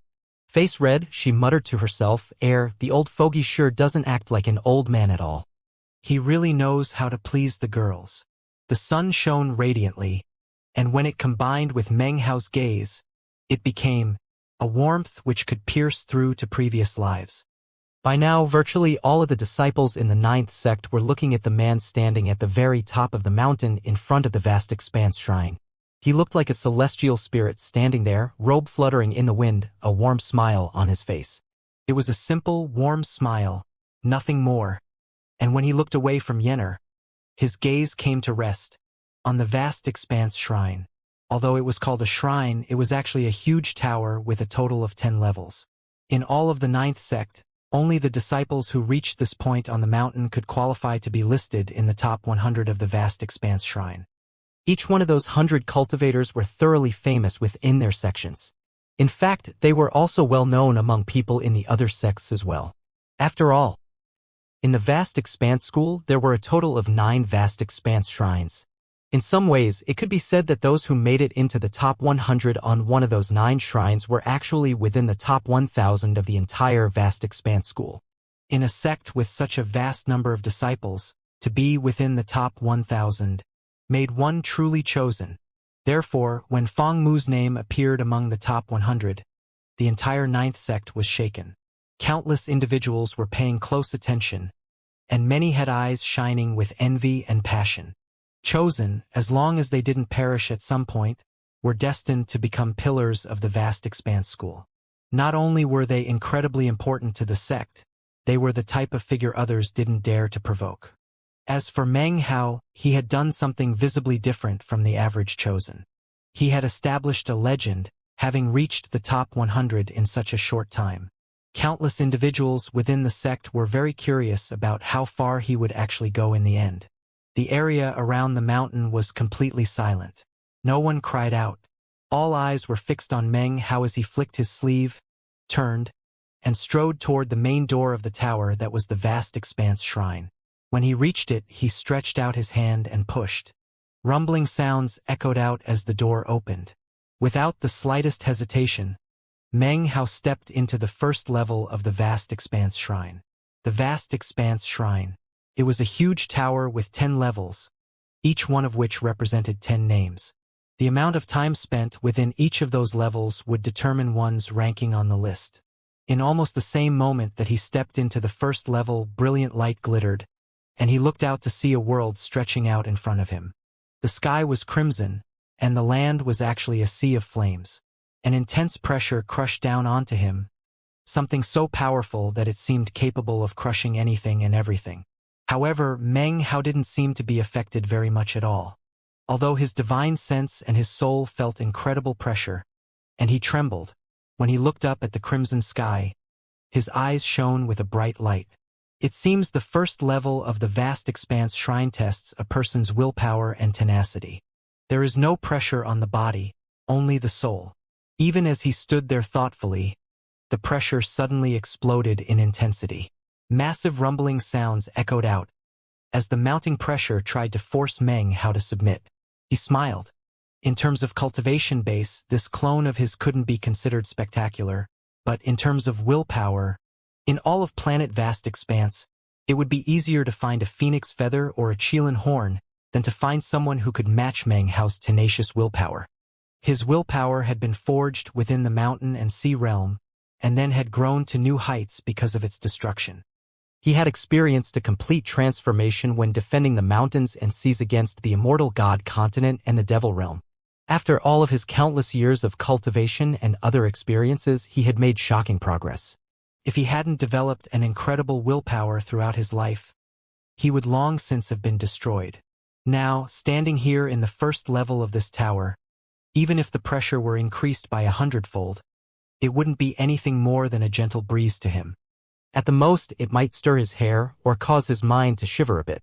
Amidst the rumbling, the pressure intensified and something like an enraged roar echoed out in all directions. "Kneel," the voice roared. Power slammed onto Meng Hao, but his only reaction was to smile derisively. Disdain flickered in his eyes. An immortal chi erupted out of him as he took a step forward and waved his sleeve. "You'll be kneeling to me," he growled. His willpower exploded out, the combination of everything from his third and fourth lives creating a heaven-defying pressure that erupted out, causing the first level to shake. Wild colors flashed, the wind screamed, and rumbling echoed out in all directions. In the short time it took Meng Hao to wave his sleeve, everything trembled so violently that the pressure was incapable of fighting back against his willpower and divine sense and began to retreat. Meng Hao took another step forward and then another. Without pausing, he walked forward, his mental faculties growing stronger. Simultaneously, the pressure in the area grew weaker. By the time he took a ninth step, the situation was completely reversed, and instead of the pressure crushing down onto Meng Hao, he was crushing it. This was the first time anything like this had ever occurred in the first level of the ninth sect's vast expanse shrine. In the past, people had to endure for a set period of time to be able to pass into the next level. But today, something entirely different was happening. It was a dazzling scene as Meng Hao's willpower and tenacity filled the entire level, crushing the pressure and forcing it to submit to him. In the end, he was like the lord of the entire level. His footfall could flatten heaven and earth, and finally, the pressure completely vanished. The illusory world around him collapsed and the entrance to the second level appeared in front of him. Meanwhile, on the stone stele outside the mountain, the name Feng Mu rose up to 90th place, passing by Yun, much to the astonishment of people in the audience. Too fast, Bayan blurted in disbelief. He wasn't the only person to react in such a way. Many other disciples in the top 100 had expressions of astonishment on their faces. They knew how terrifying the first level was, which only served to increase their shock. The disciples who had challenged the vast expanse shrine in the past were already starting to speculate about what was happening. There's only one way he could do it so fast, someone said. Before the sentence could be completed, radiant light began to emanate from the first level. First heaven. The first heaven is appearing. I know that light. According to the stories, anyone who can create a legend in the vast expanse shrine will cause the first heaven to appear. The dazzling light which spread out seemed to replace the heavens themselves, causing cries of shock to rise up from the cultivators outside of the mountain. Even in ancient times, there was a legend related to the vast expanse shrine. In any particular level, if a person could do something completely unheard of and reach the absolute pinnacle of a given level, then a radiant light would appear which represented the light of heaven. Depending on the level involved, there were the first through the 10th heavens. From ancient times until the present, it was uncommon for the first heaven to appear. As for people who reached the second heaven, they were very rare, and when it came to the third heaven, there had only been 9 people throughout the history of the 9th sect who had succeeded. As for the fourth heaven, only 2 people had ever succeeded, and the 5th heaven remained unseen throughout the entire long history of the 9th sect. Now that the first heaven had appeared, everyone in the 9th sect was boiling with excitement. There were Tao realm experts who appeared to bear witness. Elders of the 9th sect and Tao lords showed their faces. There were even Tao sovereigns who flew over to the vast expanse shrine. Meng Hao stood there for a moment on the first level of the vast expanse shrine, then stepped forward into the second level. In that instant, he entered yet another new world within which existed nothing more than a huge spell formation. Light up the spell formation, a voice said. Anyone who finishes within the time it takes an incense stick to burn will rise to the third level. Meng Hao sat down cross-legged, a thoughtful expression on his face. Almost as soon as he did, his cultivation base began to rotate rapidly, and his divine sense exploded out.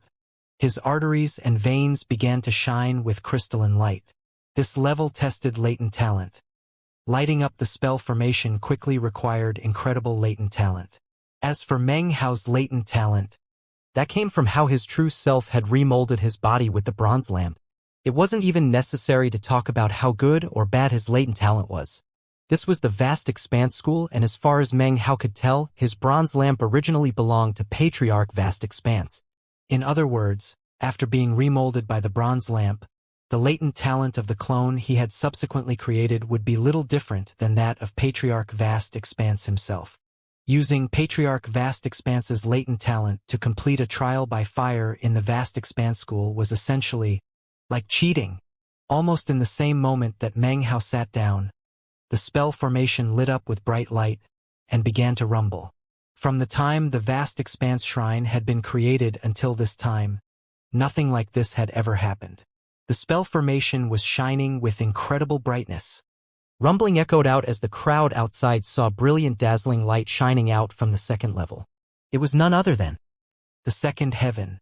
It combined with the light from the first heaven, creating a completely shocking spectacle. The second heaven. I can't believe. The second heaven has actually appeared. No way. It happened too fast. How could he possibly have lit up the entire spell formation on the second level so quickly? What kind of latent talent does he have? How is this happening? Even if he has superlative latent talent, he shouldn't be able to go that fast. It's like he's cheating or something. The group gathered near the mountain peak, all of whom were in the top 100, were in a complete uproar. As their voices rang out, more and more disciples were thrown into a commotion. The Dao realm experts and the sect elders, even the Dao sovereign, were all completely and utterly shocked. Meng Hao really was cheating.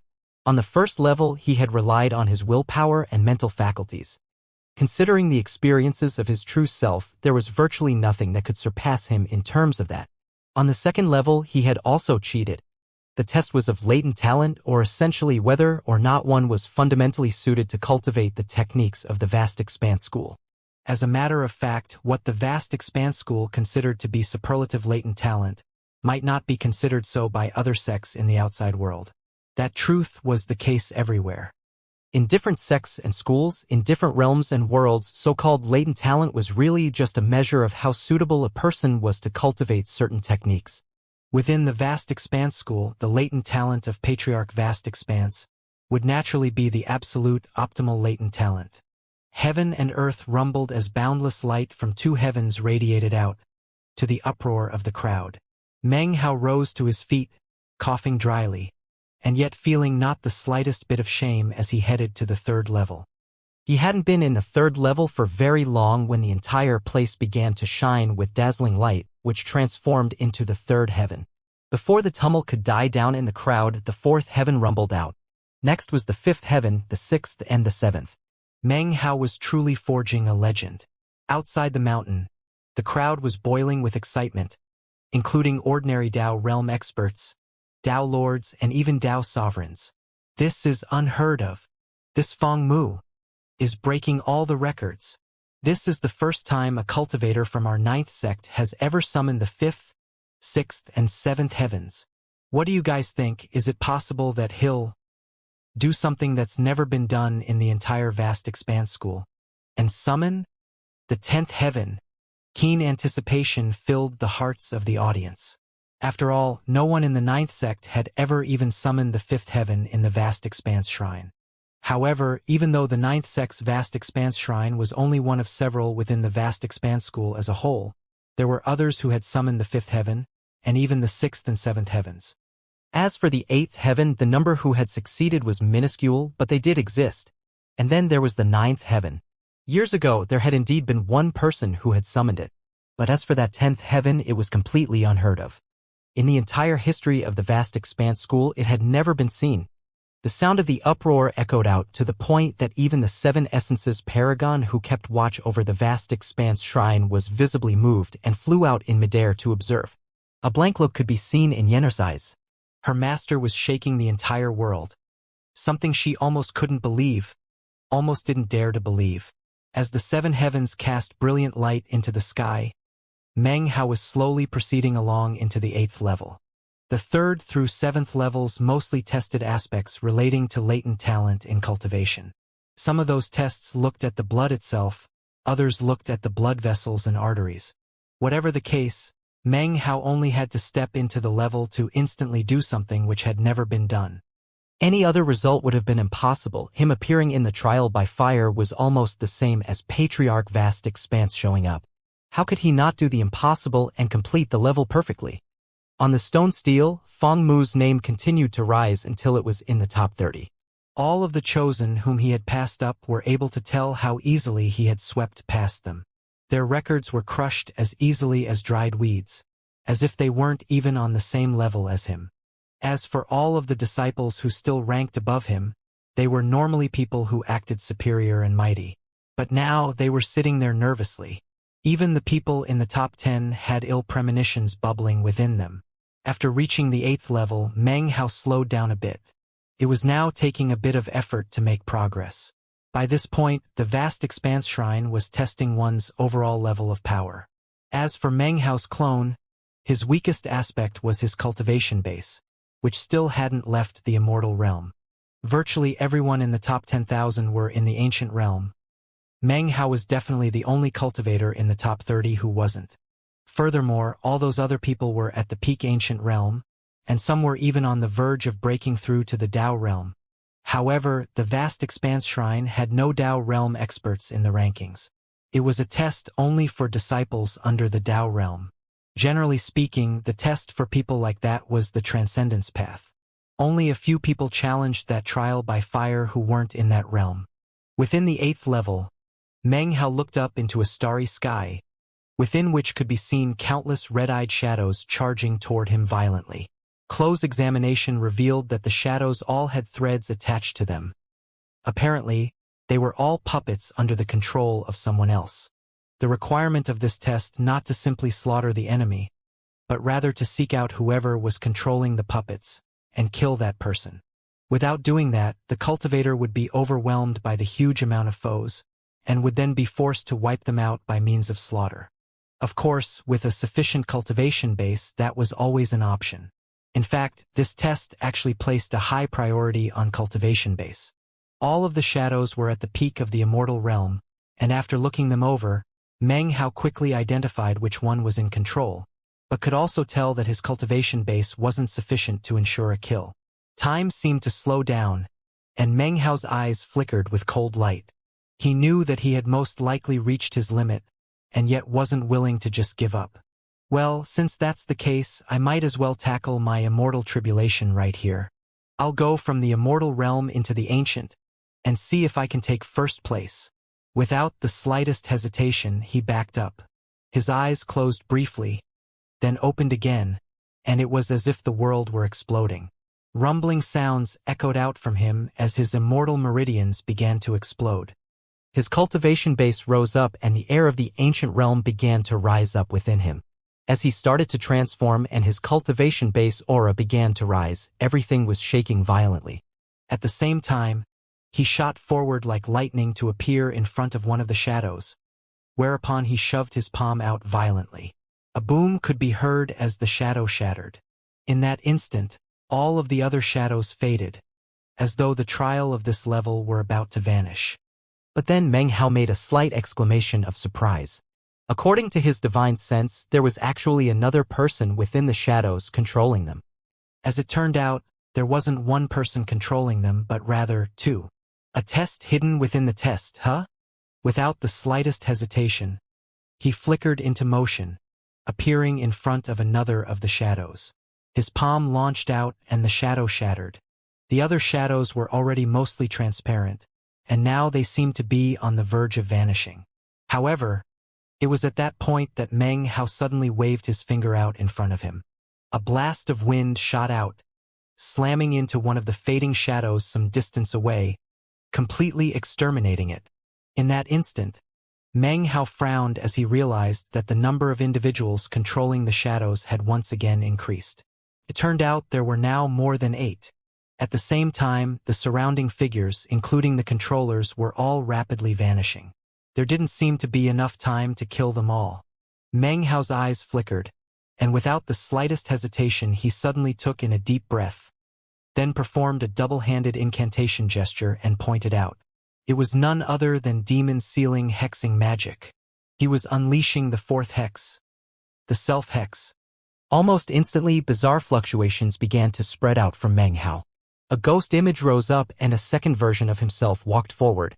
Then a third, and a fourth, and a fifth. In the blink of an eye, 10 million incarnations of Meng Hao appeared. There were men and women, old and young, and they all looked somewhat different, and yet they were all Meng Hao. This was the self-hex, and as soon as it was unleashed, the countless versions of Meng Hao launched themselves toward the 8 puppet controllers, cutting them down. Almost immediately, 12 new controllers appeared. Slaughter ensued. In a short period of time, Meng Hao killed so many puppet controllers that he lost count. Eventually, the world faded away completely, and the 8th level was over. Meng Hao's self-hex faded away, and his incarnations vanished. He stood there in the middle of the 8th level, his cultivation base continuing to rise as his immortal meridians began to transform into immortal soul lamps. The immortal soul lamps didn't appear outside of him, but rather inside his body. He took a deep breath, eyes flickering as he murmured, "That 8th level was incredible." He now understood that the 8th level's test was a complex one. It tested one's cultivation base and divine sense, as well as one's judgment and observation. Not only did one have to identify the numerous controllers amidst the vast crowd, but then one actually had to kill them. That was the way to pass the level, but in order to reach the absolute peak of perfection, one needed speed and instinct. That was something Meng Hao couldn't actually do on his own, and had been forced to rely on the self-hex to accomplish. "I underestimated the vast expanse shrine," he said, looking up toward the 9th level with anticipation. It was at this point that brilliant light began to shine out from the 8th level. On the outside, all of the cultivators could now see the 8th heaven. The 9th sect was in a complete uproar, and was unprecedentedly shaken. From paragons to ordinary disciples, tens of millions of people were all shouting out in excitement. As for the chosen in the top 20, they couldn't help but chuckle bitterly. After seeing the 8th heaven, they understood the grand splendor it represented. They already knew that they were all destined to fall by one spot in the rankings. Step by step, Meng Hao was on the verge of creating a shocking legend within the vast expanse school, and that legend hinged on the 9th heaven. If Meng Hao pulled it off and the 9th heaven appeared, then all of the 9 sects in the vast expanse school would ring their bells to fill planet vast expanse with the sound of their tolling. That was the most supreme of honors. At the same time that the crowds in the 9th sect were in an excited uproar, clouds began to gather in the sky up above. Soon, everything was covered over by the thick, black clouds. Because of the brilliant light being cast out by the 8 heavens, it was initially difficult to spot them. However, the most powerful experts among the cultivators could sense an intense pressure building up in heaven and earth. Soon, that sensation grew more obvious and people began to look up. That was when their expressions began to flicker. "That's lightning tribulation. What kind of tribulation is that? It's so huge. It makes me think of the immortal tribulation elder brother Feng Mu went through back then. I wonder if this tribulation lightning is here for him." Shocked cries could be heard as the black cloud layers rapidly grew thicker and larger. In the blink of an eye, they had covered the entire 9th sect, and were growing larger by the moment. Yenner hadn't been there to watch her master's immortal tribulation, but she was shaken nonetheless. Not only could she overhear the conversations of the people around her, she could also sense that the clouds contained a terrifying aura of some sort. The Dao Realm experts, the Dao Lords, Dao Sovereigns, and even the 7 Essences Paragon all looked on with very serious expressions. If the current situation had begun to play out before the appearance of the 8th heaven, they wouldn't have paid it much heed. Feng Mu's life or death would have been up to fate. But now, with the 8th heaven there shining brightly, Feng Mu's status and importance far exceeded what they had before. He was no longer just an intersect disciple of one of the subdivisions. He had the potential to become the legacy disciple of the entire 9th sect. He was on the verge of establishing an unheard-of legend within the vast expanse school, and was also about to send the 9th sect rocketing to fame. The Dao Realm experts, the Dao Lords and Dao Sovereigns, and even the reclusive 7 Essences Paragon, would not be willing to allow tribulation lightning to interfere with a disciple like that. The 7 Essences Paragon snorted and shot forward, followed by the Dao Sovereigns. The Dao Lords and other Dao Realm experts also flew out. This rather large group of powerful experts all unleashed their cultivation-based power. Shockingly, they were attempting to help Meng Hao disperse the tribulation lightning. Black clouds seethed and lightning bolts began to fall. Even as they shot toward the vast expanse shrine, the 7 Essences Paragon waved his sleeve to disperse them. The tribulation seemed enraged, and in the blink of an eye, hundreds of bolts of lightning began to descend. Then thousands. They were like a lake of lightning spreading out in all directions. Meanwhile, back in the vast expanse shrine, Meng Hao was speeding along into the 9th level. As soon as he entered, he looked around to find himself surrounded by countless stone steels of varying sizes. All of them were inscribed with lines of text and magical symbols. On the first stone stele he examined closely, he found a complete magical technique. Upon further inspection of the level, he found that the stone steels here were covered with numerous types of magic, over 1,000,000 in total. Furthermore, there in front of Meng Hao was one particular stone steel which was completely blank. There was no need to spend time in thought. Meng Hao instantly understood what this 9th level tested. Tested a creativity. The requirement was to create a divine ability or magical technique and inscribe it onto the blank stone steel. Based on the power of that magic, one would be assigned a rank in the 9th level.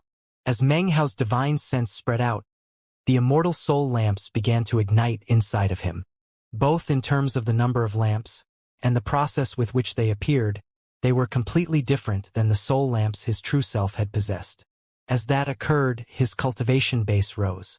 Taking a deep breath, Meng Hao sent his divine sense into the surrounding stone steels, examining them and seeking enlightenment. After a moment, his heart trembled.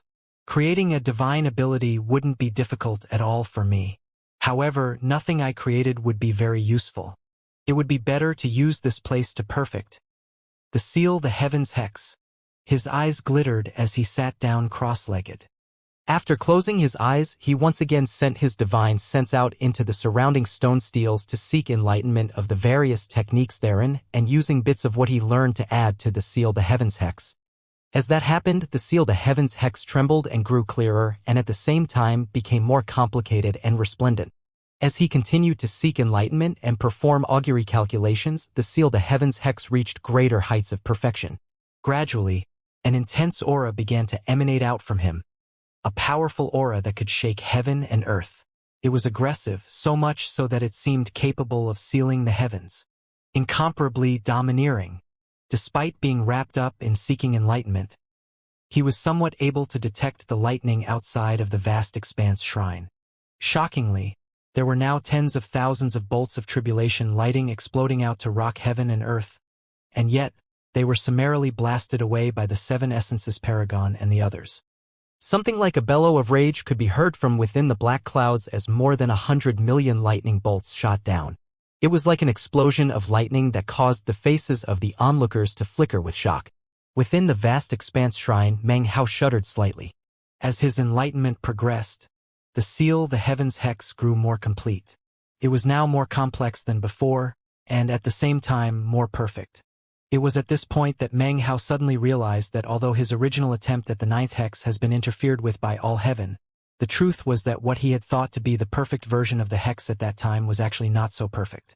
Now, with the constant additions and adjustments he was making, a perfect version of the seal, the heaven's hex, was taking shape that was completely different from the previous one. It was impossible to say how much time passed, but soon, rumbling sounds filled Meng Hao as the sealing mark of the seal, the heaven's hex, finally reached a state of perfection. However, it was only an outline, not complete. Just when Meng Hao assumed that this would be enough, he suddenly saw lines spreading out within the outline. Unexpectedly, something else was forming inside of him. A second version of the seal, the heaven's hex. This sudden development left Meng Hao shaken. He once again sought enlightenment, focusing fully on the seal, the heaven's hex. By drawing upon the more than 1 million perfect techniques around him, he was quickly able to identify the full shape of the sealing mark of the second seal, the heaven's hex. Although the shape seemed the same as before, there were certain tiny details that were different. Apparently, one sealing mark was not enough to complete the perfect version. 2 were required. But then he realized that 2 was actually not enough, as a third appeared. Next was a 4th, a 5th, a 6th. Meng Hao's mind was reeling, and excitement flooded him as he watched the seal, the heaven's hex, continuously transforming and rising to a higher level. When the 7th version appeared, Meng Hao assumed it would be enough. But then came the 8th and finally the 9th. Meng Hao's mind was spinning, and he was panting as he looked at the 9 outlines of sealing marks. Those 9 sealing marks were the seal, the heaven's hex. Meng Hao's eyes snapped open, and he took a deep breath. He looked at the blank stone steel, eyes glittering, then raised his hand and placed the first sealing mark down upon it. The stone steel trembled, and radiant light erupted out. From the feeling it gave off, it seemed like the absolute pinnacle. Meng Hao stared in shock. He had only placed one of the 9 sealing marks onto the stone steel, and yet the 9th level had seemingly reached the pinnacle. Meng Hao suddenly sensed a paragon aura, and gasped. Paragon magic, he murmured. These sealing marks are a paragon magic. After a moment of thought, he performed a double-handed incantation gesture. Without a moment of hesitation, he used divine will to send the second sealing mark onto the stone steel, which caused it to tremble violently. Within that trembling, Meng Hao could clearly see that the two sealing marks were fusing together and that the will of a paragon was growing more intense. A boom echoed out as an incredibly powerful aura erupted out from the stone steel. It felt like divine ability that was even more like a paragon magic than before. As the divine ability appeared, there was a huge crash as the millions surrounding stone steels began to crack. Then, to Meng Hao's wide-eyed shock, all of them exploded. It was as if they had destroyed themselves. Apparently, in the face of such a matchless divine ability, all of the other divine abilities and magical techniques initiated self-destruction rather than remain in its presence. Furthermore, that was only the fusion of two of the sealing marks. Looking excitedly at the stone steel, Meng Hao sent more divine will into the palm of his hand, then reached out and placed the third sealing mark onto the stone steel.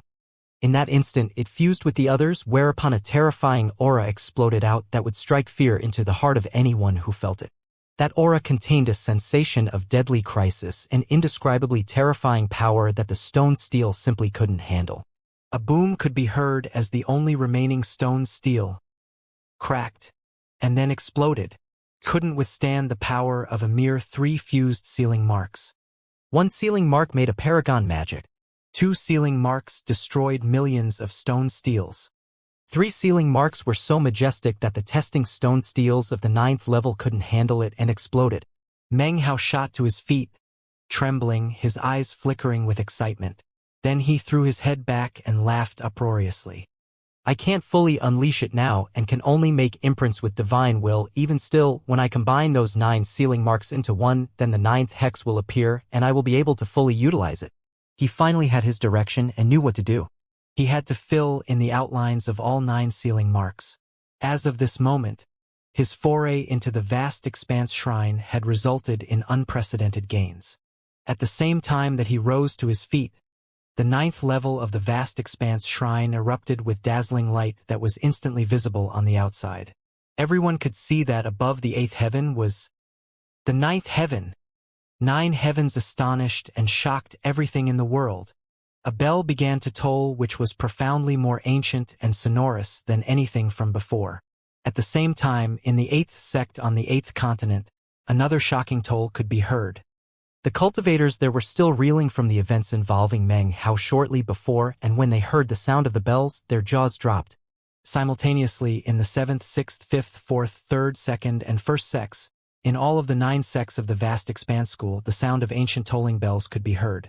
9 bells rang out, filling the vast expanse school, and also planet vast expanse. The hearts of countless cultivators were shaken, and numerous powerful experts were astonished. Everyone was wondering what exactly was happening. Soon, that shocking bell toll swept out to fill even the most remote corners of the vast expanse school. As of this moment, all 9 of the vast expanse school sects on planet vast expanse were echoing with the tolling of bells. All cultivators in the vast expanse school were completely shaken, and in fact, even cultivators who weren't disciples, but happened to be visiting planet vast expanse, could hear the ancient and sonorous toll. What's happening? Wait a second. Bells are tolling in the vast expanse school and they sound very serious.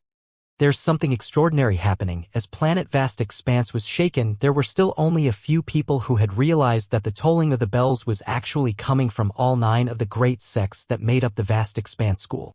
But then, an ice-cold and completely emotionless voice spoke out to fill the 1st sect, the 2nd sect, and in fact all of the sects all the way to the 9th sect. The entire vast expanse school was filled with the same voice. 9th sect, Fangmu. 9th heaven. Only 6 words were spoken. However, those 6 words were like an enormous, invisible hand pushing down onto the vast expanse school from above. All of the 9 sects seemed as quiet as death. After a few breaths of time passed, just when it seemed the crowds couldn't be more suppressed by the pressure, a huge commotion rose up, a clamor, a hubbub that filled the entire vast expanse school. Fangmu. Fong Mu from the ninth sect. I can't believe he summoned the ninth heaven. How? How is that even possible? Maybe there was a mistake. Nobody can really summon the ninth heaven. What an absurd notion. How could there be a mistake? Bells are ringing in all 9 sects. Fong Mu. I remember him. He was the guy who went from mortal to immortal in 10 years. The sound of conversations formed a roar that caused the entire planet to tremble. The ninth heaven. That was something miraculous that, in the entire history of the vast expanse school, had only been seen once before. Countless people were shaken. It was in this way that the name Fong Mu instantly came to be heard by all of the disciples of the vast expanse school. Then, the profound shock they felt increased as they suddenly realized that the tolling of the bells could actually be heard everywhere on planet vast expanse. The bells are ringing in all 9 sects, filling all of planet vast expanse. This fact led to widespread gasping and shock. Perhaps better ways existed to make one's name known to all, but for now, Meng Hao's method was completely unprecedented. In one brief instant, the name Fong Mu came to be fixed in all minds. Regardless of the level of cultivation base involved, Dao realm experts, Dao lords, Dao sovereigns, and even paragons, everyone on planet vast expanse had eyes wide with shock. It would be impossible not to be moved, all because of the ninth heaven. Throughout the history of the sect, there had only ever been one person who had summoned the ninth heaven, but now, there were 2. At the moment, numerous streams of divine sense were pouring out from within the first sect. On the holy mountain there was an immortal's cave, the door of which opened to reveal a handsome young man clad in a long robe. He had a unique air about him, and as he silently walked out, he looked in the direction of the ninth sect, his eyes glowing brightly. He was a chosen, and within the first sect he held a rank that put him on equal footing with their holy daughter. He was the first sect's holy son. He also held the first place spot on the first sect's vast expanse shrine. In all of the sects, people who were in the top 10 were extremely prominent individuals. It was the same in the second sect. A powerful roar could be heard as a pillar of water erupted from a deep, icy pool. It propelled a burly, bare-chested man up into the air whose expression was both grave and defiant. Fong Mu, he said, looking in the direction of the ninth sect. In the 3rd, 4th, 5th, all the way to the 8th sect, none of the chosen were very pleased about what was happening. That was especially true of the various chosen who were in the top 10. All of them now had the name Fong Mu fixed firmly in their minds. Not only were they unwilling to accept him, they also wanted to fight him. They were chosen like prize jewels of the sect. They had access to cultivation resources that others would find difficult to even imagine. Although they might not have started out as proud and arrogant people, after reaching this point, they could pass up their contemporaries as easily as flipping over a hand. Soon, they were so far ahead that when they looked back, they couldn't see anyone following in their path. They were the people who others looked up to. They were as lonely as eagles, soaring in the heavens. Beneath them were mere common birds who flitted around beneath the very clouds they soared above. It was a lonely existence in which the only people worthy of their gazes were the other eagle-like chosen who were their peers. If you liken such people to eagles, then, as of this moment, it was as if a rock had appeared. The pressure weighing down on them now was something they couldn't accept and filled them with the desire to fight. A gale-force wind was blowing through the vast expanse school, throwing the sects into an uproar and causing surges of energy to appear as various chosen powered up. Even Hanbei appeared. As she hovered there in the air, listening to the tolling of the bells, she could sense the uproar in the first sect and could see other cultivators flying out in shock. Everyone, it seemed, was subconsciously turning to look in one direction.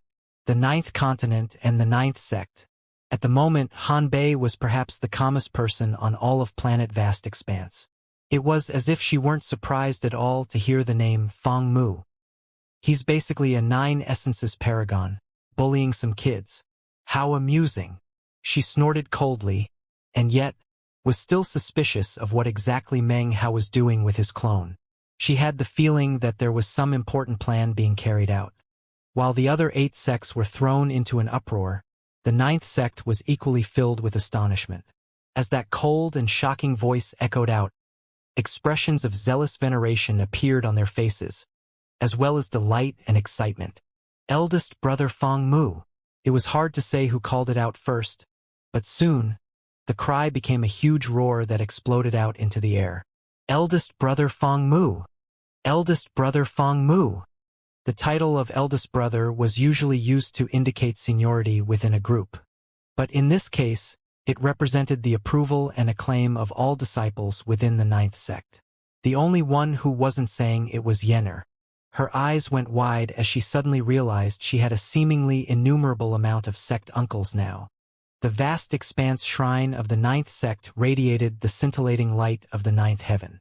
The black clouds up in the sky churned, and something like a heavenly howl of anger echoed from within them.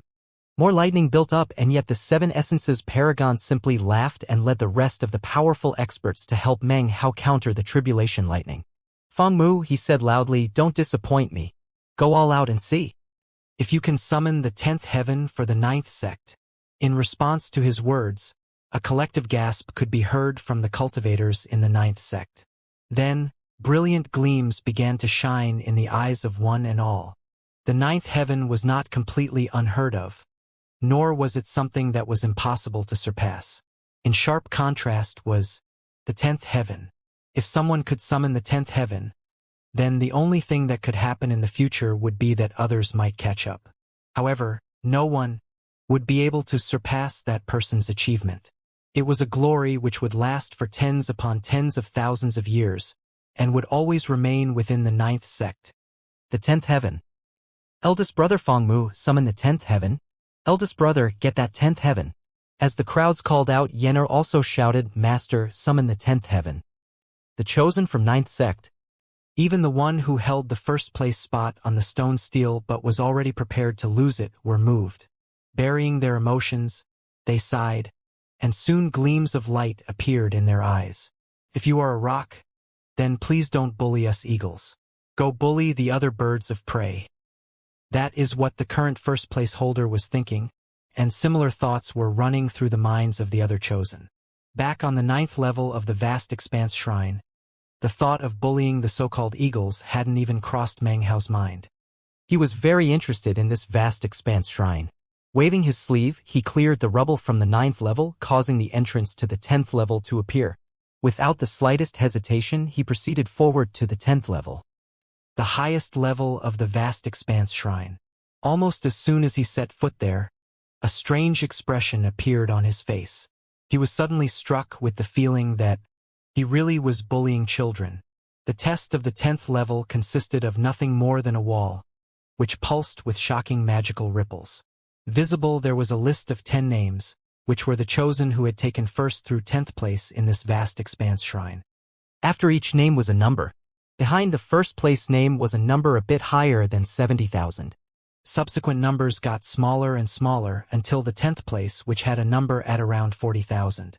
From what Meng Hao could tell, the 9th and 10th levels of the vast expanse shrine were complementary. On the 9th level, the disciple would create a divine ability, and on the 10th level, the specific strength of said magic would be assessed. The result would be a number. The higher the number, the more powerful the divine ability, and the higher the ranking. However, the stone stele in the 9th level had already exploded. Granted, that stone stele wasn't designed to measure the strength of the divine ability, but it was intended to help the disciple refine the divine ability and make it more complete. Unfortunately, that stone stele was gone. When the Vast Expanse School had created the Vast Expanse Shrine, no one could have imagined that someone would create a divine ability that would actually cause the stone stele on the 9th level to explode. Compared to a divine ability like that, this 10th level would be about as powerful as a pile of chicken ribs. Well, I'll give it a shot, thought Meng Hao. Since this is a special stone stele for testing the power of divine abilities, maybe it won't explode like the last one. After a moment of hesitation, his eyes began to shine and he reached out. The 9 sealing marks of the seal, the heaven's hex, began to shine brightly inside of him as he pointed his finger at the wall. The first sealing mark of the 9th hex emerged. Although it was only an outline and illusory, it was complete. You could even say that the sealing mark was comprised mostly of Meng Hao's divine will, which was currently the only way he could unleash it. The flickering sealing mark instantly appeared on the surface of the wall. Almost immediately, the wall began to vibrate, and a rumbling sound emanated out. The name Fangmu appeared and it immediately took the first place spot, shoving all the other names downward.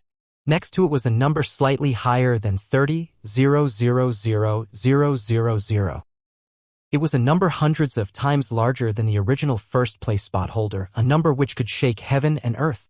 Meng Hao didn't really care about the name or the number. However, he could sense that the wall was apparently capable of accepting more than one of the sealing marks. He quickly performed an incantation gesture with his right hand, then pushed it down onto the wall. The second sealing mark flew out, and once again the wall shook. Intense rumbling sounds echoed out, and it took even longer this time for things to quiet down. When that happened, the number next to Fang Mu's name went in the briefest of instants from more than 30,000,000 to the shocking number of 300 million. The terrifying level of that number so vastly exceeded that of the previous number that to speak it out loud would cause even a paragon to gasp in shock. According to the rules of the vast expanse shrine, 100,000 indicated that the divine ability was powerful enough to use on Dao realm experts. 1 million was the threshold for Dao lords, and 10 million for Dao sovereigns. 100 million was for 7 essences paragons. 1 billion was for 8 essences, and as for 9 essences, the number was 10 billion and higher. This wall had revealed the divine ability's final level of power, which had nothing to do with one's cultivation base. Therefore, it was possible to tell that the combined 2 sealing marks of Meng Hao's hexing magic was powerful enough to shake 7 essences paragons. The terrifying level of that power was something that left even Meng Hao shaken, and caused a gleam of focus to appear in his eyes. As of this point, he was certain that his current seal, the Heavens Hex, was definitely incredibly powerful. Eyes glittering, he once again placed his hand onto the wall. Using his divine will, he placed the 3rd, 4th, and 5th sealing marks down. When the 3rd sealing mark fused into the wall stayed whole and the number next to Fang Mu's name rocketed up, reaching 1 billion, then 2 billion, and finally 3 billion. That meant that 3 of the sealing marks together could shake an 8 essences paragon. When the 4th sealing mark fused with the others, the wall shook so hard that cracks began to spread out over its surface, which almost immediately tried to close up. The number next to Fang Mu's name changed again, reaching an astonishing level. It went from 3 billion all the way to 10 billion, then 20 billion. It didn't stop at 30 billion, but actually kept going all the way to 60 billion. That incredible number resulting from the fusion of 4 of the sealing marks, 60 billion, indicated that the divine ability could kill half of all 9 essences paragons. And that was only the combination of 4 sealing marks. Next, the 5th sealing mark appeared, and more cracks spread out across the surface of the wall. A boom rang out as the wall reached its limit and exploded. Just before it completely fell apart, Meng Hao was able to see that the number next to the name Fang Mu had broken past 100 billion and was continuing to climb. However, he wasn't able to glimpse the final result. As the wall collapsed, his jaw dropped, and he couldn't help but inhale sharply. He lifted his hand and looked at it, and then a bright glow appeared in his eyes. 5 seal the Heavens Hex marks combined is enough to kill a 9 essences paragon, even someone at the peak. Meng Hao took a deep breath, his eyes shining brightly as his heart filled with the anticipation of seeing the final version of the 9th hex. It was in this same moment that the wall collapsed, in which massive rumbling sounds echoed out, accompanied by brilliant light. The 10th level of the tower that was the vast expanse shrine began to emit the dazzling light of the 10th heaven. Throughout the entire history of the vast expanse school, only one person had ever summoned the 9th heaven. Now, Meng Hao was the first to summon the 10th. It was completely unprecedented. On this day, the first tolling of bells throughout the entire vast expanse school was because of the 9th heaven.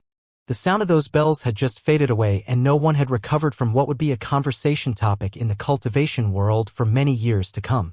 And yet, it was at that point that bells began to toll again. From the 1st, 2nd, 3rd, all the way to the 9th sect. What? Why are their bells tolling again? Is that just an echo? I think I'm hearing things. What's happening now? As the bells rang, the disciples in the 1st through 8th sects looked around in shock as, yet again, a cold, emotionless voice spoke out. 9th sect, Feng Mu. 10th heaven. Everyone was flabbergasted, including the supposed eagle-like chosen, the powerful experts in the Tao realm, and the Tao lords and Tao sovereigns. For a moment, complete silence filled the vast expanse school, but then a massive commotion broke out in which virtually everyone was shouting out in disbelief and shock. Impossible. This is completely impossible. The 10th heaven. How could it be? That's the 10th heaven. The 9th heaven just appeared. How could Feng Mu possibly have summoned the 10th heaven? This is the making of a legend, the forging of a myth. Cheater. He definitely cheated. Damn it. There's something wrong here. Numerous cries filled the entire vast expanse school, causing everything to tremble. Most people either couldn't believe it or didn't want to. The faces of the chosen were ashen. The blow which they had just received was difficult to put into words. Even the paragons were shaken. The faces of the 7 essences and 8 essences paragons flickered, and at the same time, the meditating 9 essences paragons opened their eyes.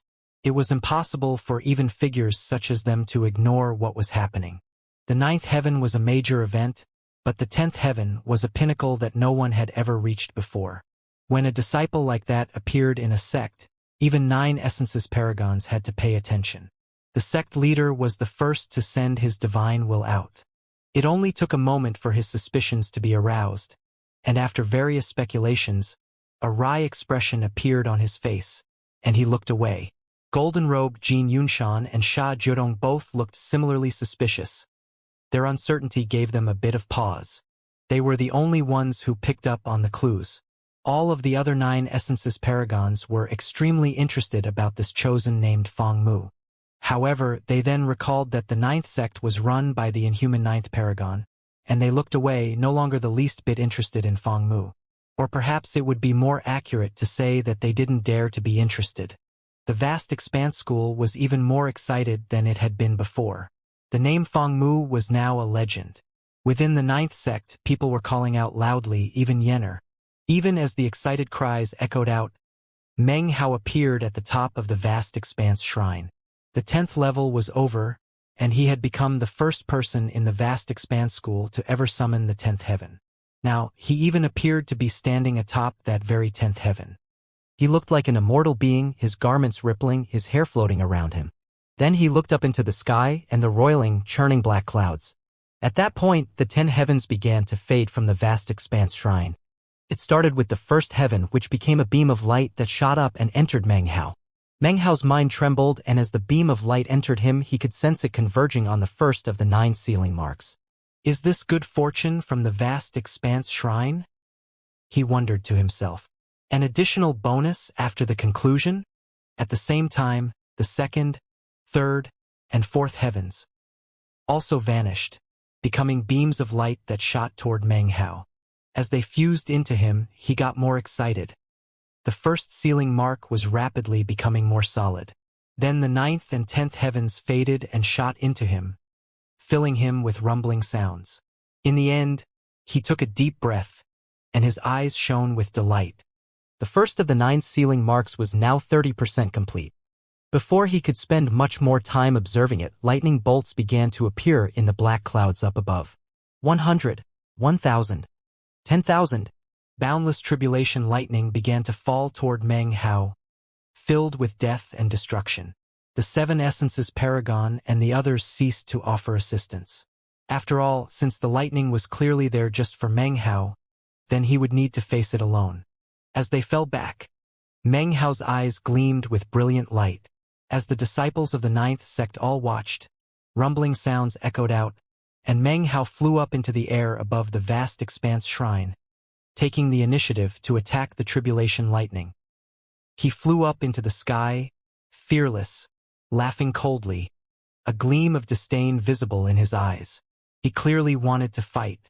When the countless disciples down below saw that, they began to cheer loudly. It was an image that would be forever imprinted on their souls.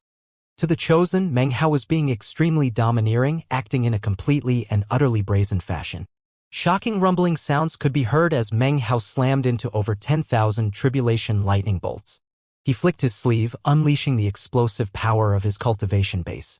It wasn't the power of the immortal realm, but the ancient realm. Dots of light could be seen all over his body, which made him shine brightly. Massive booms could be heard as the 10,000 lightning bolts were destroyed. Meng Hao's garments and hair fluttered, and as he looked at the black clouds, he took a step upward. In response to that step, the clouds rumbled, and tens of thousands of lightning bolts fell, transforming into a lake of lighting that enveloped him. He snorted coldly, performing a double-handed incantation gesture, and then waving both hands out. Ryua Yuum Blel. All of the lightning was destroyed. Then the black clouds churned, as a roar of rage echoed out from inside. 100,000 lightning bolts began to fall, seemingly endlessly, as if the heavens were infuriated. After the 100,000 lightning bolts were destroyed, another 100,000 came. Then another. It seemed as if the lightning would never end, as if the tribulation wouldn't stop until Meng Hao was dead. Meng Hao's eyes flickered as he performed an incantation gesture with his right hand, causing boundless mist to build up around him, which was a divine ability he had picked up from the vast expanse school. He extended his right hand, and the mist rapidly transformed into streams of smoke which shot out to meet the incoming tribulation lightning. Booms could be heard as they all exploded. The sound was shocking. It was as if in all creation, the only thing that existed were the heavens and Meng Hao. One man was personally fighting the heavens. Everyone present was completely shaken, and the Dao realm experts were clearly moved. Another 100,000 lightning bolts collapsed, and behind them came yet another 100,000. It was then that Meng Hao's laughter began to echo out.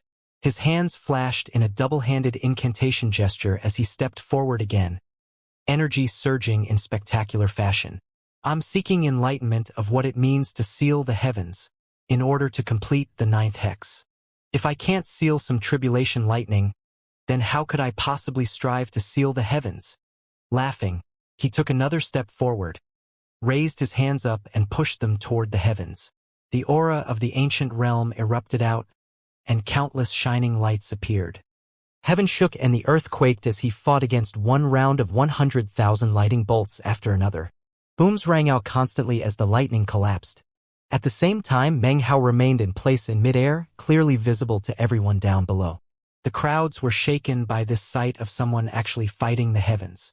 Meng Hao flicked his sleeve, glaring at the clouds as he said, "Bring it on! Let's see how many lightning bolts you can send against Feng Mu this time." Only someone with profound character could say something like that. Countless gasps of shock could be heard from the crowd down below. It was an intense image that was burned into their minds, Feng Mu standing there, facing off against the endlessly seething black clouds and crackling lightning. Anyone who saw such a scene couldn't help but gasp in astonishment. The Chosen had already forgotten about how they didn't want to accept Feng Mu. Their eyes were shining brightly because of his brazen attitude, his domineering nature, and the heroic and shocking way he fought against the heavens. Feng Mu! Feng Mu! Feng Mu! It was impossible to say who began to shout at first. But soon all of the Chosen and all of the other male cultivators in the 9th sect could sense Meng Hao's heroic nature. It was a madness that could fight against the heavens, and it left them shaken, eyes bloodshot, roaring at the tops of their lungs. Their voices became a sound wave that shook heaven and earth, causing everything to tremble as though energy itself were erupting from their mouths. The Dao realm experts were all moved. They looked at the disciples and then looked at Meng Hao, their expressions filled with excitement. Morale and spirit are extremely important in a sect, and as of this moment, a seed of valor seemed to have been planted in the hearts of all the disciples. And it was all because of Meng Hao. He had successfully captured the hearts of all of the disciples of the 9th sect. Not only were they crying out to him as eldest brother, but their hearts were also brimming with ardor and reverence for him. At the same time, the surrounding female disciples were looking at Feng Mu with unprecedented glows in their eyes. To see him fighting the heavens had imprinted his image onto their hearts for all eternity. It was the same kind of look that the female disciples had given Wang Tingfei back in the days of the Reliance sect, or the looks that the female alchemists had given to Chosen in the Violet Fate sect. It was the exact same look given to Meng Hao in the various sects in which he had become a legend, a Dao child among Chosen. The female disciples gazed at Meng Hao with adoration and envy. They were attracted to him in a way that far exceeded the passions of the male cultivators. It took only a moment for all of the disciples of the ninth sect to be whipped into an unheard-of frenzy. All thanks to the sight of Meng Hao fighting the heavens, viciously battling the lightning, and everything else. Yenner stood there in the crowd, and was suddenly not very happy. She felt a sensation of crisis, something extremely, profoundly intense. She was excited just like everyone else, but her young heart was also filled with a secret joy because of Meng Hao. Somehow, he had become everything to her. Then she realized how everyone was looking at him, and she suddenly felt as if they were having aspirations regarding something that belonged to her. Humph, she thought, gritting her teeth. There's only one of that old man. What do you people think you're doing? Trying to steal him?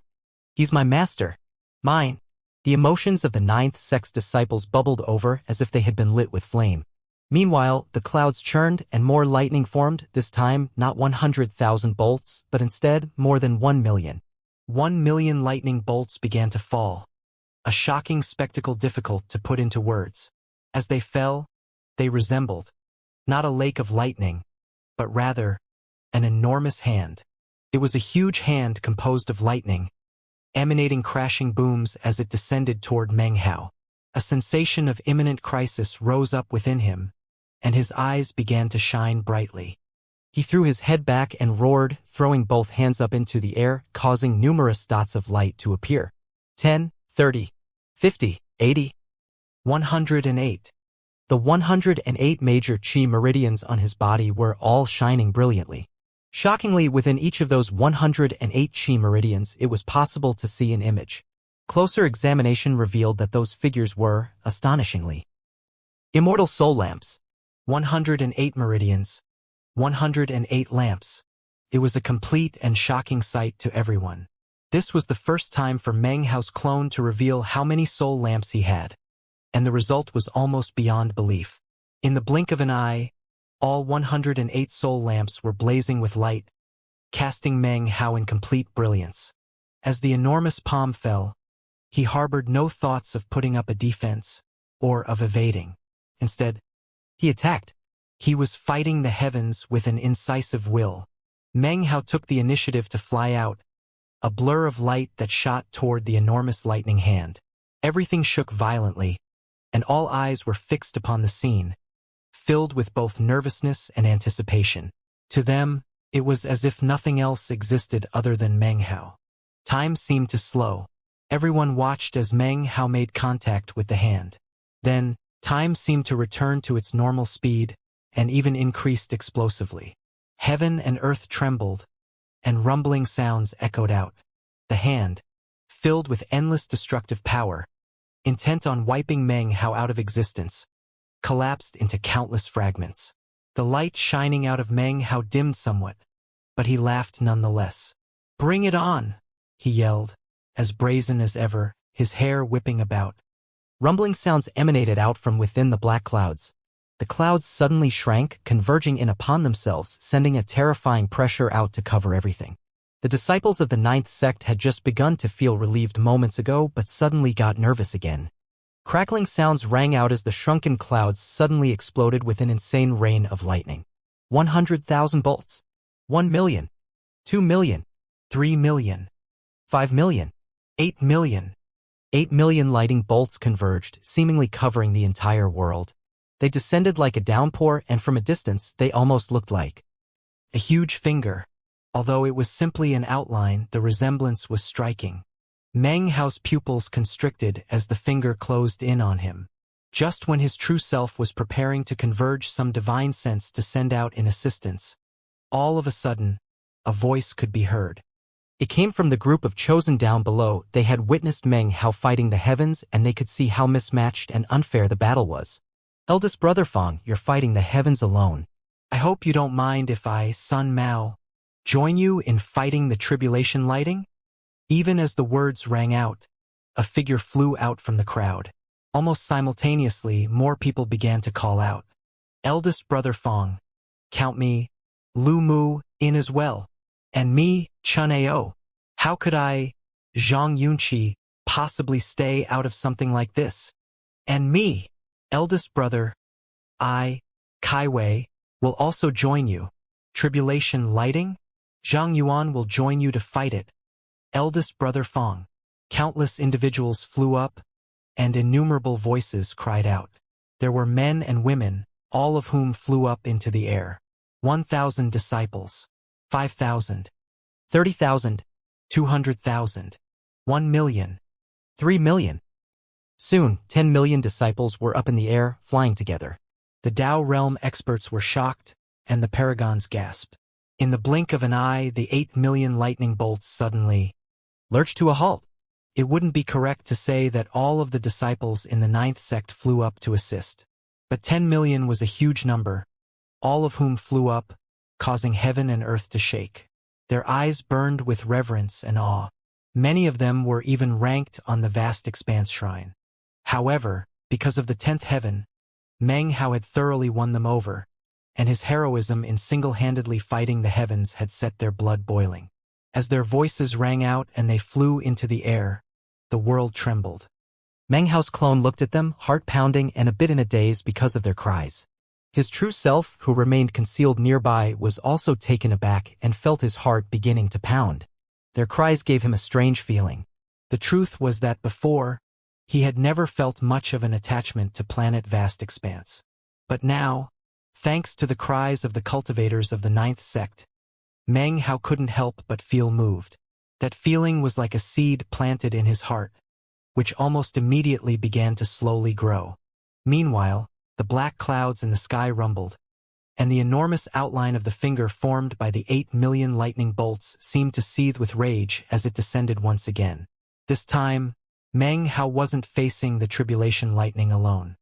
10 million disciples of the 9th sect joined him, unleashing various divine abilities in a heaven-defying display. Everything went dim and the sky seemed to be on the verge of collapsing. The clouds' layers roiled, and from a distance, it was possible to see that the truly shocking sight was not the 8 million bolts of tribulation lightning, but rather the 10 million disciples. Ryua Yuam Blel. It was an indescribably powerful offensive, a destructive attack that was difficult to put into words. Anyone who tried to illustrate it in a painting would find it very difficult. It was completely astonishing. It was man versus the heavens. The heavens roared and man howled. Massive rumblings echoed out as the enormous lightning finger began to fall apart. Blood sprayed out of the mouths of the 10 million disciples, transforming into a sea of blood. However, instead of falling to the ground, it shot up toward the lightning. The intense booming sounds continued to echo out. So far, this battle with the tribulation lightning had lasted for over 100 breaths of time. When the 8 million lightning bolt finger collapsed, the 10 million disciples once again coughed up blood. All of them were injured and staggered backward. However, their eyes shone with a spirit that had never before been seen therein. Their auras were even more fierce and lively, their eyes flashing with clarity as if their understanding of the world were different now than it just had been. It was a scene that was earth-topplingly shocking to the Tao realm experts, Tao lords, Tao sovereigns, and the 7 Essences Paragon. There were other 7 Essences Paragons who were rushing over, and when they personally laid eyes on what was happening, they gasped. How could they not tell that the energy of the entire 9th sect was now completely different than before? There was a vitality, a focus, an incisive power. There was the gall to fight the heavens. Who said that only a single person could fight the heavens? The tribulation lightning wasn't finished. Even as the 10 million disciples fell back, the black clouds in the sky seethed once more. They shrunk again, but this time to an exaggerated degree. In the blink of an eye, they were vastly smaller than before, only about 3,000 meters across. However, as they shrunk, the pressure they exuded emanated out like numerous crushing mountains that could destroy all. The disciples gritted their teeth and prepared to charge and attack once more. Before they could, Meng Hao leaped up ahead of them. Surprisingly, he completely ignored the lightning and turned back to the countless cultivators. Taking a deep breath, his eyes flickered as he clasped hands and bowed deeply to them. I, Fong Mu, offer many thanks to you, fellow Taoists. You've done enough by helping once. After all, this is my tribulation. Many thanks. Without offering any other words, he clasped hands and bowed. Even as the words left his mouth, the heavens rumbled, and the 3,000-meter stretch of black clouds shrank down again. Soon it was only 300 meters wide, then 30, then 3. In the end, it transformed into an ink-black needle. It was pitch black, and filled with the power of all the darkness of the starry sky of the vast expanse. Almost immediately, it began to whistle through the air at incredible speed, and from the feeling it let off, it seemed more apparent than ever that it wouldn't rest until Meng Hao was dead. It moved so quickly that by the time Meng Hao turned his head, the tribulation lightning needle was right in front of his forehead. His eyes flickered. It felt as if all of the tribulation lightning were contained in that black needle. It contained soul-destroying power, as well as a divine will of its own. It was a divine will that contained myriads upon myriads of transformations. If it entered the body, those transformations would explode out, filling his sea of consciousness with infinite bolts of lightning. It would become a divine ability of heavenly might that would destroy the body inside and out. Although the lightning might be powerless to affect Meng Hao from the outside, now that the tribulation lightning had chosen to use divine will to pierce Meng Hao's sea of consciousness, it was dangerously destructive. Meng Hao's eyes flickered. Had he not experienced everything in the vast expanse shrine, his only option would have been to rely on the strength of his true self to destroy the tribulation lightning. But now, he had the outline of the 9 sealing marks of the seal, the heavens hex, inside of him. He couldn't unleash them outside his body, and was forced to let them brew inside of him via divine will. Right now, the tribulation lightning needle was about to stab into him and enter his sea of consciousness, to unleash its transformations of divine will.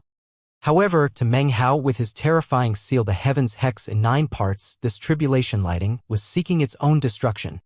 A cold smile appeared on his mouth, and he didn't even attempt to evade. He allowed the black needle to stab into his forehead, merging into him. It became countless streams of blackness that instantly poured through his body, converging onto his soul and his sea of consciousness.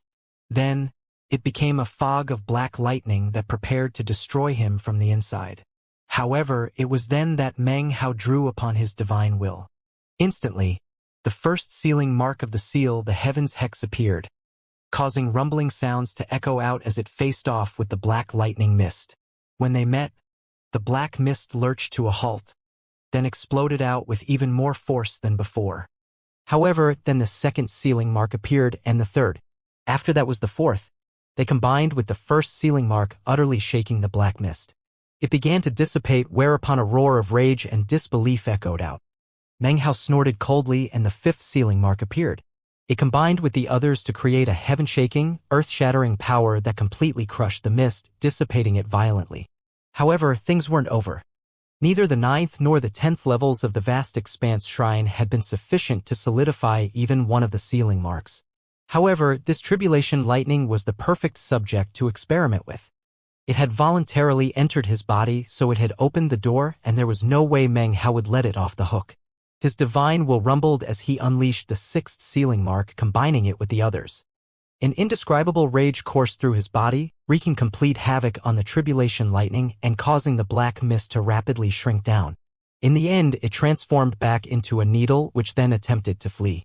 "You're not going anywhere," Meng Hao said with a cold harumph. The 7th sealing mark appeared, merging with the others almost instantly.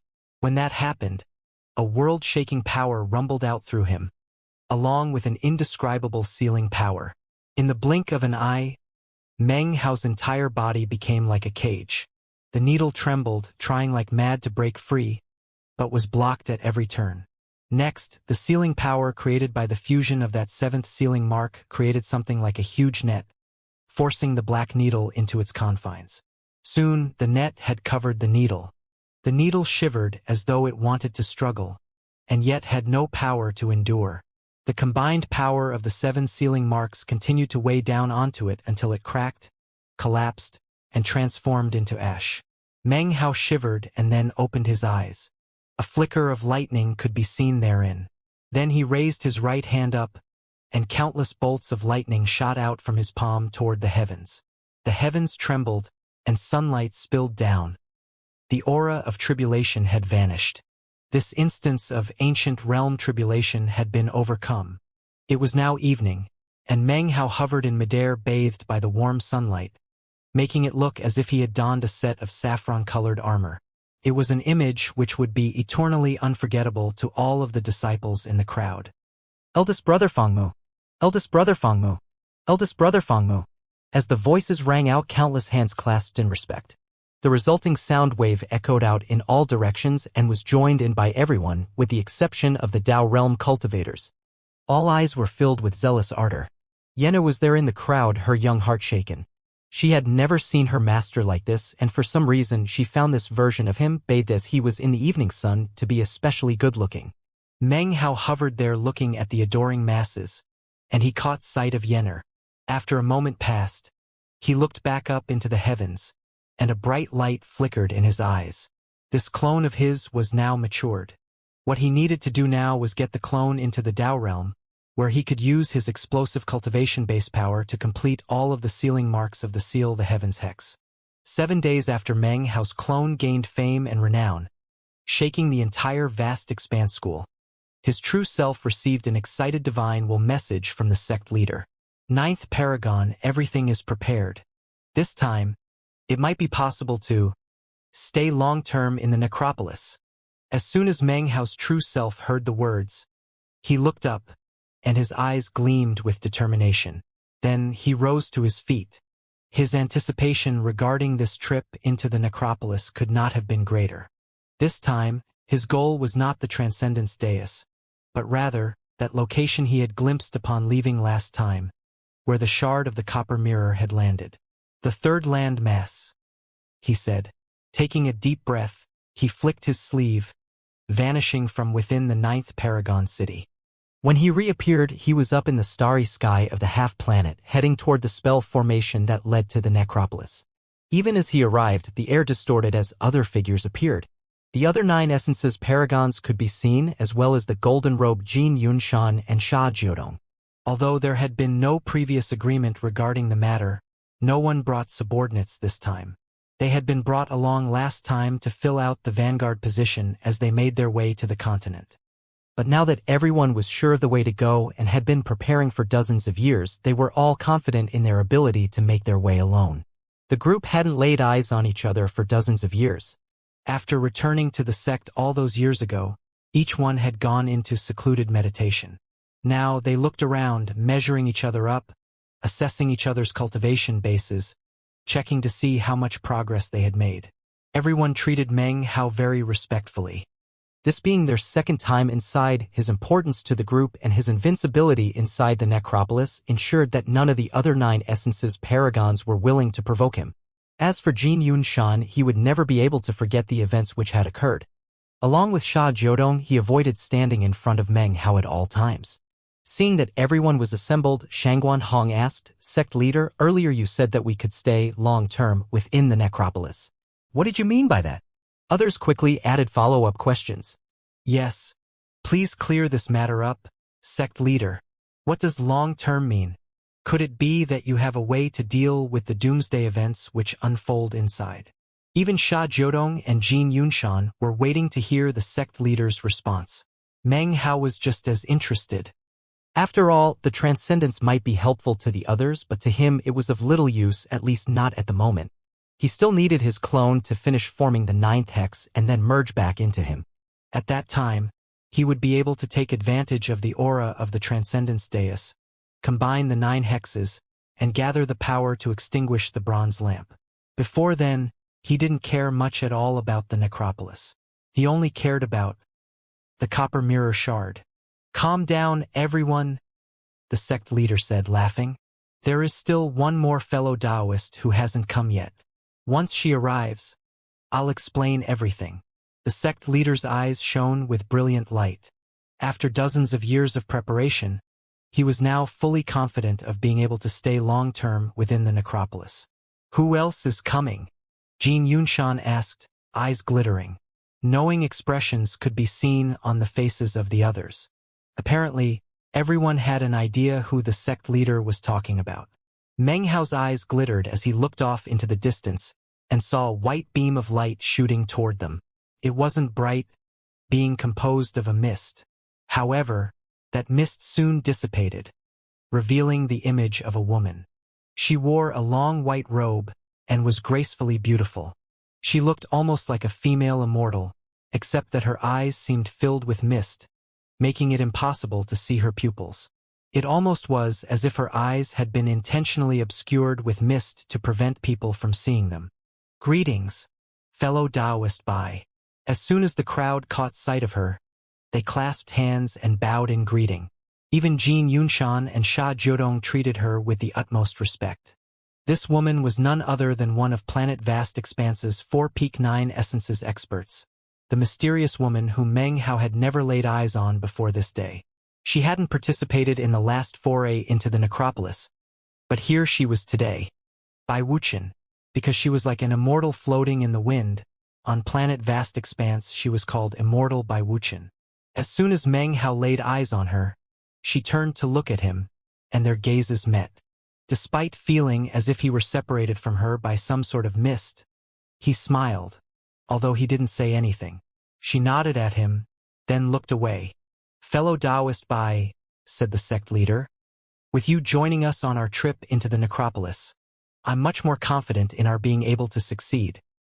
He laughed heartily, then looked over the group and began to explain why the preparations had taken so many years, and how he planned to evade the catastrophe that lay in wait in the necropolis.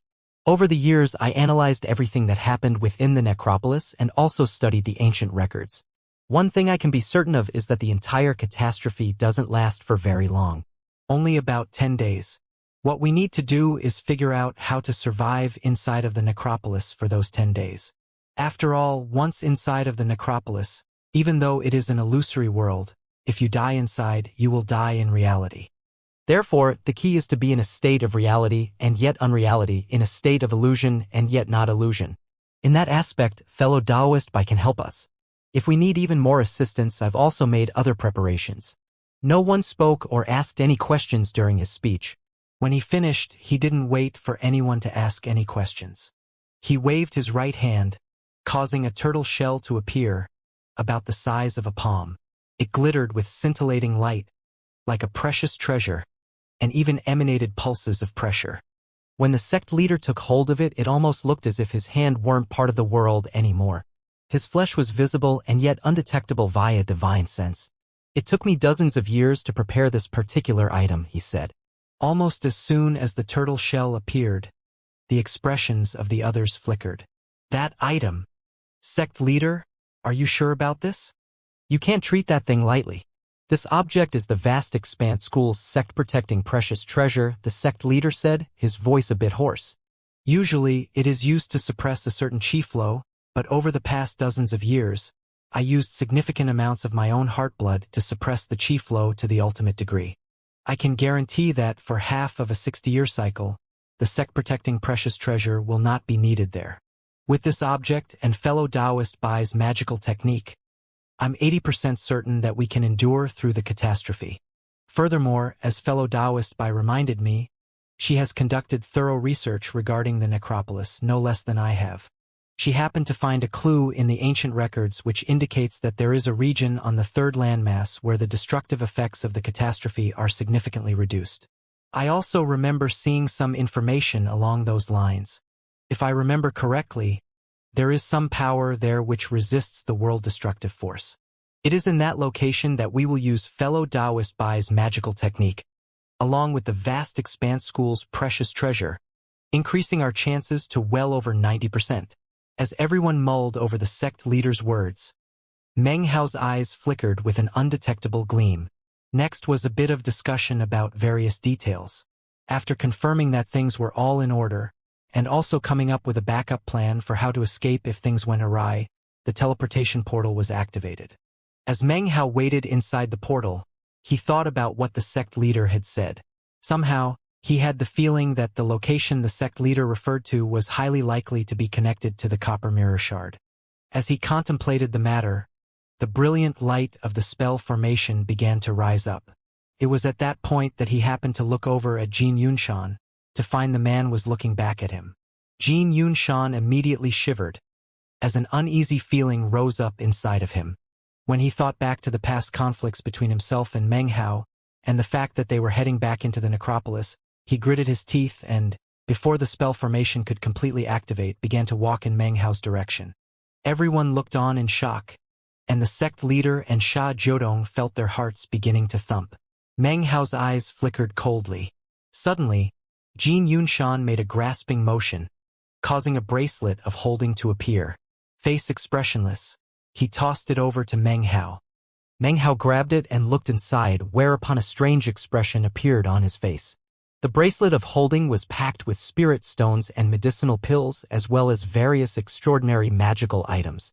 Because of everything that had occurred with the mountain and sea realm, and all the other things he had experienced, his personality had changed significantly. However, there were certain things about him that existed deep in his bones, things that could never be thoroughly wiped away. After looking into the bracelet of holding, his eyes glittered brightly, and he smiled. Seeing the smile on Meng Hao's face, Jin Yunshan breathed a sigh of relief. He completely ignored the strange looks that had appeared in the eyes of the onlookers because of his paying a protection fee.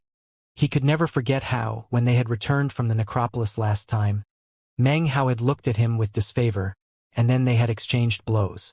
When that happened, he had shouted out about how he had paid compensation already, and the result was a somewhat bashful expression had flickered across Meng Hao's face. "You can try to hide it," he thought. "But my flame, I can see your greedy nature." "Humph. I've already given you a bracelet of holding, so if you look at me the wrong way again, then I'll remind you about that fact to make sure things don't go too far. And if you really get out of hand, well, I've prepared 5 more bracelets of holding. Don't think I won't be able to handle you this time." Snorted coldly inside, Jin Yunshan stuck his jaw out, looking as proud and lofty as ever. Meng Hao cleared his throat, feeling a bit embarrassed by the strange looks being cast in his direction. It had been a long time since people had looked at him that way. The sect leader exchanged an astonished glance with Sha Jiodong, although neither spoke. As for Immortal by Wuxia, she had a strange expression on her face as she glanced first at Jin Yunshan and then at Meng Hao. The other 9 essences experts refrained from reacting, unsure of what they should even say. After a long moment passed, the spell formation light shot up into the clouds and the group vanished. When they reappeared, they were on the very border of the necropolis's outer region. From a distance, the necropolis looked just like it had last time. There were endless ruins and 9 land masses. It was a desolate and ancient place filled with silence. The instant Meng Hao appeared, he could sense the coldness in the area and how the bronze lamp flickered in response. Yet again, he sensed how he could command the ghosts. "In this place, I am the emperor. And I'm here for the copper mirror." He closed his eyes, and somehow, he could almost hear the countless ghosts in the necropolis crying out in greeting. As soon as the entire group appeared in the necropolis, everyone turned to look at Meng Hao, with the exception of Immortal by Wuxia. The sect leader clasped hands and bowed to him. Meng Hao nodded, his eyes flickering. His purpose in coming to the necropolis this time was clear. He wanted to get to the 3rd landmass and find the copper mirror shard. As for what everyone else did, he didn't really care. In fact, he planned to leave everyone behind as soon as possible. The ideal outcome would be to handle all matters within 1 month. That way he wouldn't have to try to weather out the apocalypse with the rest of the group. Suddenly his third eye opened, and he looked out as the ruins around him completely changed. Without any hesitation, he shot forward. Everyone else began to follow, clearly able to sense the increased coldness in the area. That meant that they were surrounded by countless ghosts. And yet, Meng Hao's own calm demeanor allowed them to remain completely calm. Immortal by Wuxia had a slightly different reaction. A strange gleam appeared in her eyes as she took everything in. In the end, she looked thoughtfully at Meng Hao. Time passed. Previously, it had taken them 2 days to get through the perimeter region of the necropolis, but this time it only took 2 hours to reach the bridge leading to the first landmass. Being familiar with the bridge as well, they were able to make it across much more quickly. After only about another 2 hours, they were on the first landmass. People were starting to get excited to be on the landmass again. As for Meng Hao, he didn't even stop.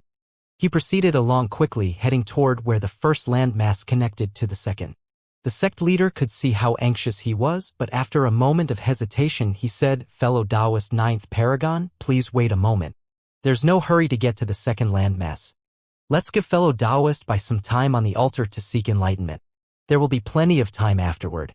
Meng Hao frowned, then nodded and changed directions, heading directly toward the center of the landmass.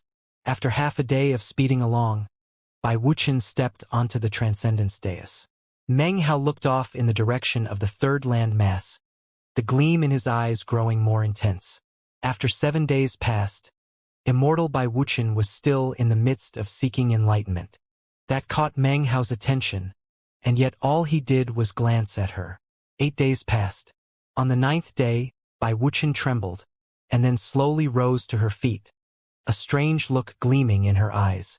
She glanced over at Meng Hao briefly before looking away. By the time Bai Wuqian had finished her enlightenment, even the sect leader was starting to get a bit anxious. They traveled on for another half day until they were on the border of the first landmass, where it connected to the second. In this location, there was no bridge, but instead, a staircase floating in the starry sky. Beneath the staircase was nothing but a swath of pitch-black darkness, from within which echoing roars could be heard. The sect leader looked cautiously at the staircase. These stairs are even more dangerous than the bridge. We need to, even as the words left his mouth, though Meng Hao opened his third eye. They had already wasted enough time because of Bai Wuqian, leaving less time for Meng Hao to accomplish his goals, and he had no desire to try to stay in this place to weather the catastrophe. As his third eye opened, he threw his arms up into the air, and then sent divine will out in all directions. In almost immediate response, countless ghosts on the first landmass let out shocking howls that the living couldn't detect. They flew up into the air and then began to rush toward Meng Hao from all directions.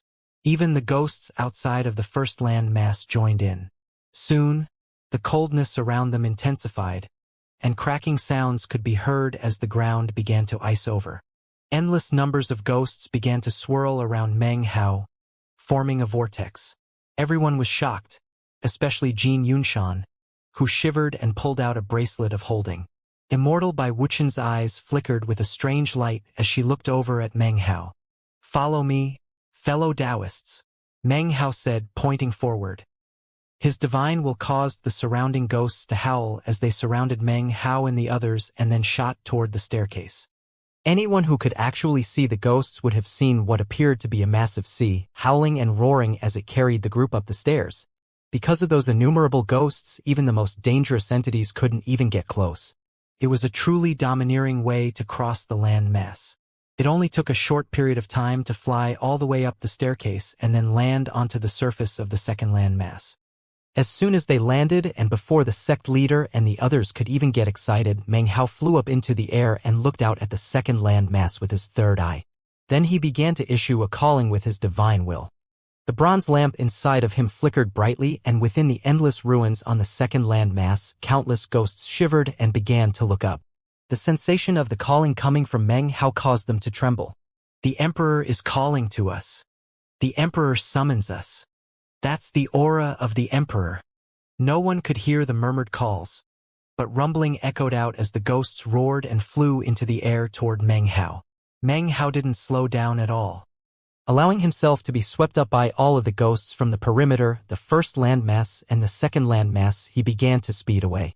As he did, his voice echoed out within the ears of the other members of the party. "Fellow Taoists, I won't be participating in the efforts with the Transcendence Dais. I have a personal matter to attend to on the third landmass. After you're finished with your enlightenment, I can return to escort you there." With that, he began to pick up speed. However, it was in that exact moment that Immortal Bai Wuqian's body flickered, and she suddenly vanished. When she reappeared, she was in front of him, her hand held up, causing a field of mist to spring up, blocking his way. "Fellow Taoist Ninth Paragon," she asked, "the third landmass is extremely important. No matter what personal matter you have to attend to, it would be best to avoid entering it alone. Why don't you wait for us to finish our enlightenment, and we can all go together?" Meng Hao stopped in place and looked at her coldly, his brow furrowing. He had never had any dealings with Immortal Bai Wuqian, and had no grudges with her. And yet here she was, suddenly acting hostile. He then thought back to how Jin Yunshan had taken action against him in the past, and his eyes flickered thoughtfully. Feeling a bit irritated, he said, "I don't care what sensation or perception you've experienced. Please don't forget what kind of person I am. If you don't provoke me, I won't provoke you. Before anyone else could even respond, Jin Yunshan chuckled coldly in his mind. He truly wanted to ask Meng Hao who had provoked whom last time they came back from the necropolis, and if Meng Hao was currently in a bad mood. From what Jin Yunshan could tell, Immortal by Wuchen must have felt the same thing he had felt last time. Something like the will of Patriarch Vast Expanse, which made her decide to try to kill Meng Hao. The sect leader frowned, and was just about to offer an explanation. However, Meng Hao was not feeling very tolerant at the moment and took a step forward. Immortal by Wuchen smiled coldly, performing an incantation gesture with her right hand, causing her cultivation base to erupt into a windstorm that blocked Meng Hao's path. "Screw off," growled Meng Hao, flicking his sleeve. The surrounding ghosts emitted piercing howls as they charged forward, blasting at Bai Wuchen like a tempest. Booms rang out and Bai Wuchen's face went pale. She had no choice but to fall back. As she did, Meng Hao passed by and began to speed off into the distance. "Sect leader, fellow Taoists," said Immortal by Wuchen. "The third land mass is very important to us, being able to endure the catastrophe. Clearly, he has his reasons for going there alone. If I don't go to personally investigate, my heart can't rest at ease." Ignoring the rest of the group, she flew in pursuit of Meng Hao. Her eyes glittered with strange light as it turned out Jin Yunshan had guessed wrong. She hadn't blocked Meng Hao's path after sensing the will of Patriarch Vast Expanse. The truth was that her real reason for coming into the necropolis was that she was after a certain object located in the third landmass. It was something very important to her, and in fact, because of that item, something else in her bag of holding was beginning to emit pulsing fluctuations. No one knew it, but even if the sect leader hadn't asked for her help, she still would have come into the necropolis. Based on information she had gleaned from others regarding the previous trip, the gains made by the group were significantly greater than in previous attempts. That meant that she had a much greater likelihood of acquiring that item she wanted.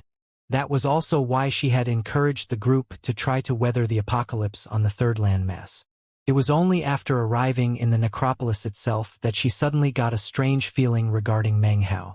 She somehow had the sensation that his goal was similar to hers, or even the same. Thus, she took action right away and even began to chase after him.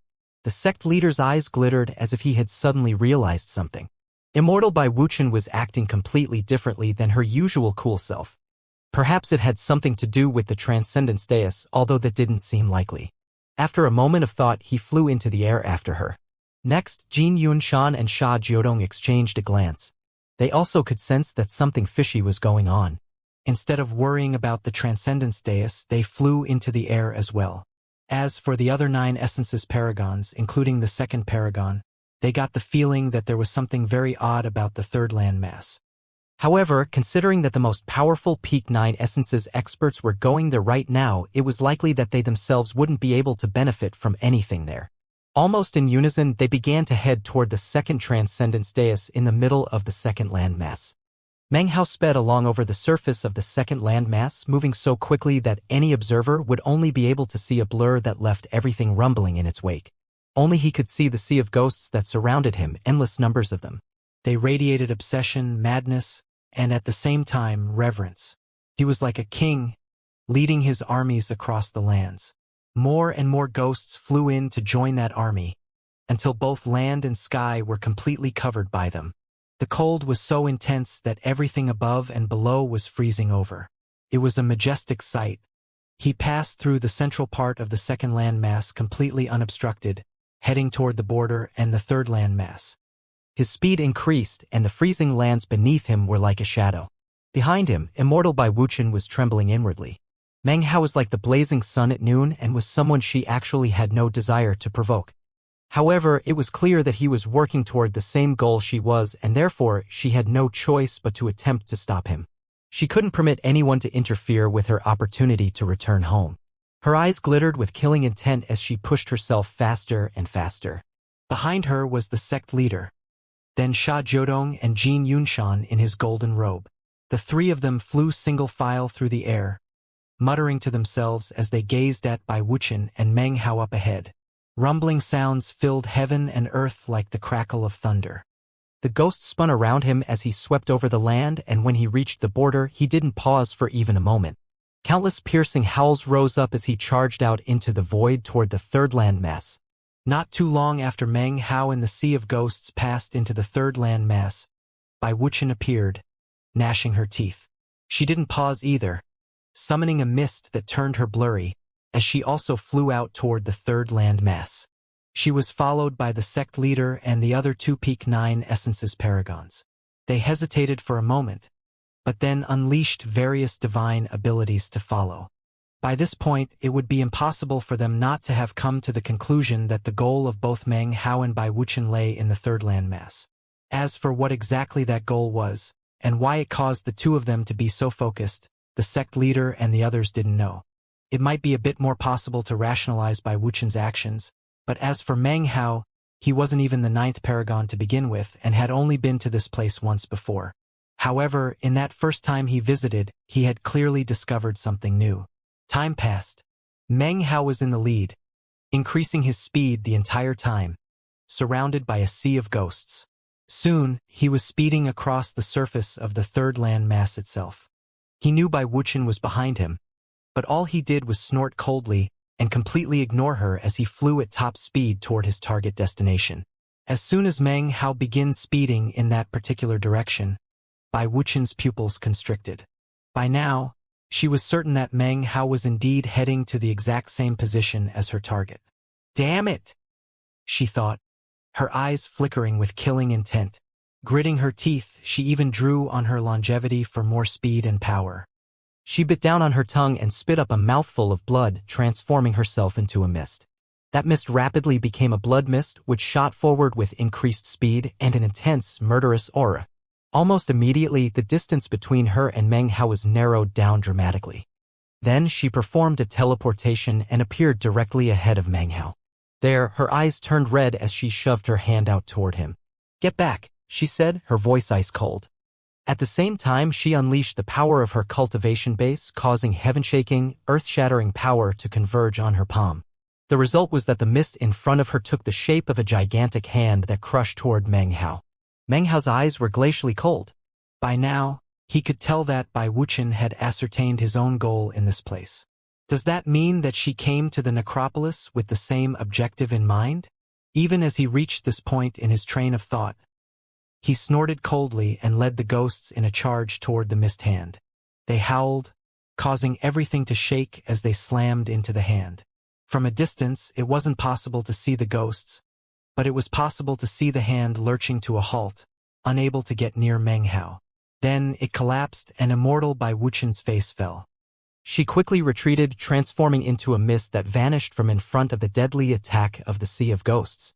Meng Hao turned his head to look at a seemingly empty spot in the air off in the distance, his eyes glittering with killing intent as he said, "Get in my way one more time, and I'll kill you no matter the price I have to pay." With that, he turned and flew away. It wasn't that he didn't want to kill Bai Wuqian. Unfortunately, her techniques were far stranger than the golden-robed Xianxia's. There was something very dangerous about her, as far as Meng Hao could sense. Therefore, unless it was absolutely necessary, he didn't want to force her hand. After Meng Hao left, the mist reappeared in the spot where he had been looking, quickly transforming into the form of a woman. It was none other than Immortal Bai Wuqian, her face pale, her expression unyielding. Unfortunately, she was running out of options. She could sense how Meng Hao seemed to be invincibly powerful and in fact didn't even need to attack. He could have the ghosts do it for him. I've spent years in preparation. I've waited and waited. My chance is finally here. That second mirror shard belongs to me, and anyone who tries to fight me over it will die. Eyes gleaming with madness, she began to pant. Then, she turned as the sect leader and the others approached. When she saw them, her eyes glittered, and her lips could be seen moving as she transmitted separate messages to all of them. "You're serious? What did you just say? That thing is real?" The sect leader and the others all blurted responses at almost the same time. The first response came from the sect leader, who immediately began to breathe deeply, his eyes shining as he stared at Immortal Bai Wuqian. The second response was from Sha Jiodong. A tremor ran through him, and he almost seemed to change into a different person as he stared at Immortal Bai Wuqian. Although he concealed what he was feeling, his eyes were bloodshot, and he seemed to be profoundly shocked. The third response naturally came from Jin Yunshan, who began to pant, his expression one of complete disbelief. You three will know shortly whether or not I'm telling the truth. With that, she waved her hand, causing 3 jade slips to fly out, each one of which contained different sets of information. The sect leader and the others all caught them. As soon as the jade slip landed in the sect leader's hand, he studied it, and then his face darkened. After a moment, he took a deep breath, and something like a struggle could be seen in his eyes. Then the jade slip faded away, and his expression became very grim. As for Sha Judong, when he finished looking at the jade slip, he didn't say a word. However, his eyes seemed more bloodshot than before, and even radiated a rapturous glow. Then there was Jin Yunshan, who gripped the jade slip so hard that veins popped out on his hand. Fellow Taoists, Bai Wuchen said, would the 3 of you please assist me? As for all those ghosts he's called, I have a way to neutralize them for 2 hours. Bai Wuchen looked expectantly at the 3 other paragons, certain that they would be moved by her offer. She had planned long and hard to get the mirror shard, and had spared no cost in her efforts. Originally, she had prepared those jade slips to prevent them from fighting with her over the mirror shard. But Meng Hao had changed everything, and she was now forced to do things a bit ahead of schedule. After finishing speaking, she clasped hands and bowed. Without waiting for a response from the other 3, she turned to leave. In her heart, she was completely and utterly convinced that they would agree to help her deal with Meng Hao. After she left, Sha Jiodong was the first to take to flight, his eyes bloodshot, his killing intent rising rapidly. The next was Jin Yunshan, veins still pulsing on his hand, but face expressionless. Finally was the sect leader. He took a deep breath, and the brightness in his eyes faded a bit. His expression turned cold, and he murmured, "Please forgive me, fellow Taoist Meng." With that, his energy began to rise, and he flew in pursuit of the others. The group of 3 went with Bai Wuchen in pursuit of Meng Hao, who had already caught sight of the location which was his destination, not too far off in the distance. It was a desert, the sands of which were being whipped into a frenzy by a gusting wind. As he neared, Meng Hao took a deep breath, then waved both of his hands out in front of him, simultaneously unleashing divine will. As the countless ghosts began to spread out to lock the area down, the excitement and anticipation in Meng Hao's face grew.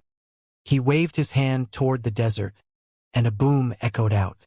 As everything shook, the sand began to churn, slowly gathering together to form a mountain. As the mountain took shape, the desert itself shrank. The sand mountain reached higher and higher into the sky, touching clouds. Soon the desert was no more. Revealed in front of Meng Hao was a stretch of ruins which had been buried underneath the desert. And in the middle of those ruins was a lake. A closer inspection revealed that it was actually not a lake, but rather a jagged shard of a mirror. However, it was so huge that at first glance it actually looked like a lake. Meng Hao's heart began to pound at the sight of the mirror shard. He thought of the parrot, of the copper mirror, and of many other things. Taking a deep breath, he reached out and made a grasping motion. In almost the exact same instant that Meng Hao was reaching out to grab the mirror shard, rumbling sounds could be heard outside of the desert as Bai Wuchen, Sha Jiodong, the sect leader, and Jin Yunshan, for potentates of planet vast expanse, all attacked together. Their combined attack caused intense, rumbling pressure. This was not the power of one attack, but numerous attacks combined. A mad tempest sprang up that, although it couldn't be said to be transcendent, it was very close. A slashing force like that wasn't capable of shaking the entire sea of ghosts, but it was so sharp that it could slice right through it. The combined attack of the 4 powerful experts was like a blade slicing through bamboo, pushing ever closer toward the desert area. Meng Hao ignored the rumbling sounds and slowly closed his hand. The mirror shard flew toward him, shrinking down at the same time until it was the size of a finger. It looked ordinary, like nothing special at all. However, it was possible to detect that this object far exceeded even the most precious of treasures. It held faint traces of the aura of transcendence. As soon as Meng Hao touched it, he could sense what were apparently faint pulses of sealing power on the mirror shard, causing him to smile thoughtfully. This mirror shard had numerous uses, and whoever acquired it would have to research it deeply to ascertain them. Except for Meng Hao. To him, uses which could be determined by means of research were all incorrect as far as he was concerned. Only Meng Hao could use the mirror shard for its intended purpose. After all, the shard had once been part of the copper mirror, and that copper mirror recognized Meng Hao as its owner. Even though he had lost the mirror, and the parrot had erased its mind, that couldn't change one important fact. Meng Hao was the master of the copper mirror during this era. Neither heaven nor earth could change that. Meng Hao looked at the mirror shard, gathered his divine sense, and then performed an incantation gesture with his left hand, pushing down onto the shard. As he did, he forced a drop of blood out of the tip of his finger. When it merged into the mirror shard, his mind trembled, and he felt as if his consciousness were inside of the shard itself. Everything around him was rumbling. However, it was in this moment that he suddenly realized that there were certain fluctuations which he could sense, somewhere outside of the necropolis. They were very faint, but they were there. Meng Hao instantly recognized that they were the fluctuations of the copper mirror and the aura of the parrot. He shivered and began to breathe deeply. He tried to issue a calling, but the mirror shard wasn't powerful enough. A few tests all failed. Only one shard isn't enough. If I can collect all the shards, though, I will definitely be able to summon the mirror. His eyes shone with a bright light.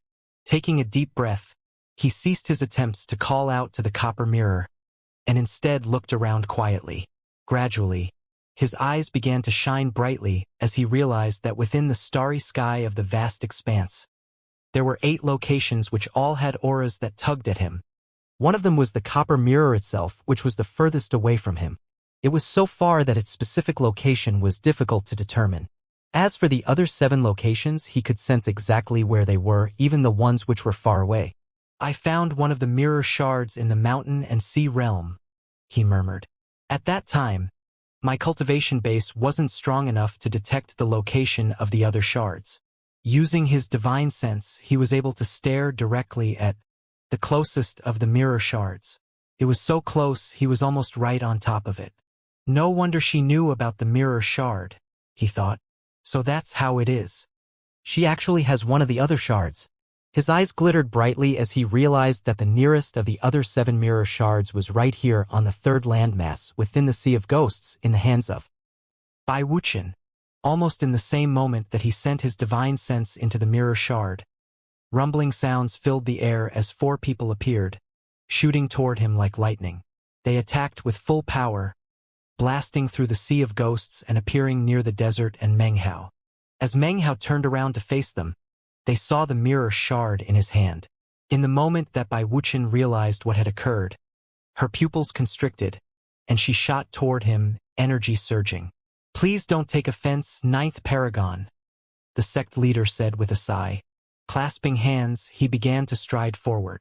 Sha Jiodong didn't say anything, and as for Jin Yunshan, those veins were still bulging out, and his face was expressionless. The sect leader was behind Bai Wuxian. Next to him was Sha Jiodong, and furthest in the back was Jin Yunshan. They were like 4 powerful arrows shooting toward Meng Hao. Meng Hao wasn't too surprised to see all of them attacking. If he were Bai Wuxian and was able to sense the mirror shard in the necropolis, then he would have made plenty of preparations, including a way to force the other Peak 9 Essences Paragons to help. I'm not sure what you want these mirror shards for, he said coolly, but I have to thank you for saving me the trouble of finding yours. His expression was the same as ever as he faced the 4 incoming Paragons. He waved his hand, causing the Sea of Ghosts to scream as they merged into a tempest that spread out to meet his 4 attackers. Earlier, the group of 4 had attacked and dispersed only one part of the Sea of Ghosts which had been blockading the area. Now they were facing an attack from the combined power of all the ghosts, which was a force that was completely different than before. As the Sea of Ghosts surged toward them, icy coldness froze up everything in the area. But then, a bright glimmer appeared in Bai Wuxian's eyes. She grabbed out into the air and, all of a sudden, her own mirror shard appeared in her hand. It was a bit bigger than the shard Meng Hao had acquired. As soon as it appeared, Bai Wuxian spit out some life force essence aura onto it, then raised it above her head. The mirror shard flickered brightly, shining with light that could shake heaven and earth. Everywhere it passed, the ghosts shivered, then suddenly stopped in place, blank expressions on their faces. In the blink of an eye, the light had swept about in all directions, causing all of the ghosts to stop moving. Blood sprayed out of Bai Wuqian's mouth. Obviously, using the mirror shard in that way came at a heavy price. However, a moment later, she was charging toward Meng Hao again. The sect leader began to stride forward silently, as did Sha Jiudong and Jin Yunshan. The entire group of 4 passed the motionless ghosts to head directly toward Meng Hao. It almost looked like a scene in which Meng Hao was the guardian of the Third Land Mass, and these 4 were invaders who had entered the place after untold hardship, and were now attempting to kill Meng Hao to win their prize. "That's not how to use the copper mirror shard," Meng Hao said, his expression the same as ever. He looked up, clenching his right hand into a fist which he then punched out at Immortal Bai Wuqian. He immediately resorted to the devil-butchering fist, which contained the embodiment of the god-slaying, self-immolation, and life-extermination fists within it. One massive fist strike shook heaven and earth, leaving everything trembling. A huge boom rang out, and Immortal Bai Wuqian trembled. Blood oozed out of the corners of her mouth as she was shoved backward. However, Meng Hao was also forced back, his face flushed. As for Sha Jiudong, he transformed into a windstorm which then hurtled violently toward Meng Hao. Meng Hao snorted coldly, raising both hands up into the air. At the same time, he transformed into an azure rock which shot forward to meet Sha Jiudong. Massive booms echoed out as Sha Jiudong emerged from the sand, staggering backwards several paces. Meng Hao also fell back, blood oozing out of his mouth. Then he looked up at the sect leader, who had mixed emotions on his face as he stabbed his finger toward Meng Hao's forehead. That finger attack was like the might of heaven, causing incredible pressure to weigh down. However, in that same moment, Meng Hao performed an incantation gesture with his right hand, unleashing the essence of the 8-hex space. Instantly, it was as if a separate world had been erected. The sect leader's finger clearly landed onto Meng Hao, and yet Meng Hao didn't move a muscle. In contrast, the sect leader flew backward, face flickering as he waved his sleeve. As he dodged the essence of space, he prepared to make another attack, when all of a sudden Jin Yunshan let out a piercing cry and shot violently toward Meng Hao. Everyone assumed that he was just about to attack Meng Hao, but then he suddenly spun in place. As he neared Meng Hao, he reached out toward the sect leader and then jerked his hands apart. It was none other than his heaven-ripping magic. A boom rang out, and the sect leader frowned. His hands flashed in a double-handed incantation gesture, causing powerful ripples to spread out in defense. The sudden change in the tide of battle was so startling that the sect leader had no choice but to suddenly back up. Sha Jiudong was also prevented from attacking, and Immortal Bai Wuqian was taken completely off guard. "Jin Yunshan, are you crazy?" she roared in rage. What she had offered Jin Yunshan earlier was so incredible that she had been certain he would be incapable of resisting. 9 essences redistillation fruits might be rare in the vast expanse, Zhou Yunhan said. And if you had actually pulled one out and handed it over, I might have been impressed.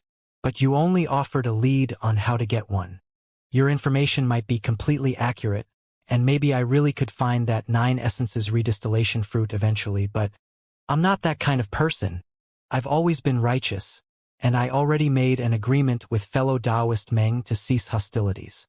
I take my promises seriously, so how could I possibly go back on my word? Jin Yunshan stuck his chin out, looking incredibly proud. The truth was, he was cursing inside. "You fool, Bai Wuqian," he thought as he stood there next to Meng Hao. "Unless you're absolutely certain of being able to kill Meng Hao, then, well, fudge, considering his crazy personality. Do you think he would ever let me get that 9 essences redistillation fruit? In the cultivation world, promises are the least trustworthy of all things. I don't know why the other 2 agreed with you. The sect leader has the vast expanse school, and Sha Jiudong is stubborn. But I, Jin Yunshan, am not easily fooled."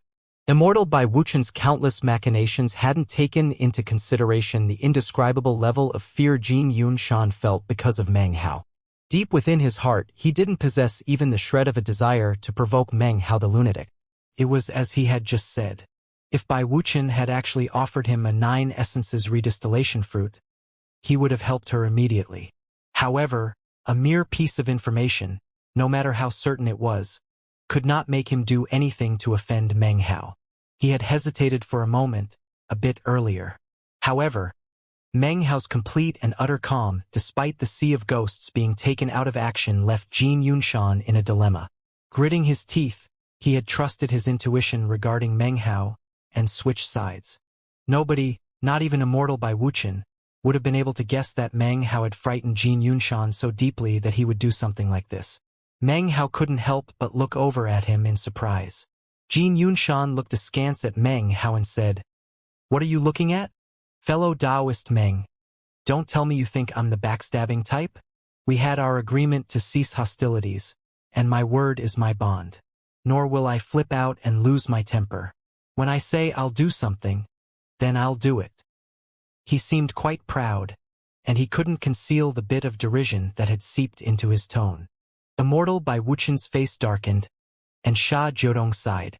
The sect leader smiled wryly as he looked at Jin Yunshan. Jin Yunshan cleared his throat as he continued to look over at Meng Hao.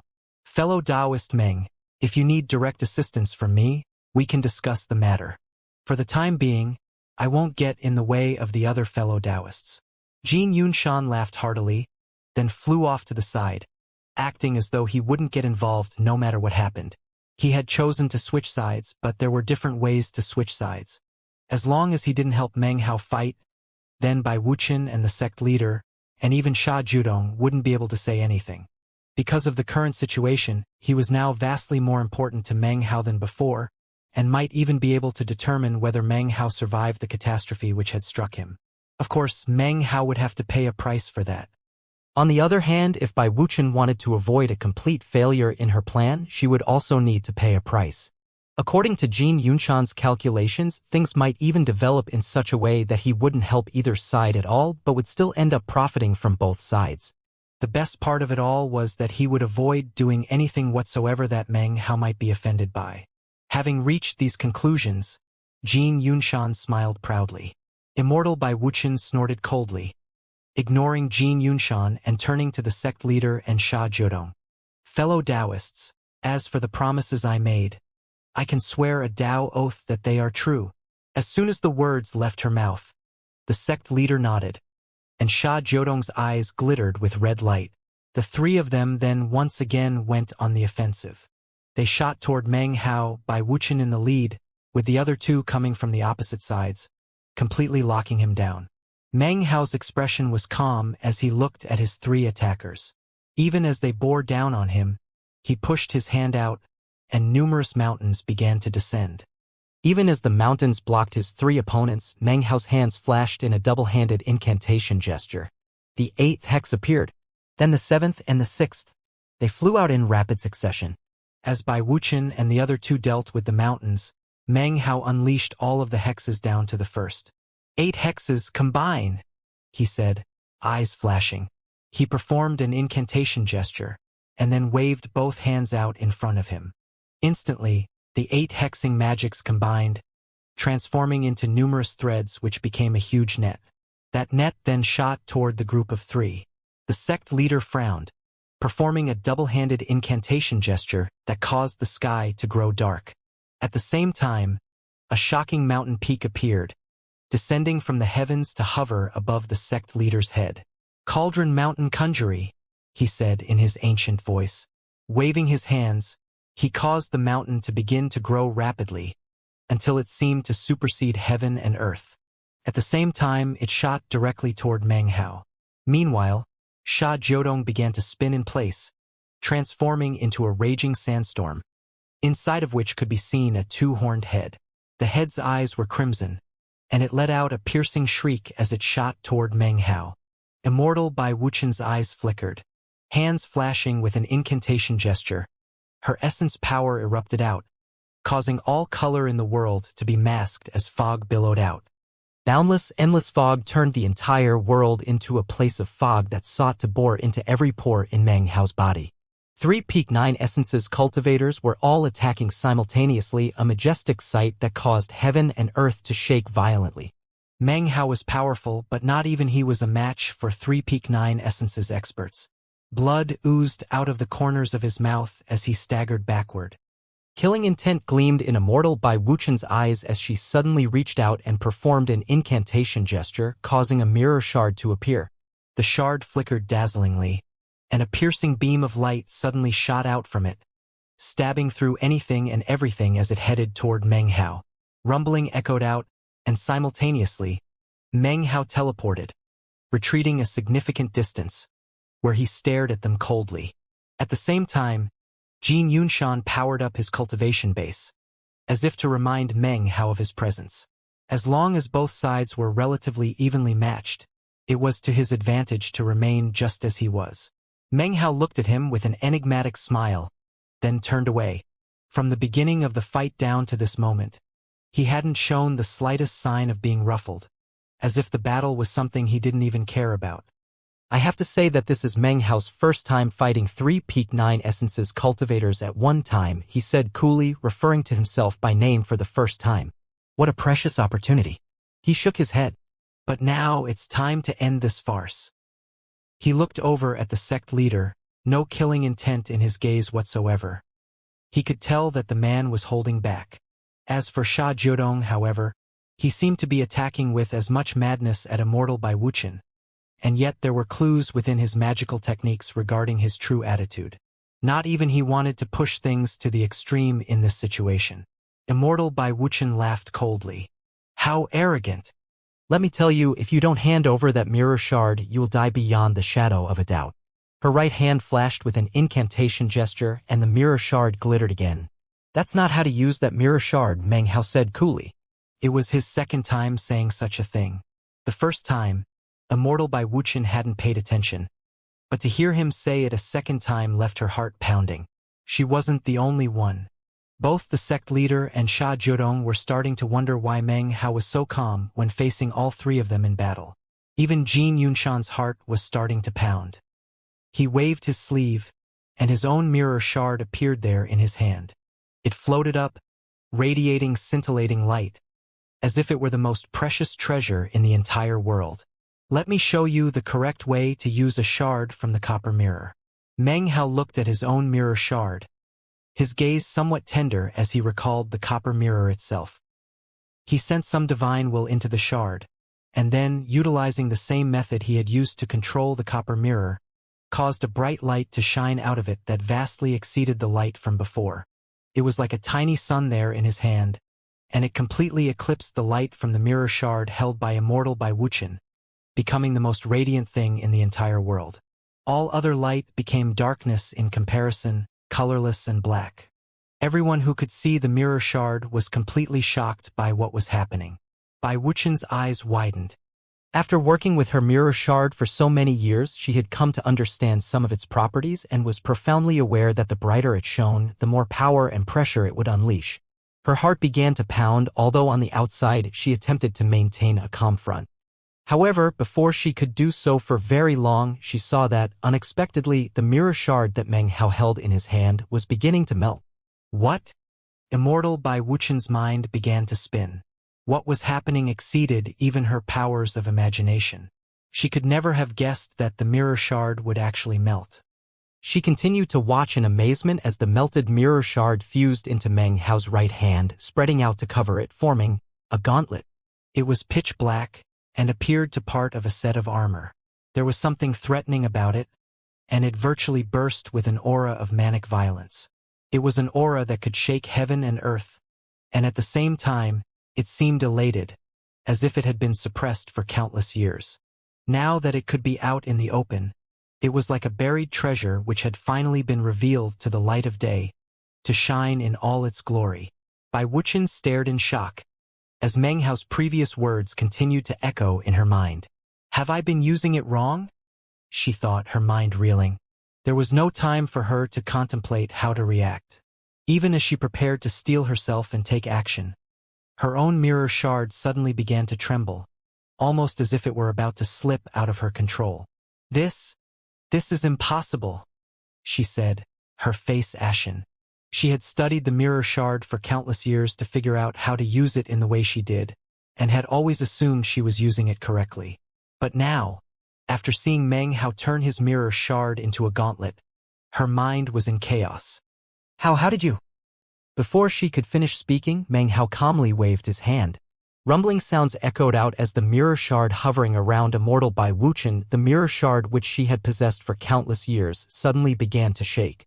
Then it transformed into a beam of light as it severed its own connection to her and shot over to Meng Hao's side. And oh, she screamed. It was like an invisible fist slamming into her. Her face went pale white and she coughed up a mouthful of blood. She simply couldn't accept what was happening. This was her precious treasure, her chance to return home, the object of all her hopes, something she had studied for years and years. In fact, in the past she had even been able to use the mirror shard to detect the presence of other mirror shards that were close by. But now she found that everything she had come to understand about the shard had been mistaken.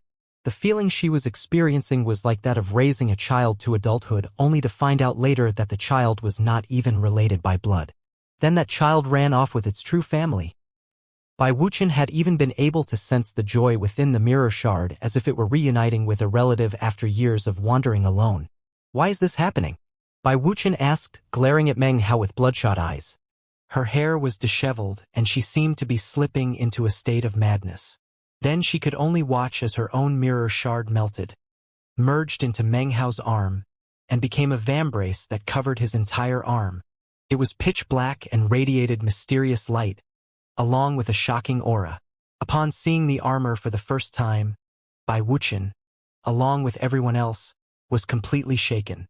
The vambrace was covered with complicated, abstruse designs and cloud-like patterns. Based on the shocking aura of the armor, it almost seemed as if Meng Hao's arm had somehow become connected to the world in some mysterious way. As all of this happened, the ghosts which had been immobilized began to awaken. As they lifted their heads and looked at Meng Hao, they saw the armor he was wearing, and began to drop to their knees to kowtow. The world went silent. All eyes were fixed on Meng Hao, or more accurately, on the armor which covered his arm and hand. The sect leader took in a deep breath as he sensed the danger they were now in. Sha Jiodong's pupils constricted and the madness in his eyes was fading into a bright glow. Only Immortal Bai Wuxia seemed incapable of accepting the sudden turn of events. Moments ago, she had held the upper hand in the battle and had her mirror shard to rely on. But then everything changed. It was at this point that Meng Hao answered Bai Wuxia's question. Because it's mine, he murmured. He looked down at the armor and his gaze softened. The flicker of reminiscence could be seen in his eyes. When his words echoed out, Bai Wuxia heard them, and a tremor ran through her. That's impossible, she shrieked, breaking the calm silence that had filled the area. She couldn't accept what was happening, and as such she lurched into motion, unleashing her cultivation base. The power of 9 essences exploded out, creating a mist that spread out to cover the entire world, then rumbled down toward Meng Hao. She refused to yield. Not even at this point. Not even when her mirror shard had been taken by Meng Hao. She would still risk everything. Sect leader, fellow Taoist Sha, please help me one last time. Her tone was shrill, even pleading. The sect leader sighed, then stepped forward, transforming into a beam of light that shot through the essence mist created by Wuxia. Then there was Sha Jiodong. He gritted his teeth, then began to spin in place, becoming a tempest that also merged into the mist. The shocking combination of all 3 of these powerful experts became a destructive attack that bore down on Meng Hao, causing everything in the area to quake violently. Meng Hao looked up, eyes flickering. His desire to fight suddenly skyrocketed, and he blurred into motion, appearing directly in front of the group of 3. Then, he clenched his hand into a fist, whereupon cloud-like ripples began to spread out. The fist seemed slow, but apparently, Bai Wuxia and the others simply couldn't dodge it. It was as if, the instant he punched out, the blow had already landed onto the essence mist. The mist rumbled as though a storm wind had blasted through it. It began to seethe, and booms could be heard. The mist was swept away, evaporated, revealing Bai Wuxia, who coughed up a mouthful of blood. At the same time, Meng Hao took another step forward, unleashing another fist strike at the sect leader. He didn't actually strike the sect leader himself, but unleashed the power of the fist right in front of him. A boom could be heard, and a massive blast of wind surged out, causing the sect leader's face to flicker. At first he thought he might be able to use some divine abilities to fight back, but then he simply sighed with the realization that there was little to be done now. Instead, he took advantage of the force of the blow to fly backward, leaving the way open for Meng Hao. Meng Hao strode forward again, turning to look at Sha Jiodong in the sandstorm. Sha Jiodong chose to do the same as the sect leader and quietly backed up, sighing with the realization that he simply couldn't fight back. After the sect leader and Sha Jiodong retreated, Meng Hao appeared in front of Immortal by Wuxia herself and once again threw out a punch. Massive rumbling filled the air as the blow slammed into her torso. Cloud-like fluctuations emanated off of the armor, and Bai Wuxia coughed up a mouthful of blood, then tumbled backward like a kite with its string cut, cracking sounds filling the air the entire time.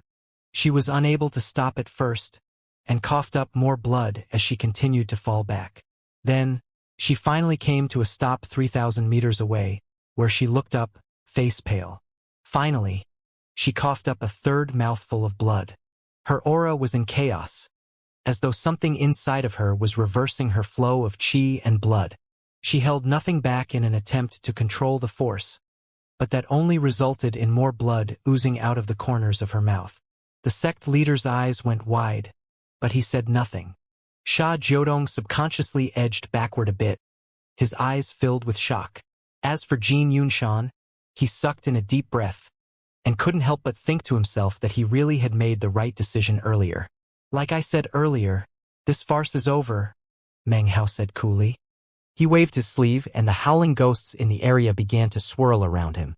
They transformed into an invisible vortex which spread out in all directions. 50 kilometers, 500 kilometers, 5,000 kilometers, 50,000 kilometers, 500,000 kilometers. It eventually stretched out so far in every direction that it seemed endless. Meng Hao was in the very center, like a divine being within the world. The pressure radiating off of him exploded out, supplanting the pressure of heaven, covering the entire world. The sea of ghosts also emitted pressure, which combined with Meng Hao's, causing the ground to quake, as though the entire world, as if all heaven and earth, were prostrating in worship to Meng Hao. Jin Yunshan's face fell, and he backed up, rotating his cultivation base. The sect leader sighed, clasped hands, and bowed to Meng Hao. Then he made a grasping motion, causing a bag of holding to appear, which he placed down onto the ground and then backed up.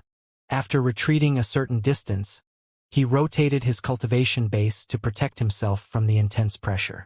Sha Jiodong also sighed, then produced a bag of holding, placed it onto the ground, and backed up. Their stance in the matter was clear. Not only had they held back earlier during the fight, they now also offered compensation. In their estimation, Meng Hao would not push the matter to the bitter end. They were correct. Meng Hao had his way of doing things, and after glancing at the sect leader and Sha Jiodong, he nodded slightly, waved his sleeve, and collected the 2 bags of holding. Then he looked over at Bai Wuxia. Her lips were still smeared with blood, and her face was ashen. She stood there trembling, a bitter expression on her face as she looked, not at Meng Hao, but off into the distance. Her mood couldn't be lower. She had been completely and utterly defeated. All of her plans, all of her preparations, were like nothing when it came to Meng Hao's spectacular power. Although she didn't want to admit it, she knew deep in her heart that what Meng Hao had said was no lie. The mirror shard really did belong to him. If it didn't, then the shard, which she had studied so deeply for so many years, would never have undergone the fantastic transformations it just had. She also understood even more deeply that her defeat had resulted in her losing not only the mirror shard but her path home. I can't go back now, she murmured bitterly. Not unless I transcend. But transcendence is so difficult. I won't even be able to succeed with all 9 of the altars here in the necropolis. Even using Patriarch Vast Expanse's Tao altar might not work. The entire reason she had been able to coerce the sect leader into helping her was by offering him a clue about Patriarch Vast Expanse's Tao altar. She knew that because of the techniques she cultivated, transcendence would be especially difficult for her, far more difficult than it was for the average person. Most importantly, she had been waiting far longer than anyone else. She was one of the first people to descend to planet Vast Expanse from the Vast Expanse Society. She had been inside the starry sky of the Vast Expanse for far too long. She wanted to go back, to return home, to leave this place. The power of the mirror shard and the transcendent will it contained led her to the conclusion that it could cut open the Vast Expanse. Furthermore, the more mirror shards she could collect, the more likely it was that, even without a transcendent cultivation base, she could still leave the starry sky of the Vast Expanse. "I just want to go home," she murmured bitterly. "I just want to leave here, to go back to my home outside the Vast Expanse." The sect leader stood there quietly, and Sha Jiodong sighed inwardly. Mixed emotions could be seen on Jin Yunshan's face. "Outside the Vast Expanse?" Meng Hao asked suddenly, looking over at her. "What is outside of the Vast Expanse? A world like the starry sky inside?" It was a question Meng Hao had pondered ever since his experience under the surface of the first landmass of the necropolis. In the visions he had experienced, he had gone outside of the Vast Expanse and had seen nothing but desolate emptiness. It was empty, devoid of life. There was nothing there except the 5 enormous pillars. There definitely hadn't been any Vast Expanse society.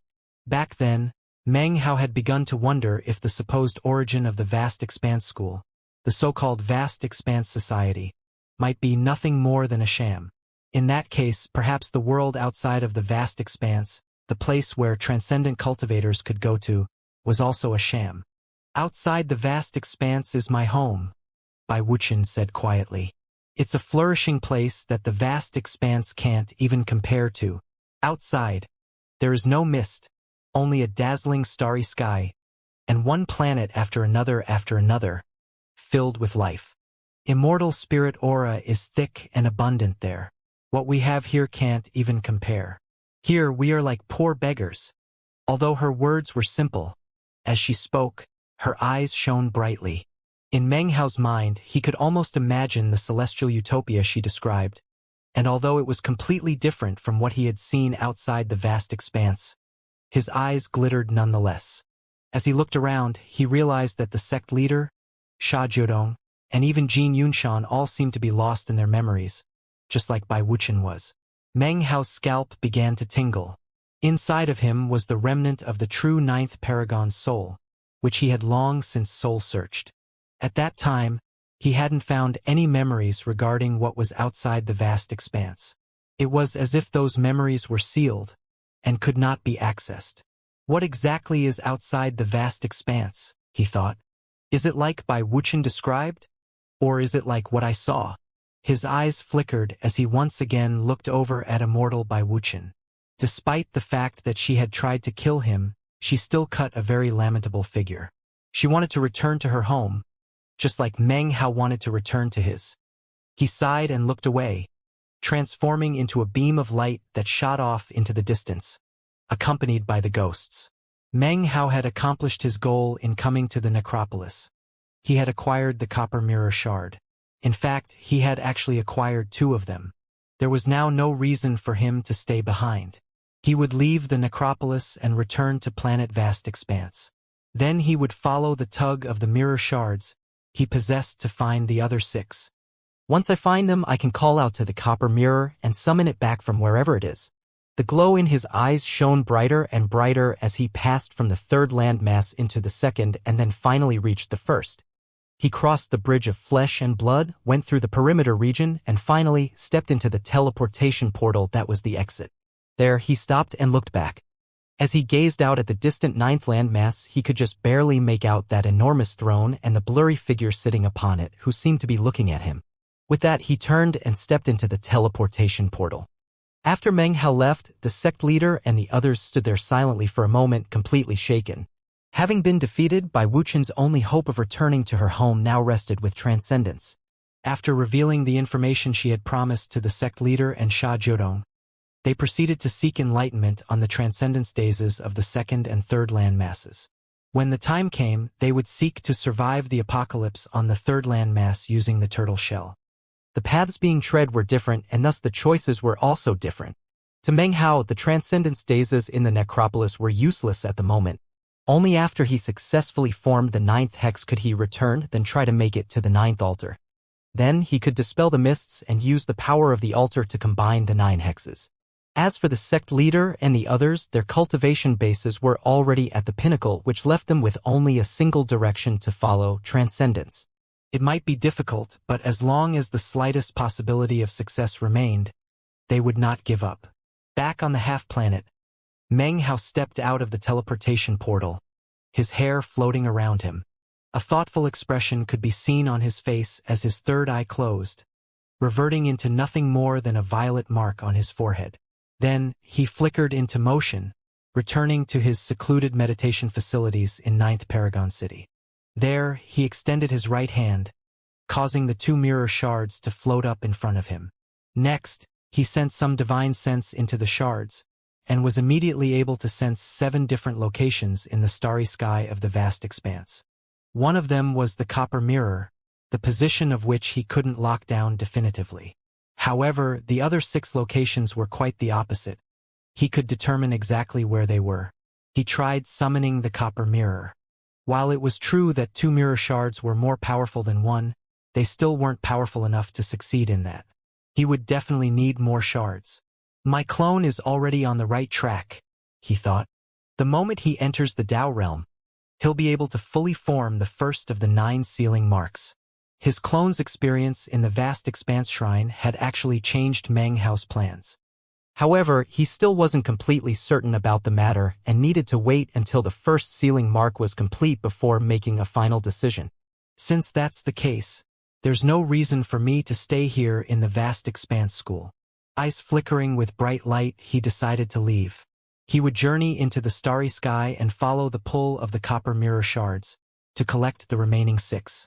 A long, long path, he thought. He could sense that the 6 mirror shards were scattered in a variety of locations throughout the starry sky of the vast expanse, and that it wouldn't be easy to gather them together. It wasn't something that could be accomplished in a short amount of time either. After a moment of thought, a profound look could be seen in his eyes. He sent out some divine will, which was immediately detected by his subordinates, the 7 essences and 8 essences paragons. Meng Hao wasn't sure how long he would be gone, and there were many responsibilities to be handled while he was gone, including matters regarding the expansion of the 9th sect, as well as things pertaining to his clone. After making the relevant explanations and arrangements, he left. A beam of light shot up, leaving the lands below, leaving planet vast expanse and entering the starry sky. There he looked out at the vast expanse, his eyes flickering. Based on the tug he felt, he headed in the direction of the nearest mirror shard. Before, it would have been very, very difficult for Meng Hao to attempt to track down all of the mirror shards. However, his cultivation base was now strong enough to fight with the peak of 9 essences, and he also had 2 mirror shards that could transform into armor. With all that, he was confident that, other than a transcendent cultivator, it would be easier to find a phoenix feather or a Qilin horn than to find someone who could cause problems for him in a fight. As his true self was leaving, his clone was sitting cross-legged in the 9th sect. After taking first place in the vast expanse shrine, he had been named the legacy disciple of the 9th sect and was given a mountain peak which was superior in all terms, including the view and the amount of spiritual energy. The entire mountain belonged to Meng Hao and was protected by numerous restrictive spell formations. No one could possibly enter without his permission. Other than Meng Hao and Yenner, the only people on the mountain were various servant cultivators who had been assigned to work for him. Meng Hao's performance in the 9th sect's vast expanse shrine, and the matter with the 10th heaven, had already become somewhat of a legend. Furthermore, all of the disciples of the 9th sect had come to view him with complete awe and reverence. Even all of the chosen felt that way. In the few days which followed the event, a constant stream of visitors came to pay respects. At first he met them individually, but soon there were simply too many, and he finally announced that he would be going into secluded meditation to restore his cultivation base. After that, he entrusted outside affairs to Yenner. Yenna had no option other than to accept the arrangement. In the following days, all her time was taken up with receiving visitors from the sect. At first she was excited about the matter. After all, Feng Mu's rise to prominence meant that she instantly had a completely different status in the sect. Now she understood what it was like to be extremely popular. She also was able to accept countless gifts, so many that they couldn't fit into a single bag of holding. However, Her mood gradually soured as she realized that the majority of people coming to visit her master were female cultivators. Furthermore, it seemed like each one was prettier than the last, and all of them were making discreet inquiries about her master. A bunch of fawning sycophants, she thought. Humph, I can't believe so many girls like my master, that old fogey. As his disciple, I definitely have to keep things under control. Yennefer took her mission very seriously. She was often less than polite to the female disciples. She would accept their gifts, but when it came to their veiled inquiries about her master, she didn't even respond. The more charming and pretty the girls were, the more hostile Yennefer got. Oftentimes, after such a female cultivator left, she would look miserably down at her own body and even stare at her face in the mirror. Then she would stamp her foot and stalk over to Meng Hao's secluded meditation facilities to yell at him from outside. It was on one particular day that she stood there, fists on her waist, cursing Meng Hao. Master, why don't you act like the old man you are? Look at you. Don't you have anything better to do than challenge the vast expanse shrine? Do you know how many manly visitors you've had recently, all throwing themselves at you? Well, do you? Meng Hao opened his eyes, looked out at the infuriated Yennefer, and smiled, somewhat curious about what she had just said. Manly? Yeah, manly women. Stout and sturdy, each and every one of them, all pimply-faced too. Women are supposed to have lovely voices, right? But not them. If you want, I can bring them all over to see you here. With that, she glared at the door of the meditation chamber. If Meng Hao dared to agree to such an offer, she would probably bite his head off like a vicious tiger. A strange expression could be seen on Meng Hao's face. Clearing his throat, he yelled, "Get back to cultivating. I've taught you a lot of divine abilities and Taoist magics. There's the Tao of Reincarnation, the Heaven God magic, and the mountain-consuming incantation. You never got them down right, so stop wasting time and get to work, all right?" Then he closed his eyes and went back to meditating. Yennefer snorted dramatically. Seeing that her master was just going to continue on with cultivation, she stamped her feet and glared at the door one more time, then turned and walked away. Bad master. Stinky master. Crotchety old fogey. Shameless fossil. Humph. Mountain-consuming incantation? Heaven God magic? Tao of Reincarnation. I mastered all of those a long time ago. He's just coming up with excuses. As she muttered to herself, she walked past the mastiff, who was sleeping just outside of the courtyard. When the mastiff heard her muttering, it opened its eyes, listened for a moment, then quickly closed its eyes and pretended to continue sleeping. Time passed. Eventually, the number of disciples coming to visit began to decline. Just when Yennefer was about to breathe a sigh of relief, though, people from cultivator clans outside of the vast expanse school started to show up. There were quite a few of them, many of whom offered gifts in the form of beautiful servant girls. Yennefer was about to go mad, even more so than before. Most intolerable was that, unexpectedly, there were some people who came to propose marriage alliances. On one particular day, the 7 Essences Paragon who had helped Meng Hao during his tribulation brought a group of people to Meng Hao's mountain peak. Among that group was another 7 Essences Paragon. As the 2 paragons chatted, they were followed closely by a young woman.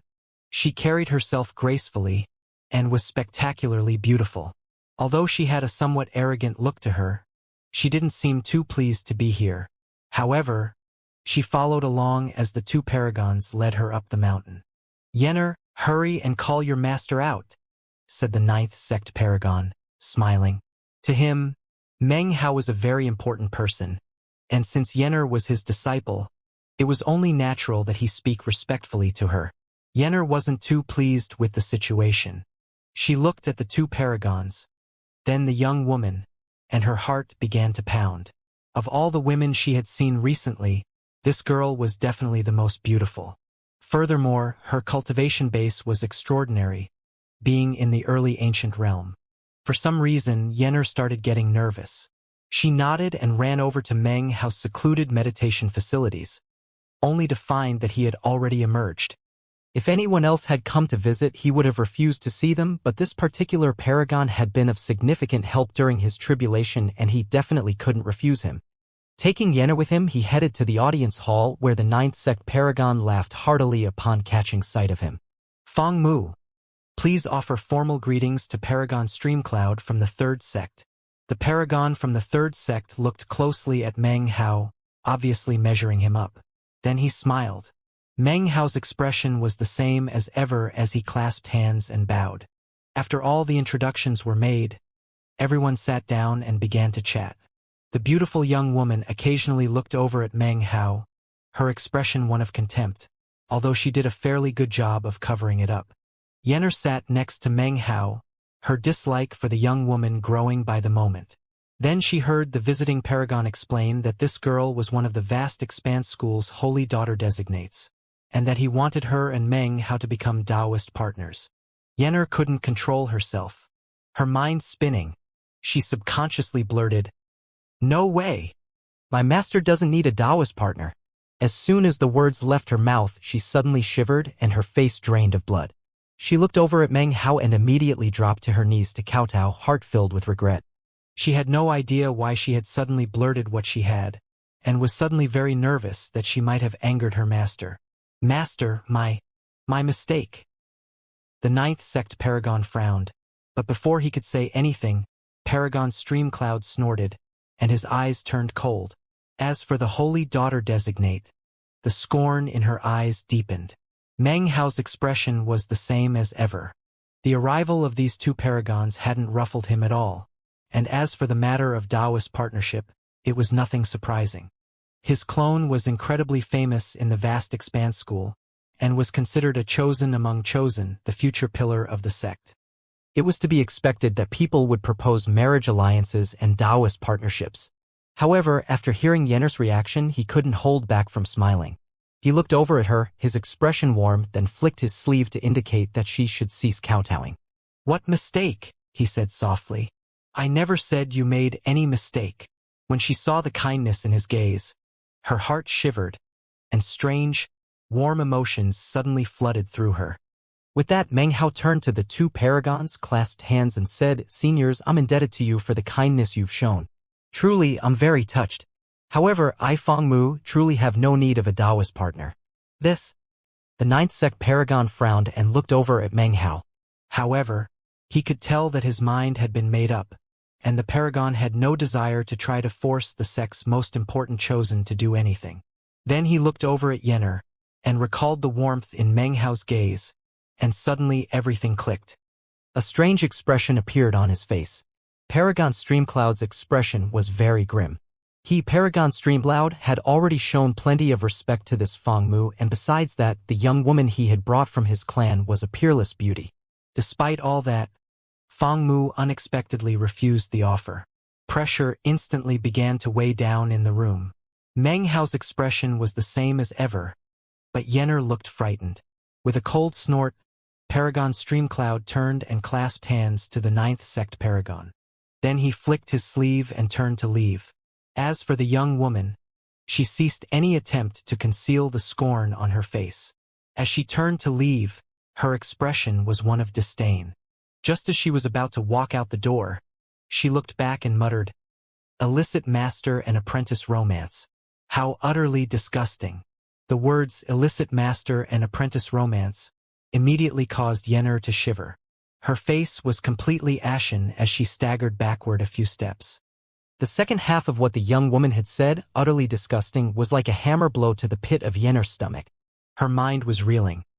It was as if her most secret and hidden feelings had suddenly been dramatically revealed to everyone, as though things which had confused even her were now being proclaimed loudly for everyone to hear. It made Yenner feel as if heaven and earth were suddenly spinning in reverse. She even coughed up a mouthful of blood. "You?" she said, her vision swimming as she visibly shook. She simply didn't know what to say. In the instant that the words left the young woman's mouth, a grim expression overtook Meng Hao's face. He rose to his feet, and suddenly incredible pressure exploded out, engulfing the young woman. At the same time, Meng Hao took a step forward. When his foot landed, lands shook and mountains were rocked. The holy daughter designate's face fell. She had assumed Meng Hao was a soft and warm person, but in the blink of an eye, He had become like a vicious wild beast. His gaze, his energy, the pressure radiating off of him, made her feel as if she were about to be torn to pieces. Instantly, she began to tremble inwardly, and her scalp felt as if it would explode. Paragon Streamcloud also frowned, and extended his hand as if to block Meng Hao's way. However, in that exact moment, Meng Hao looked over at him and said, "Do you truly dare to block my way?" One gaze and one sentence from the mouth of an ancient realm cultivator was being used to threaten a 7 Essences paragon. Anyone who saw this happening would find it inconceivable. It was an act of utter conceit, of complete audacity. It was like a praying mantis trying to stop a war chariot. However, in that instant in which Meng Hao looked at him, Paragon Streamcloud felt something strange and mysterious rumbling inside his mind. It was something threatening, although it wasn't coming from Meng Hao's cultivation base. He felt a sensation of deadly crisis that caused all the hair on his body to stand on end, as though Meng Hao's gaze contained some mysterious, unfathomable power. It was the kind of power that one felt when one's superior was staring you in the eye. It was very natural, completely lacking pretense and affectation, as though the person staring at him truly was the most powerful of experts. Even Streamcloud, a 7 Essences paragon, felt like a weakling. Even as his mind was sent reeling by a single glance, Meng Hao's words entered his ears. They should be words that could be considered the biggest joke in the world. And yet, although Streamcloud got the feeling that this person was completely mad, he also felt thoroughly shaken. How is this even possible? He thought. His mind was in chaos, and he felt so ashamed he was about to fly into a rage. Anyone with his position would feel the same way in such circumstances. However, even as his eyes flickered with coldness and he prepared to do something to Meng Hao, the 9th Sex 7 Essences paragon snorted coldly and stepped forward to block his path. A boom rang out, and the two of them backed away from each other. The 9th Sex paragon then spoke in a coldly sinister voice that echoed out in all directions. "Fellow Taoist Streamcloud, what exactly did this disciple of your 3rd sect mean just now? We're in the 9th sect at the moment, so you had better be prepared to give us a good explanation." The 9th Sex paragon was infuriated. The fact that no marriage alliance had been formed didn't really matter. This disciple couldn't possibly have said what she had said by accident. It was clearly an intentional insult. Whether or not what she said was true, Feng Mu had an illustrious name and position, yet she had openly condemned him and had used vile and biting words to do so. The 9th Sect paragon's heart burned with rage, and he bitterly regretted taking the initiative to invite Paragon Streamcloud for a visit. Meanwhile, Meng Hao looked away from Paragon Streamcloud and strode up to the Holy Daughter Designate, who was edging backward. The pressure weighing down on her only continued to grow more intense. With a muffled squeak, she began performing an incantation gesture to try defend herself. As for Meng Hao, his face was extremely grim as he reached his hand back and slapped the girl across the face. A smacking sound rang out, and the girl screamed. A huge welt rose up on her cheek, and she even flew off the ground from the force of the blow.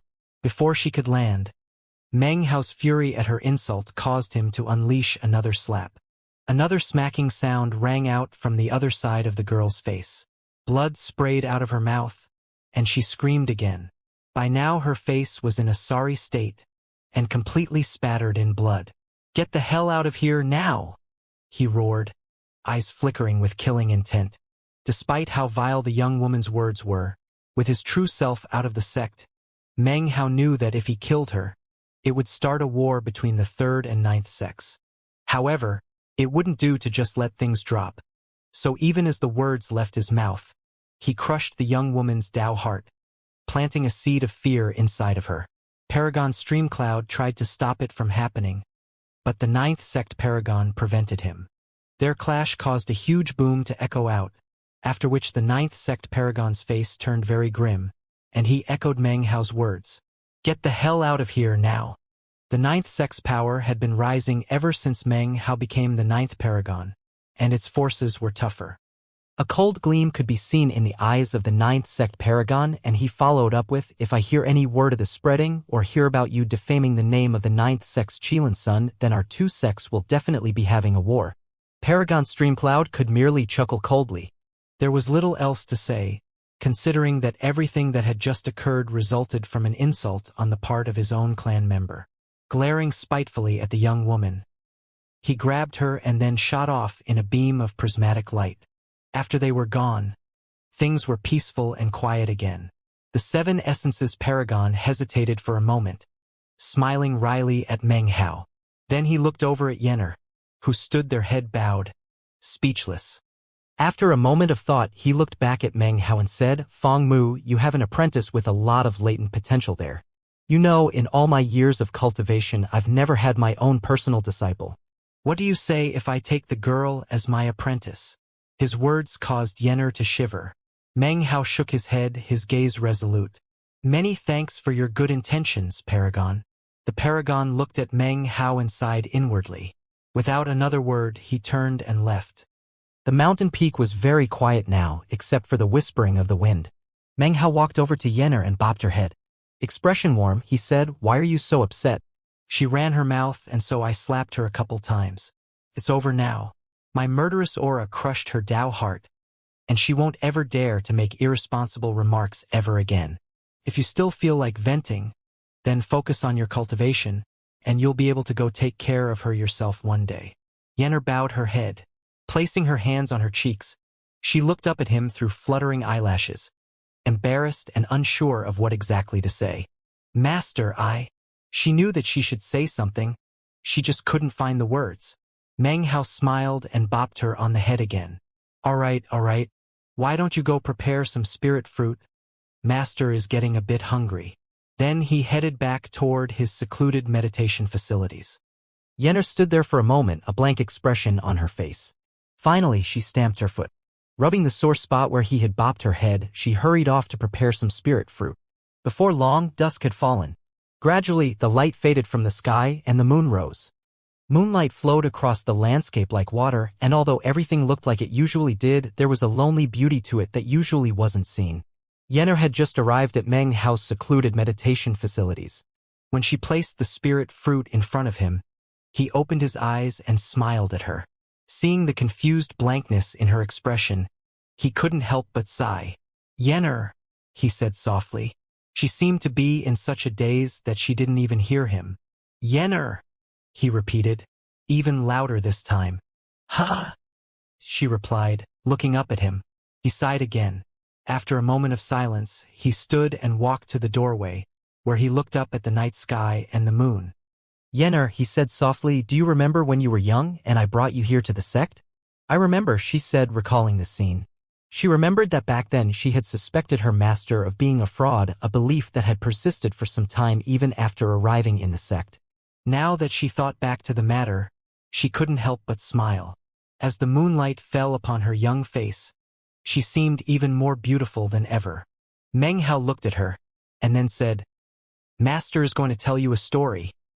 His gaze was soft, and seemed to contain many memories. Memories from a time long before young Yenner had even been alive. That was because he was about to tell her a story that came from far, far back in the stream of time. Once upon a time, there was a place called the Mountain and Sea Realm, where there was a heavenly body known as Planet South Heaven.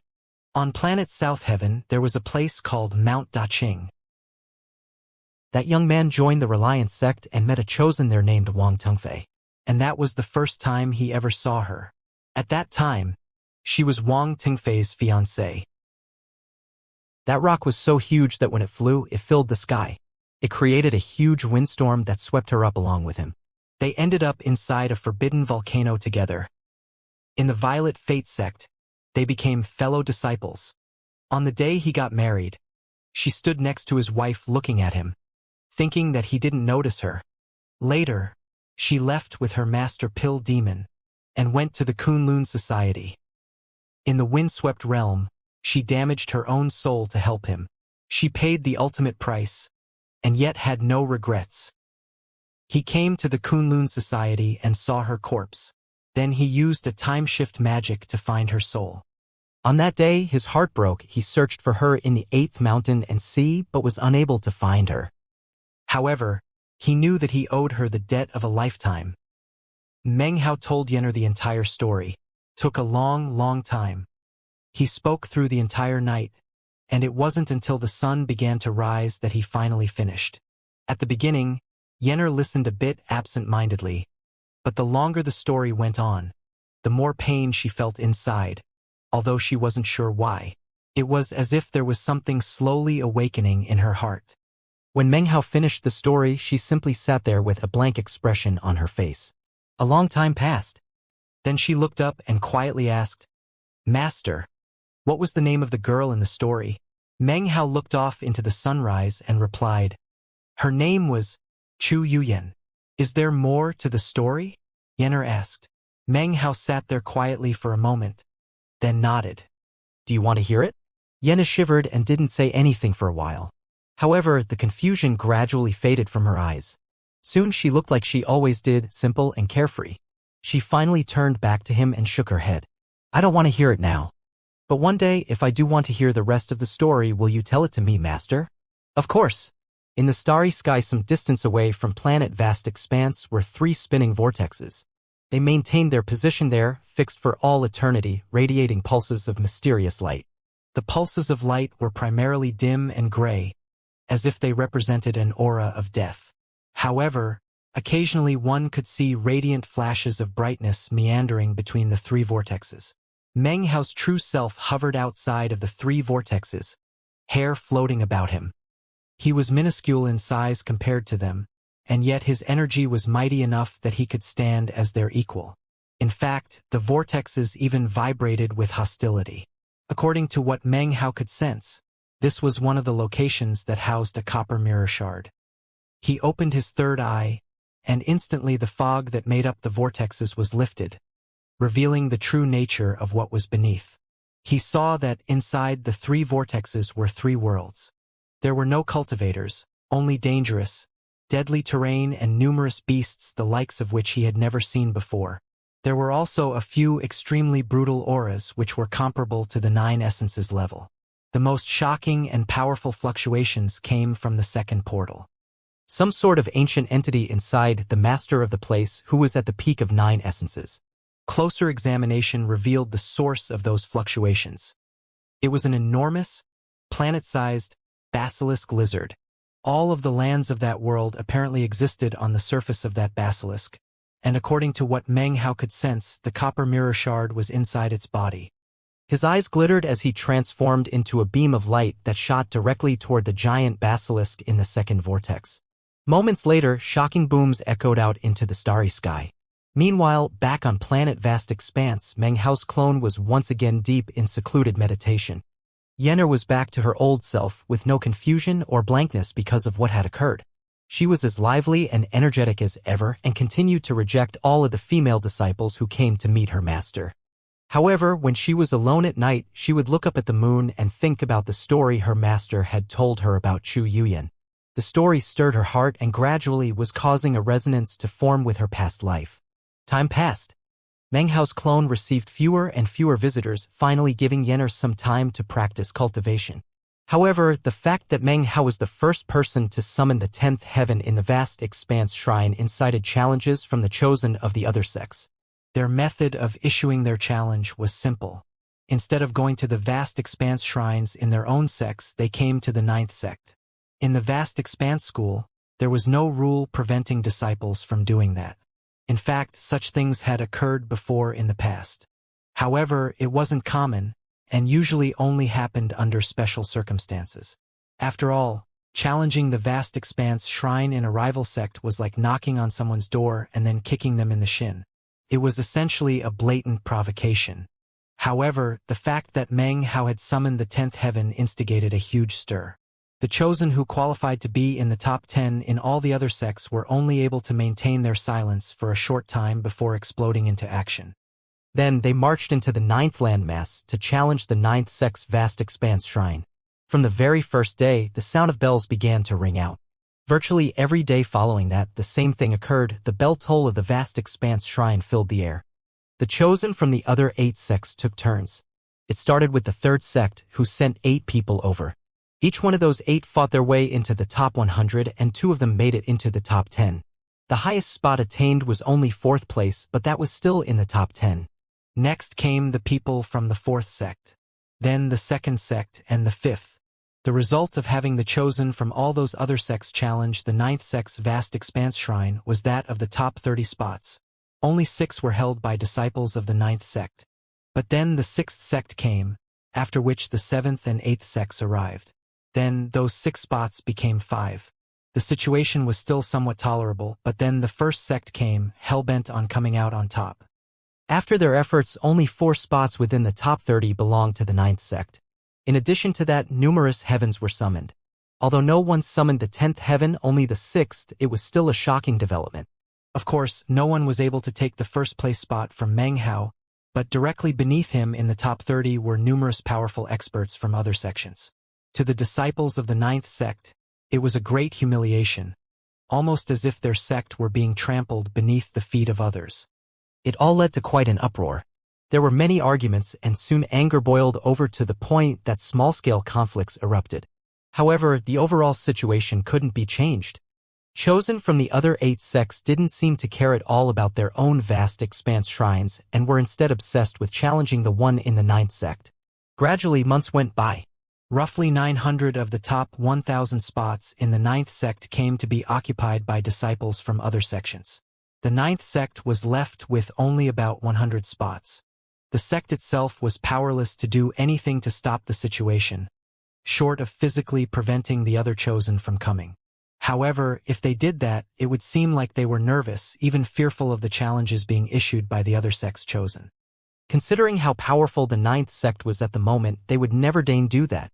The chosen of the 9th sect wouldn't agree to something like that. They had their pride, after all. Because of the challenges from the other chosen and the fact that their spots on the vast expanse shrine were continuing to shrink, the 9th sect slipped into a state of frenzy. Virtually all of the chosen and even the ordinary disciples went all out in their practice of cultivation. They took more outside missions and participated in more trials by fire. Only by increasing the levels of their cultivation base could they earn higher spots. As they grew stronger, it was without hesitation that they went on to re-challenge their own vast expanse shrine. It was as if all of the chosen in the entire vast expanse school had picked the vast expanse shrine in the 9th sect to be their joint trial by fire. Only by having their names on that list could they be truly illustrious. The trend didn't stop. A year later, the battleground among chosen expanded to include the top 2,000 spots. After another year, it was the top 3,000 spots. The disciples of the 9th sect were fuming, and conflicts broke out constantly. During the 3 years which had passed, people often came to pay respects to Meng Hao and asked that he do something. But Meng Hao was in secluded meditation and wouldn't take visitors. The disciples of the 9th sect could understand that, but it didn't stop the chosen from the other sects from virtually going crazy. That was especially true of those who held spots in the 9th sect's top 3,000. As for the few hundred from the 9th sect who remained in that group, their madness also increased. Rumors even started to spread that Feng Mu had only been trying to get famous. People claimed that what had happened 3 years before was a mere fluke, and that now he didn't dare to show his face. At first, such rumors were only whispered here and there. But after 2 years passed and the other sects occupied 90% of the top 10,000 spots on the 9th sect's vast expanse shrine, the rumors raged like wildfire. It got to the point that the entire vast expanse school was talking about the matter. What happened with Feng Mu that year was a quirk, that's all. He's been in secluded meditation for 5 years and has never come out. Obviously, our challenge has him scared and hiding. Even if it wasn't a fluke, I heard that after he summoned the 10th heaven, he experienced a tribulation. He probably got seriously injured. I got my hands on some verified information that Feng Mu was injured so badly his cultivation base won't make any progress within 100 years. In fact, it's even regressing. More and more rumors spread. The disciples of the 9th sect were so protective of Feng Mu's name that it even led to blows on some occasions. However, the 9th sect was only one of 9 sects, so no matter what they did, it was impossible to sway the opinions of the chosen of the entire vast expanse school. Eventually, most people came to believe the rumors. At the same time, It became completely commonplace for the cultivators of the other sects to come to the vast expanse shrine in the ninth sect to earn their name. Another 5 years passed. Meng Hao had been in secluded meditation for 10 years. The conflicts over the ninth sect's vast expanse shrine had reached a boiling point. Of the top 30,000 names, only 4,000 belonged to the ninth sect. Their own vast expanse shrine had been occupied by others, leaving the disciples of the ninth sect feeling completely humiliated and in a state of madness. Shockingly, it reached the point where the top 10 contained only 2 chosen from the ninth sect. Other than Meng Hao in first place and another chosen in 5th place, the rest of the spots were taken by chosen from other sects. The humiliation and the conflicts worsened. And yet, the paragons of the ninth sect and all the other sects didn't stop any of it from happening. As long as the conflicts didn't get too out of hand, then it was viewed as a way for the overall power of the vast expanse school to increase. That was especially true of the disciples of the ninth sect, who had produced far more chosen in the past 10 years because of that pressure. Increasing numbers of disciples came to Meng Hao's mountain to try to persuade him to do something. At one point, more than 10,000 disciples all went at the same time. Yenner was very annoyed by everything that was happening. Her cultivation had advanced by leaps and bounds in the past 10 years, and although she wasn't even close to catching up to Meng Hao, she was in the Tao-seeking stage, very close to her immortal tribulation. One day when meditating, she was forced to open her eyes because of the cacophonous clamor outside the mountain.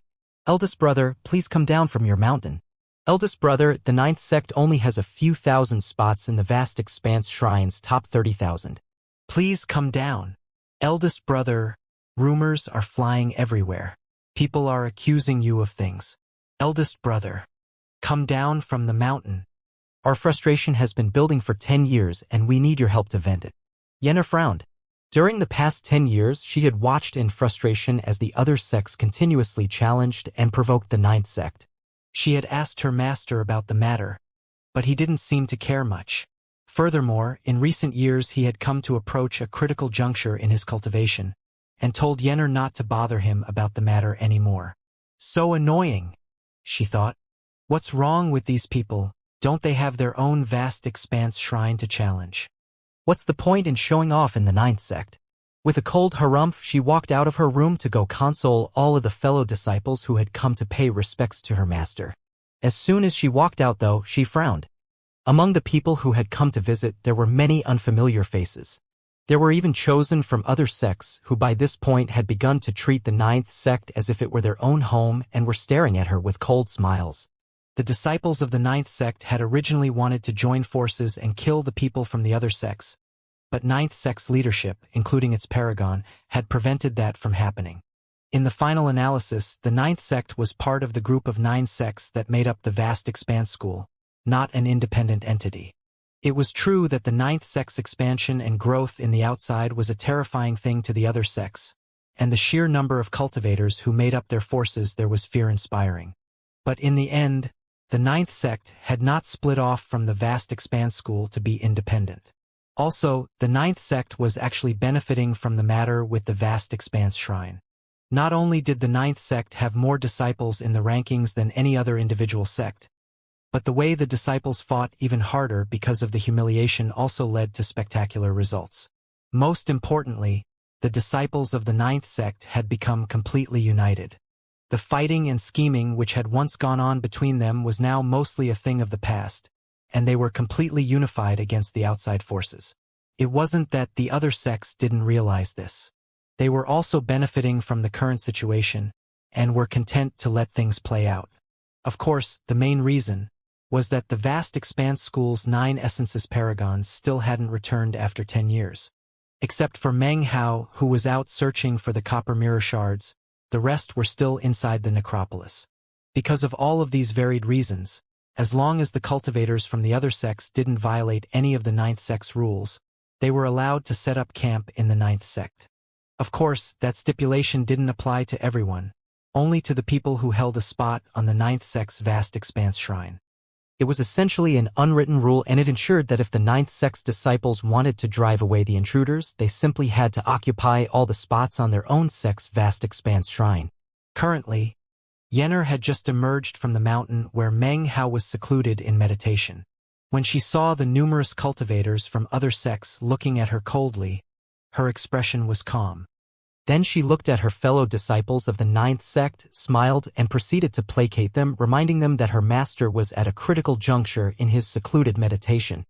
The disciples who had come to beg Meng how to emerge were just as zealously devoted to him as they had been 10 years ago. Regardless of the rumors flying about, they felt exactly the same way. That, coupled with Yenner's placating words, ensured that they quickly calmed down. However, it was at this point that a cultivator from one of the other sects walked out from the crowd, a cold smile on his face. "Well, you certainly have a way with words, girl. You have a measly Tao-seeking cultivation base, and yet you manage to placate all these people. Well, let me tell you, to the rest of us, all you're doing is intimidating people in the name of your master, like the fox who exploited the tiger's might to cow the jungle. Since your master doesn't dare to leave his mountain, do you dare to challenge the vast expanse shrine? Or how about this, what if we hurt you? Then will your master dare to stick his head out of the turtle shell he's hiding in?" The cultivators from the other sects started laughing sarcastically. The disciples of the ninth sect bristled with rage, and it seemed like a fight might break out at any moment. 10 years ago, Yenner might have gotten mad, but she was different now. She had grown up, and therefore, her response to the provocation was to laugh. At the same time, her gaze turned icy cold. These cultivators from the other sects weren't in the immortal realm, but rather the ancient realm, and yet when she spoke to them, she seemed completely indifferent to that. "When I was younger," she said calmly, "there were many things about life I didn't understand. Once I took a trip to a local bazaar and was kidnapped by a cultivator from the 8th sect who wanted to use me as a cultivation vessel." When Yenner began to speak, the cultivators from the other sects were wondering what her point was, and they frowned slightly, but continued to stare at her coldly.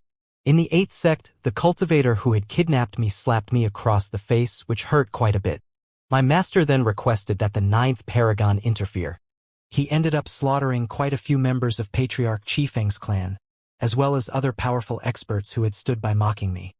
Back then, I didn't really understand everything that was happening, but later on I realized that among the people killed were cultivators of the ancient realm and the Tao realm. There were even Tao lords.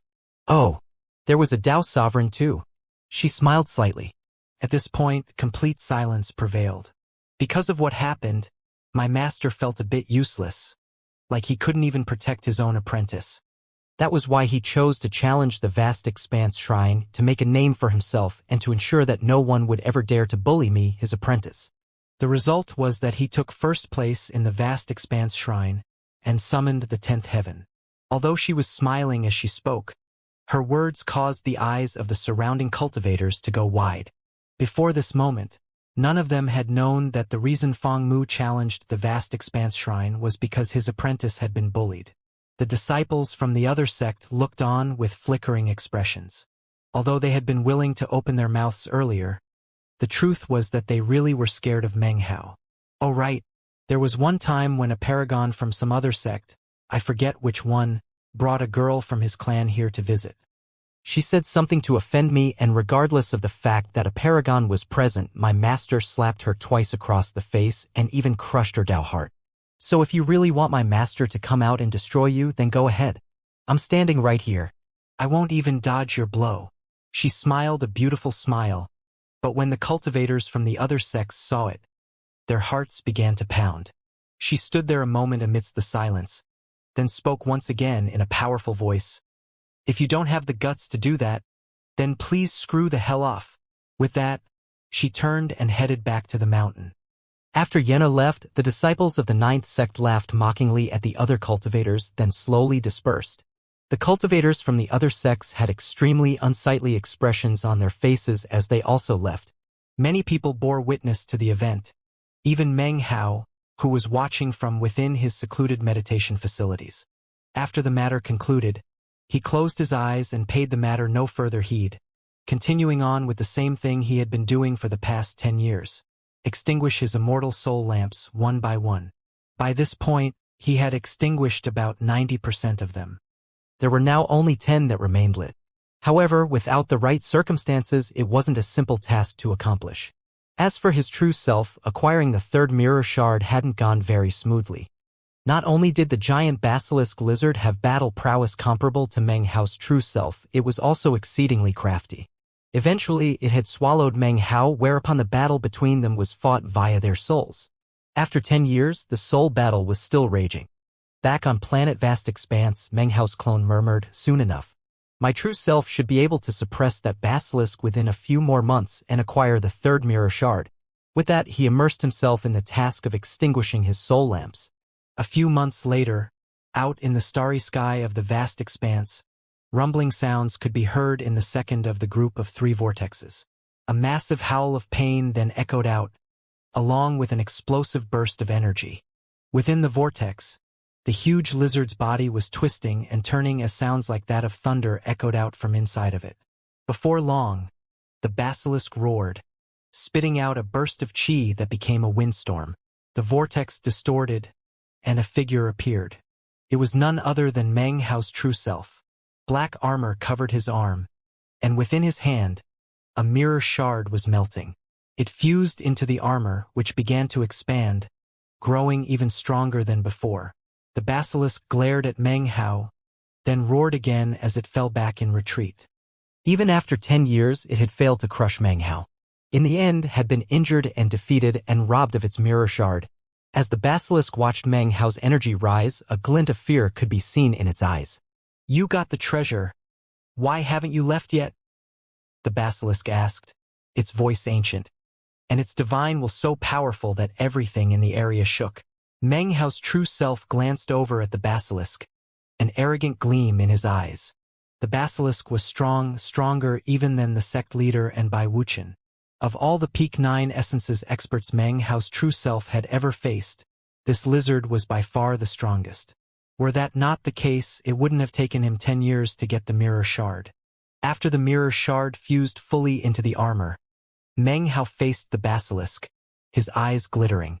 "If you wish," he said, "you can leave this place and be my servant for 1,000 years. The basilisk stared in shock, then began to laugh, killing intent swirling in its eyes. "Say that after you transcend, and maybe I might just agree." Although it feared Meng Hao, he did not possess battle prowess equivalent to a transcendent cultivator, so the idea of being his servant for 1,000 years was laughable. Meng Hao didn't seem offended. He gave the basilisk a profound look and smiled slightly. "Fine, it's settled. I'll come back for you later." With that, he turned and shot off into the distance. The lizard looked at him with disdain, turning a deaf ear to his words. After Meng Hao left, it closed its eyes and went back to sleep. Meng Hao's true self sped through the starry sky, using the 3 mirror shards to detect the fluctuations of the 4th, which he immediately headed toward. Meanwhile, back on the 9th continent of planet Vast Expanse, in the 9th sect, on the mountain which belonged to Meng Hao's clone, Yenner was preparing to face her immortal tribulation. Her tribulation was different from Meng Hao's. It was not monumentally shocking, but was more like the tribulations faced by everyone else. Meng Hao didn't help her. He simply stood off to the side watching. Lightning crashed constantly as Yenner completely transformed from mortal to immortal. As it happened, she became even more beautiful, and her aura became more otherworldly. Meng Hao was shocked as he realized that her appearance now reminded him even more of Chu Yan. The immortal tribulation lasted for 3 days. In the end, the tribulation lightning faded away and Yenner emanated immortal chi. Her immortal meridians were fully opened, and as she hovered in midair, she looked like a celestial goddess. Finally, she turned to Meng Hao and smiled. "Master, I've achieved immortal ascension. Aren't you going to give me a gift?" Meng Hao smiled and shook his head in amusement. Although he looked young physically, the air he exuded made him seem profoundly ancient. His gaze was soft as he pulled out the gift he had prepared, and yet Yenner shook her head in refusal. A crafty glint in her eyes, she said, "I don't want any magical items or medicinal pills or techniques. I just want to see my master, see you, once again on top of a mountain smiling at me." Meng Hao was taken aback as he realized that he wasn't sure if he was looking at Yenner or Chu Yuyan. Meng Hao stood there silently. When he saw Chu Yuyan's soul, he had decided to pay the debt he owed her by means of a master and apprentice relationship. But now he wasn't sure if that was the right decision. He couldn't pretend to hold any feelings in his heart other than his thirst for revenge for the mountain and sea realm.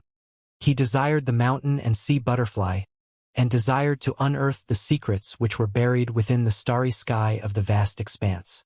The only thing he wanted for Chu Yuyen was to protect her, and to give her the best of everything. He had no desire to see her hurt, and only wanted her to be happy. Therefore, he stood there silently, which in turn caused Yenner to start to get nervous. She gnawed on her lip, wondering if she had said or done something wrong. Unsure of what to do, she also just stood there, looking at Meng Hao, the seemingly young old man. Meng Hao was a bit in a daze. Time passed. Soon it was dawn. A few days ago, some disciples had challenged the vast expanse shrine, and although no one made it into the top 10, the 9th sect chosen who occupied the 13th and 17th places were supplanted. That in turn caused conflicts to break out between the 9th sect disciples and the disciples from the other sections. As a result, an even larger group of disciples from the 9th sect came to Meng Hao's mountain to ask him to do something. "Eldest brother, please come down from your mountain. Eldest brother, come down from the mountain. Eldest brother, please come down." More and more such calls filled the air. There were tens of thousands of disciples gathered around Meng Hao's mountain, all hoping to catch a glimpse of him, that dazzling figure from 10 years ago.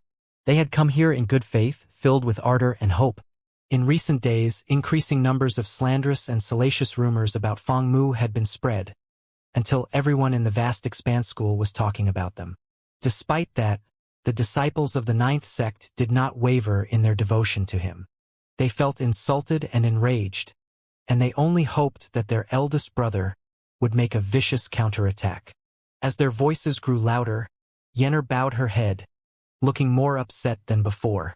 But then Meng Hao's absent-mindedness faded away, and he looked softly at her. He reached out and, just as he had when she was a child, he bopped her head. "All right," he said, smiling. Her eyes widened as she looked up at him. Then she saw his smile, and it was like looking at the bright, blue sky. Her eyes began to shine, and she began to jump up and down in excitement. "Master, master," she exclaimed excitedly. "I know exactly what you should do. Why don't you go back to the vast expanse shrine and summon the 10th heaven again?" She was hoping that such an act would be a powerful blow against the cultivators from the other sections. "What would be the point in that?" Meng Hao asked, shaking his head. Then he swished his sleeve and began to walk down the mountain. Yenna followed on his heels. "What do you mean? What are you going to do, master?" In the years that had passed, Yenna had grown much more mature. In public, she was a responsible adult who could take charge. But in front of Meng Hao, she was like a little girl. Meng Hao didn't answer her question. After stepping off the mountain, the crowd of tens of thousands of disciples outside saw him and instantly exploded in excitement. At once, a huge cheer echoed out.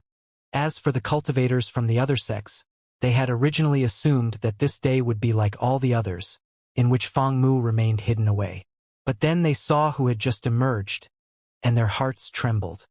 Meng Hao's fame was such that, despite the passage of 10 years, he was just as impressive as before. The disciples from the other sects felt their minds spinning, and they began to pant. Without any hesitation, they produced jade slips which they used to inform the other top chosen from their various sects of what was happening. Within moments, the news of Meng Hao coming down from the mountain spread like a blast of wind through the 9th sect.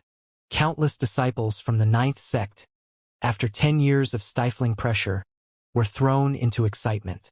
After 10 long years, many of them had begun to grumble inwardly at Meng Hao, but now that vanished, and they all dropped what they were doing and flew out to see him. Eldest brother came down off the mountain? Eldest brother left the mountain. Ha ha ha. The day has finally arrived. Eldest brother came down from the mountain, and now he's going to crush everyone. More and more people began rushing toward the area from all directions. The crowd quickly grew from tens of thousands to 100,000. Then 1,000,000. Then several million. Beams of light shot toward Meng Hao's mountain in seemingly endless fashion. The chosen from the other sects that weren't in the area were also notified via jade slip and began to pant, their eyes shining brightly. For 10 years they had been provoking the 9th sect. For 10 years they had been trying to force Meng Hao to do something. That was the only chance they had to potentially destroy the legend that he had created. Feng Mu. He's finally come off the mountain.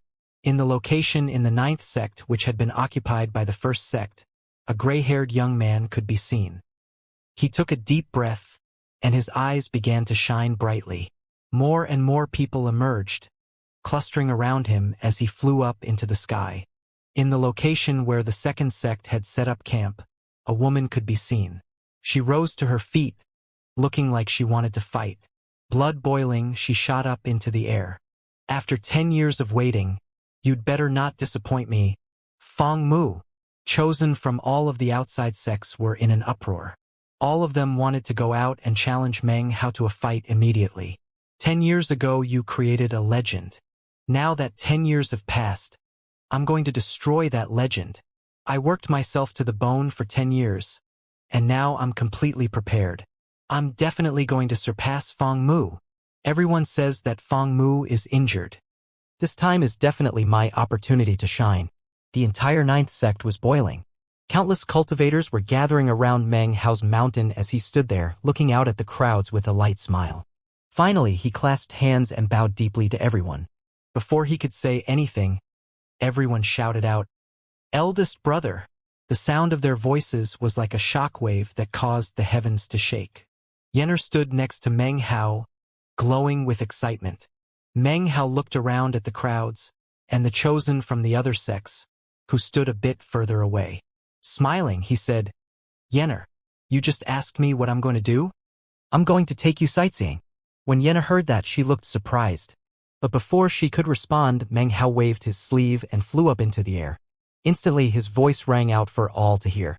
"Fellow Taoists," he said, eyes glittering, "please come with me to the 8th sect, the 7th sect, the 6th sect. In fact, we will go all the way to the 1st sect. I'm curious to see what their vast expanse shrines look like." This was his gift to Yenner, and also a breakthrough he had to make after taking his soul lamps to the pinnacle. In response to his words, the disciples of the 9th sect went quiet, but then they let out a heaven-shaking, earth-shattering roar. Everyone was screaming and hollering in excitement. Even the 9th sect's 7 essences paragon chuckled as he looked on from his position on his mountain. "Well, if that's your plan, then allow me to help out a bit," he murmured. "These kids have been bottled up for far too long as it is." Shaking his head, the paragon smiled and waved his hand. Instantly, massive rumbling could be heard as a gigantic spell formation appeared. Teleportation power began to emanate out, and Meng Hao flashed into motion, shooting toward the portal. Yenner followed close behind, bolstered by the power of Meng Hao's cultivation base. At the same time, the excited disciples of the 9th sect took to flight toward the portal. The disciples from the other sects stared in shock for a moment, their faces a bit ashen after the words Meng Hao had just uttered. However, they also took to flight toward the spell formation. Rumbling echoed out as the teleportation power activated. Everything shook and the group vanished. When they reappeared, they were on the 8th continent above the 8th sect. The sudden arrival of so many people shook the whole 8th sect. 8th sect disciples looked up in surprise as Meng Hao addressed the 8th sect. "I am Fong Mu of the 9th sect. I've come today to challenge the 8th sect's vast expanse shrine." Even as his voice continued to echo back and forth, and before any of the disciples of the 8th sect had a chance to react, Meng Hao and Yenner flew toward the vast expanse shrine. The 8th sect had no means or method to stop them. After all, chosen from all the other sects had challenged the 9th sect's vast expanse shrine on countless occasions over the last 10 years. Yenner followed Meng Hao excitedly through the crowds of countless 8th sect disciples as he headed directly toward their vast expanse shrine. Soon, they were standing at the foot of the mountain. Meng Hao looked over at Yenner and said, "Yenner, would you like to come with me?" Yenner's jaw dropped and her heart began to pound so hard she felt like she was hyperventilating. She simply stood there, in a daze. She had merely said she wanted to see her master standing on top of a mountain. She had never even guessed that he would bring her here. But then she remembered how he had just said he would take her sightseeing. I, she stammered. "Don't want to go?" he asked. "I do," she cried, worried that he might not take her after all. He laughed heartily, then turned and began to walk toward the vast expanse shrine. Yenna followed. With his protection, even a place as dangerous as a dragon's pool or a tiger's den would be safe for her. As Meng Hao led Yenner up to the 8th sect's vast expanse shrine, over 100 million disciples from the ninth sect began to cheer. As for the disciples of the eighth sect, they didn't look very happy. Soon, the sound of a tolling bell could be heard. It rang once, twice, 3 times. For times, it didn't stop. As the bell tolled, Meng Hao took Yenner up the mountain. 10,000 steps, 30,000 steps, 70,000 steps, 90,000 steps, all the way to 100,000 steps. The vast expanse shrine rumbled as the first heaven was summoned. Then the second heaven, and the third heaven. It was like the same scene that had played out 10 years ago, something so incredible it was difficult to put into words. Everyone was thoroughly shocked as, in the time it takes a single incense stick to burn, all 10 heavens were summoned. Bells tolled in all the sections. The world was shaken. Meng Hao stood with Yenner atop the 10th heaven, and the mountain breeze stirred their hair as they looked out at the clouds. As for the baptism of the tolling bells, the benefit to Yenner was beyond description. However, she didn't care about any such good fortune. Her face was flushed as she stood next to her master, looking out at heaven and earth. The feeling left her intoxicated. "Yenner," he said softly, "look at the clouds, the mountains, the sky, and the land. Remember this image." However grand your vision is, that is how grand your future can be. It is also how grand your heart can be. We cultivators cultivate not the body but the heart. As Meng Hao and Yenner stood atop the 10th heaven, they were one with the wind. Meng Hao's softly spoken words entered Yenner's ears and melted down into her heart, where they would remain forever. It was very likely that no matter how many years passed, Yenner would think back to this moment, remember standing next to her master, and think about the words he had spoken to her. Cultivators cultivate not the body but the heart. As she looked out, she saw the sky stretching out over the lands. She saw how heaven and earth were connected, and she saw the endlessness stars. All of that came to be imprinted onto her heart. Other than the words spoken by Meng Hao there above the 10th heaven, the only sound was that of the gently murmuring wind. It was as if the whole world had slowed down, and the two of them were the only ones in existence, master and apprentice. It was a moment that seemed to last for ages. Eventually, the exultant cries of the disciples of the ninth sect rose up from below. The world was trembling, and the disciples of the eighth sect looked as ashen as if they were dead. As for the chosen who had come from the other sects, they could hear their own hearts pounding in their chests. He said that he's going to visit all of the vast expanse shrines in all of the sects. They exchanged glances, their faces as pale as death. Damn it, who said Feng Mu was injured? He's not injured at all. He's basically taking his disciples sightseeing. The eighth sect could do nothing more than stew in their bitterness. The cheering of the ninth sect grew more intense, until finally, everyone began chanting, "Eldest brother, eldest brother." Then, the spell formation appeared again, and the power of teleportation shook everything. Meng Hao's face fairly glowed as he chuckled and said, "All right, let's go to the seventh sect." Yenner took a deep breath and nodded meekly. Meng Hao swished his sleeve, and the two of them led countless cultivators toward the enormous teleportation portal. The disciples of the ninth sect rose up into the sky, clamoring in excitement. The hosts from the eighth sect remained in place, bitterness and other mixed emotions on their faces, as they watched the ninth sect vanish. Despite the fact that the ninth sect was now gone, they had left behind a legend, a myth. The disciples of the eighth sect were stifled. Their chosen were left gasping for breath. On their own vast expanse shrine, the name Feng Mu could be seen as clear as day. They could well imagine that, in future days to come, people would try to take back first place but would fail. That name would remain there in the eighth sect for all eternity. That was the gift Meng Hao was giving to Yenner, and also his response to the 10 years of challenges issued by the other sects.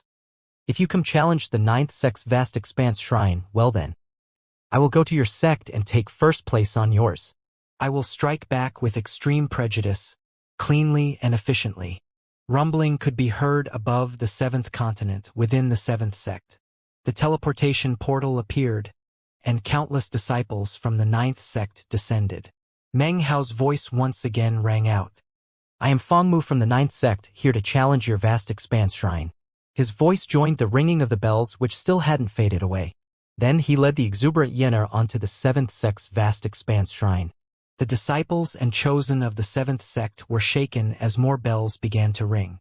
From the first step to the 100,000th, from the first heaven to the 10th, everything happened just as before. Heaven shook and the earth quaked. The disciples of the seventh sect looked on with pale faces. At the same time, Yener gained indescribable good fortune. She was thoroughly baptized, and her cultivation base even increased dramatically. Once again, she was able to look out upon heaven and earth, and as she did, cracking sounds emanated out from within her, which came from her explosive cultivation-based growth. Because of the baptism and the other good fortune, she was advancing by leaps and bounds. What was happening this day was certain to be indelibly recorded within the annals of the vast expanse school. It even surpassed the miracle of Meng Hao summoning the 10th heaven in the 9th sect. On this day, Meng Hao accomplished something the likes of which had never occurred within the history of the vast expanse school. He reached the pinnacle of every single vast expanse shrine in all of the sections. He took first place and summoned the 10th heaven. And he didn't do it alone either. He took his apprentice with him. On that day, countless individuals came to learn of Yener, and innumerable disciples came to envy her with utmost jealousy. And yet all they could do was envy her. Meng Hao took her from the 7th sect to the 6th. After summoning the 10th heaven there, he went to the 5th sect, the 4th sect, the 3rd sect, the 2nd sect. He didn't tarry or delay. He summoned the 10th heaven in one shrine after another. Because of the good fortune she received, Yener's cultivation base became more boundless, more profound, and in fact even exceeded that of a chosen. In the vast expanse shrine of the 1st sect, the 10th heaven appeared once again. Heaven and earth trembled and the world shook. Countless disciples felt as if thunder were crashing in their minds. They could do little more than pant at the unforgettable, history-making events which were unfolding. 9 sects, and all of the 10th heavens. Feng Mu. He fully deserves to be the #1 chosen of the vast expanse school. It's too bad his cultivation base isn't in the Tao realm. If it were, I'd love to see how far he could get on the transcendence path. After all, the vast expanse shrine is for those below the Tao realm. Only the Tao realm can walk the transcendence path. The benefits his apprentice Yener received from the baptism of the tolling bells is impossible to even imagine. The entire vast expanse school was shaken and in an uproar. The disciples of the 9th sect couldn't stop cheering. From the moment they flew to the 8th sect, all the way to the 1st sect, they continued to shout out at the tops of their lungs. Eldest brother Feng Mu. The sound echoed out without stop. On this day, Meng Hao caused an unimaginable stir. Not only were countless ordinary disciples in the vast expanse school shocked, even the Tao realm experts, the Tao lords, and the Tao sovereigns were all amazed by the miracle which he had pulled off. When the 10th heaven appeared in the 1st sect, paragons from all of the 9 sects came. They were all in the 7 essences level, and yet they were all equally shaken. Although Meng Hao was vastly below them, they had to admit that, in terms of latent talent and future potential, this Feng Mu had long since surpassed them. If things went smoothly for him, then he would one day stand among them as peers, or even exceed them. A future paragon, murmured the 7 essences paragon from the 1st sect. His words instantly gained the approval of all of the other 7 essences paragons from the other sects. Even Streamcloud from the 3rd sect had to concede this point. He truly was a future paragon.